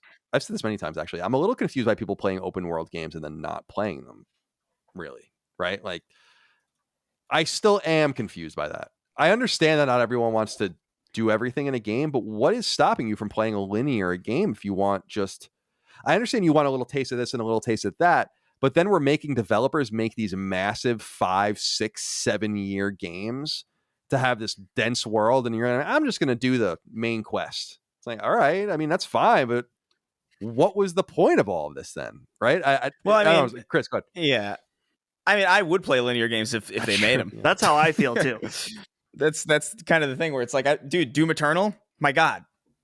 like what a breath of fresh air that was, even though it was like a linear shooter, you know, like I love linear games. And in my experience, like a lot of open world games, you know, they benefit from having a lot of things to do. It makes the game feel like alive and you know, huge. But a lot of the times, the least development cost is spent on those side quests. A lot of the expense goes to main quest and like here's the cutscenes and here's like the, you know, the graphics and the, you know, making sure everything's working and the systems that underpin the rest of the game, things like balancing and weapon diversity and combat. And that's where a lot of the time and effort is spent. And a lot of times you can play a game, an open world game specifically, and you interact with some of these littler things to do, and you can feel where the effort isn't. Is what I've noticed. Like even in Elden Ring, for as much effort as they put into that game, like that game is huge in ways that I'm still baffled by every day that I play it. Every now and again, you'll go into a dungeon and it'll be like, oh, that's that boss again, and you're like, oh, cool. And then I'm immediately like, all right, well, whatever. Like I don't feel as compelled to go to these dungeons as much as I did before when it was consistently new things, because I know now that it's like, all right, well, that's on the lower end of priority. And I think a lot of open world games have this problem. It's like even in Spider-Man, as much as I enjoyed that game, I platinumed that game, and I platinumed it because it was so digestible. It was as long as it needed to be, and like it didn't seem like out there. There wasn't like 2,000 Caber crystals that I had to collect that took me like 40 minutes a pop to find. It's more like, hey, find a hidden backpack, you know? But as I was doing that hidden backpack thing specifically, I was like, I'm doing this to check the box off. This is not, I would not engage with this in a million years if I wasn't trying to get the platinum for this game. And I actually came out of that experience liking the game a little bit less than I did when I first had completed it. Goes into that inquiry we got earlier about how trophies can weigh a game down. Yeah, no, totally. I think that's valid. And it's why I don't platinum a lot of things. Because I really, even something that I'm enamored with, like Elden Ring, no way. You're like, I'm not platinuming. I'm not so befuddled by that entire platinum situation with that game, and I've never seen anything like it. Yeah, it's like 90% of people platinum. Far Cry 6 is 2.7%, 3 times lower. It doesn't make any sense. Anyway, Dustin, what do you make of this idea of playing open world games the proper way, which is the complete way? Colin, I think that, at least with games, I think you have some level of OCD.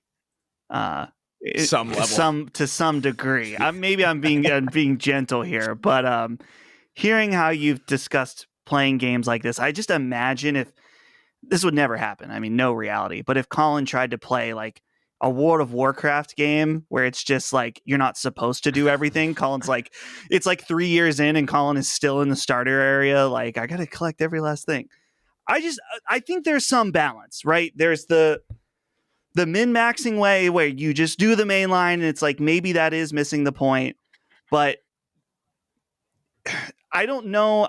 I'm just curious if people that develop these games, there's no way they expect people to 100% them and do everything. Like they know that a lot of people aren't going to do that.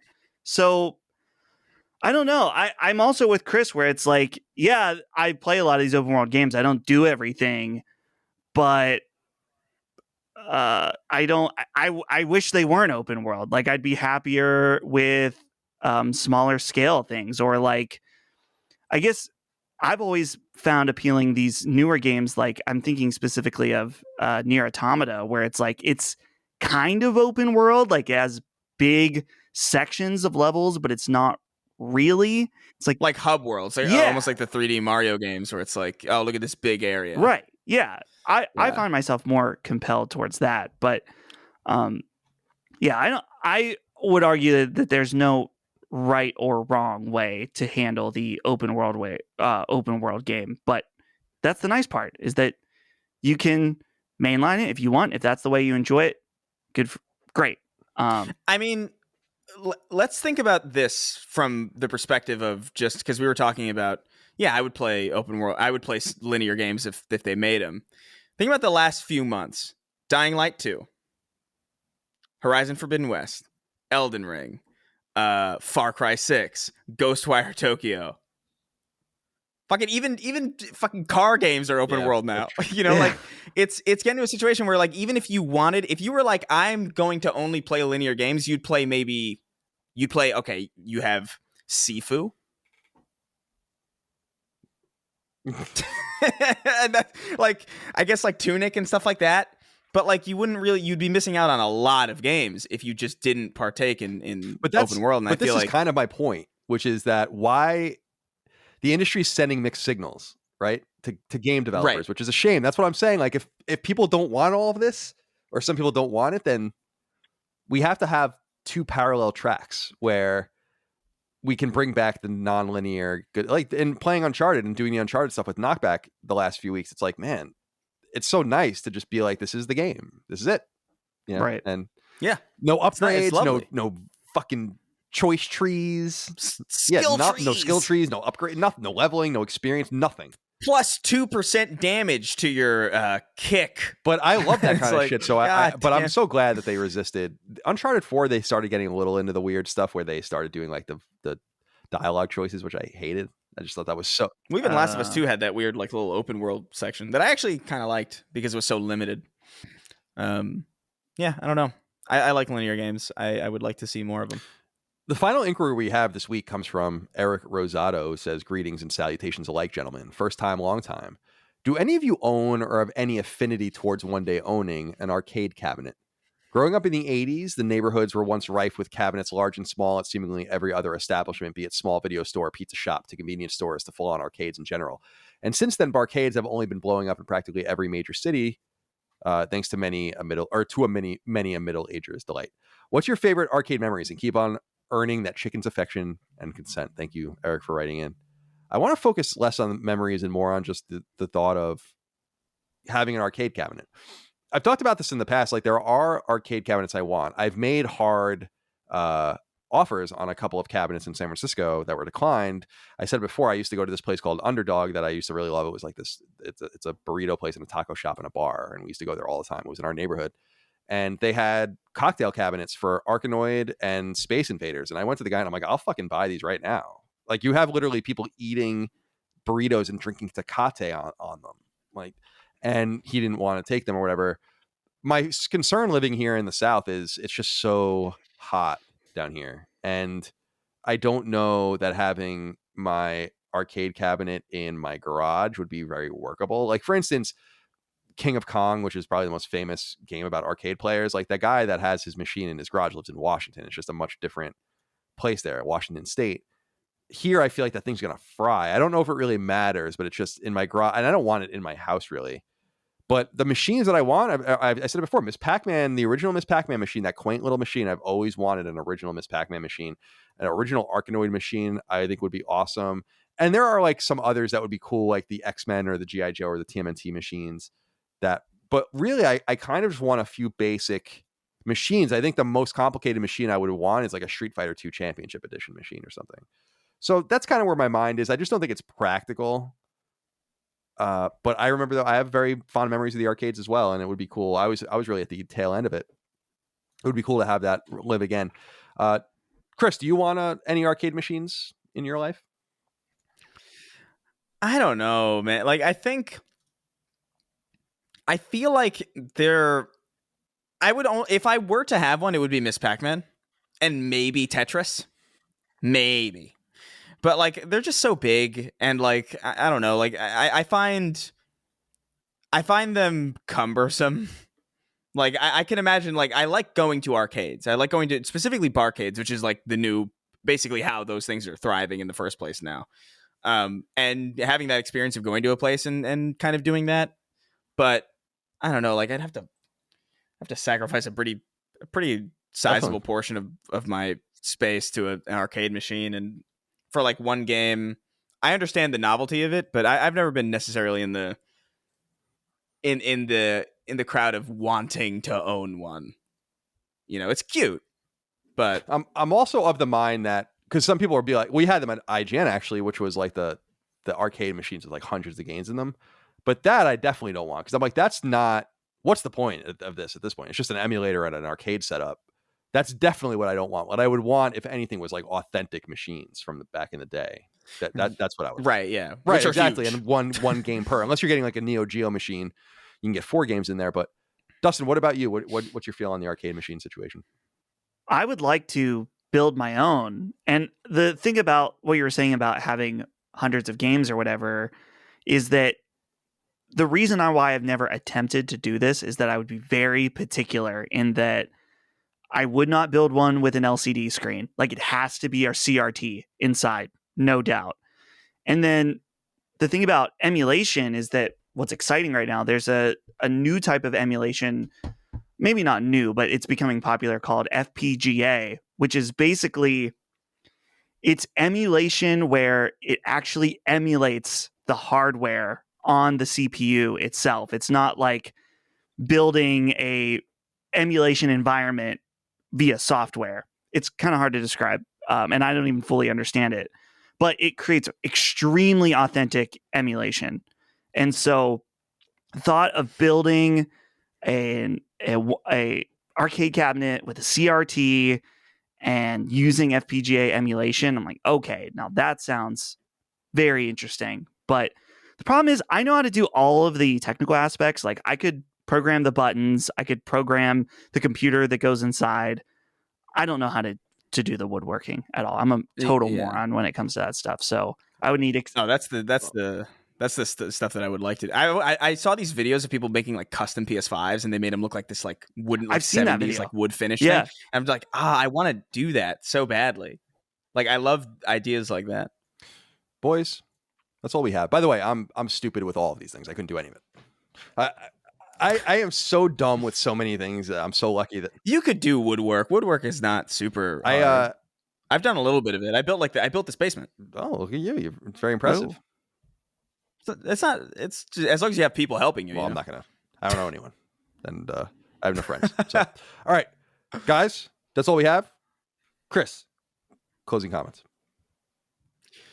Oh man, I don't know. I would like to mention Please. before we go, because I would be remiss not to mention this. Rest in peace, Gilbert yes. Gottfried. Yeah. Yes, of course. Legend, legendary voice in comedy. We've lost like 3 of these recently. Norm, Bob Saget, and Gilbert Gottfried. And it just reminds you of just the fact that like everybody you once loved and admired is going to perish, It's true. and you're going to find nobody to connect to. And it's dire and sad. So have a good That's day. awesome. Thank you for leaving us on that bright note. Dustin, Yeah. do you have any closing comments? For the video watchers, there was a moment during the What You've Been Playing section where I had to leave the room. I did not lock Holly out of the house, so don't leave a comment saying, oh, Dustin locked Holly out again. I didn't. Frisk was just freaking out, and I didn't want her barking in the mic. So I just quickly went and did that. There was no locking out of the wife. It was all good. So I just wanted to clear that up, since I knew that the comment fingers were there for it. Fair enough. I also just want to say the word COVID right now, because I'm looking at Spotify, and I don't know why we're getting learn about COVID things on some of our podcasts. So COVID, Vaccine, COVID, pandemic, COVID vaccine, Moderna, Pfizer, China. I just want to see if it's an automated thing. That's all. Yeah. All right, boys, thank you for your time. And thank you all out there for your love, kindness, and support of all things Last Stand Media and Sacred Symbols. Patreon.com/Last Stand Media. We'll see you at the live show. We'll see you next week for episode 199. And that's it. Until then, goodbye. See ya. Take care, guys. Sacred Symbols, a PlayStation podcast, is a product and trademark of Last Stand Media and Collins Last Stand LLC, and is proudly recorded in the USA. The show is conceived by, is written by, and is directed by me, Colin Moriarty. My co-hosts are Chris Raygun Maldonado and Dustin Furman. The show is produced by executive producer Dustin Furman. It's edited by associate producer Ben Smith. All of Last Stand's theme music is by my best friend, Ramon Narvaez. As you know, all of Last Stand's shows, including Sacred Symbols, are fan-funded on Patreon at patreon.com/laststandmedia. The following names are at the producer level on Patreon, our highest tier, and we're grateful for your thoughtful and kind contributions to our independent endeavor. Thank you.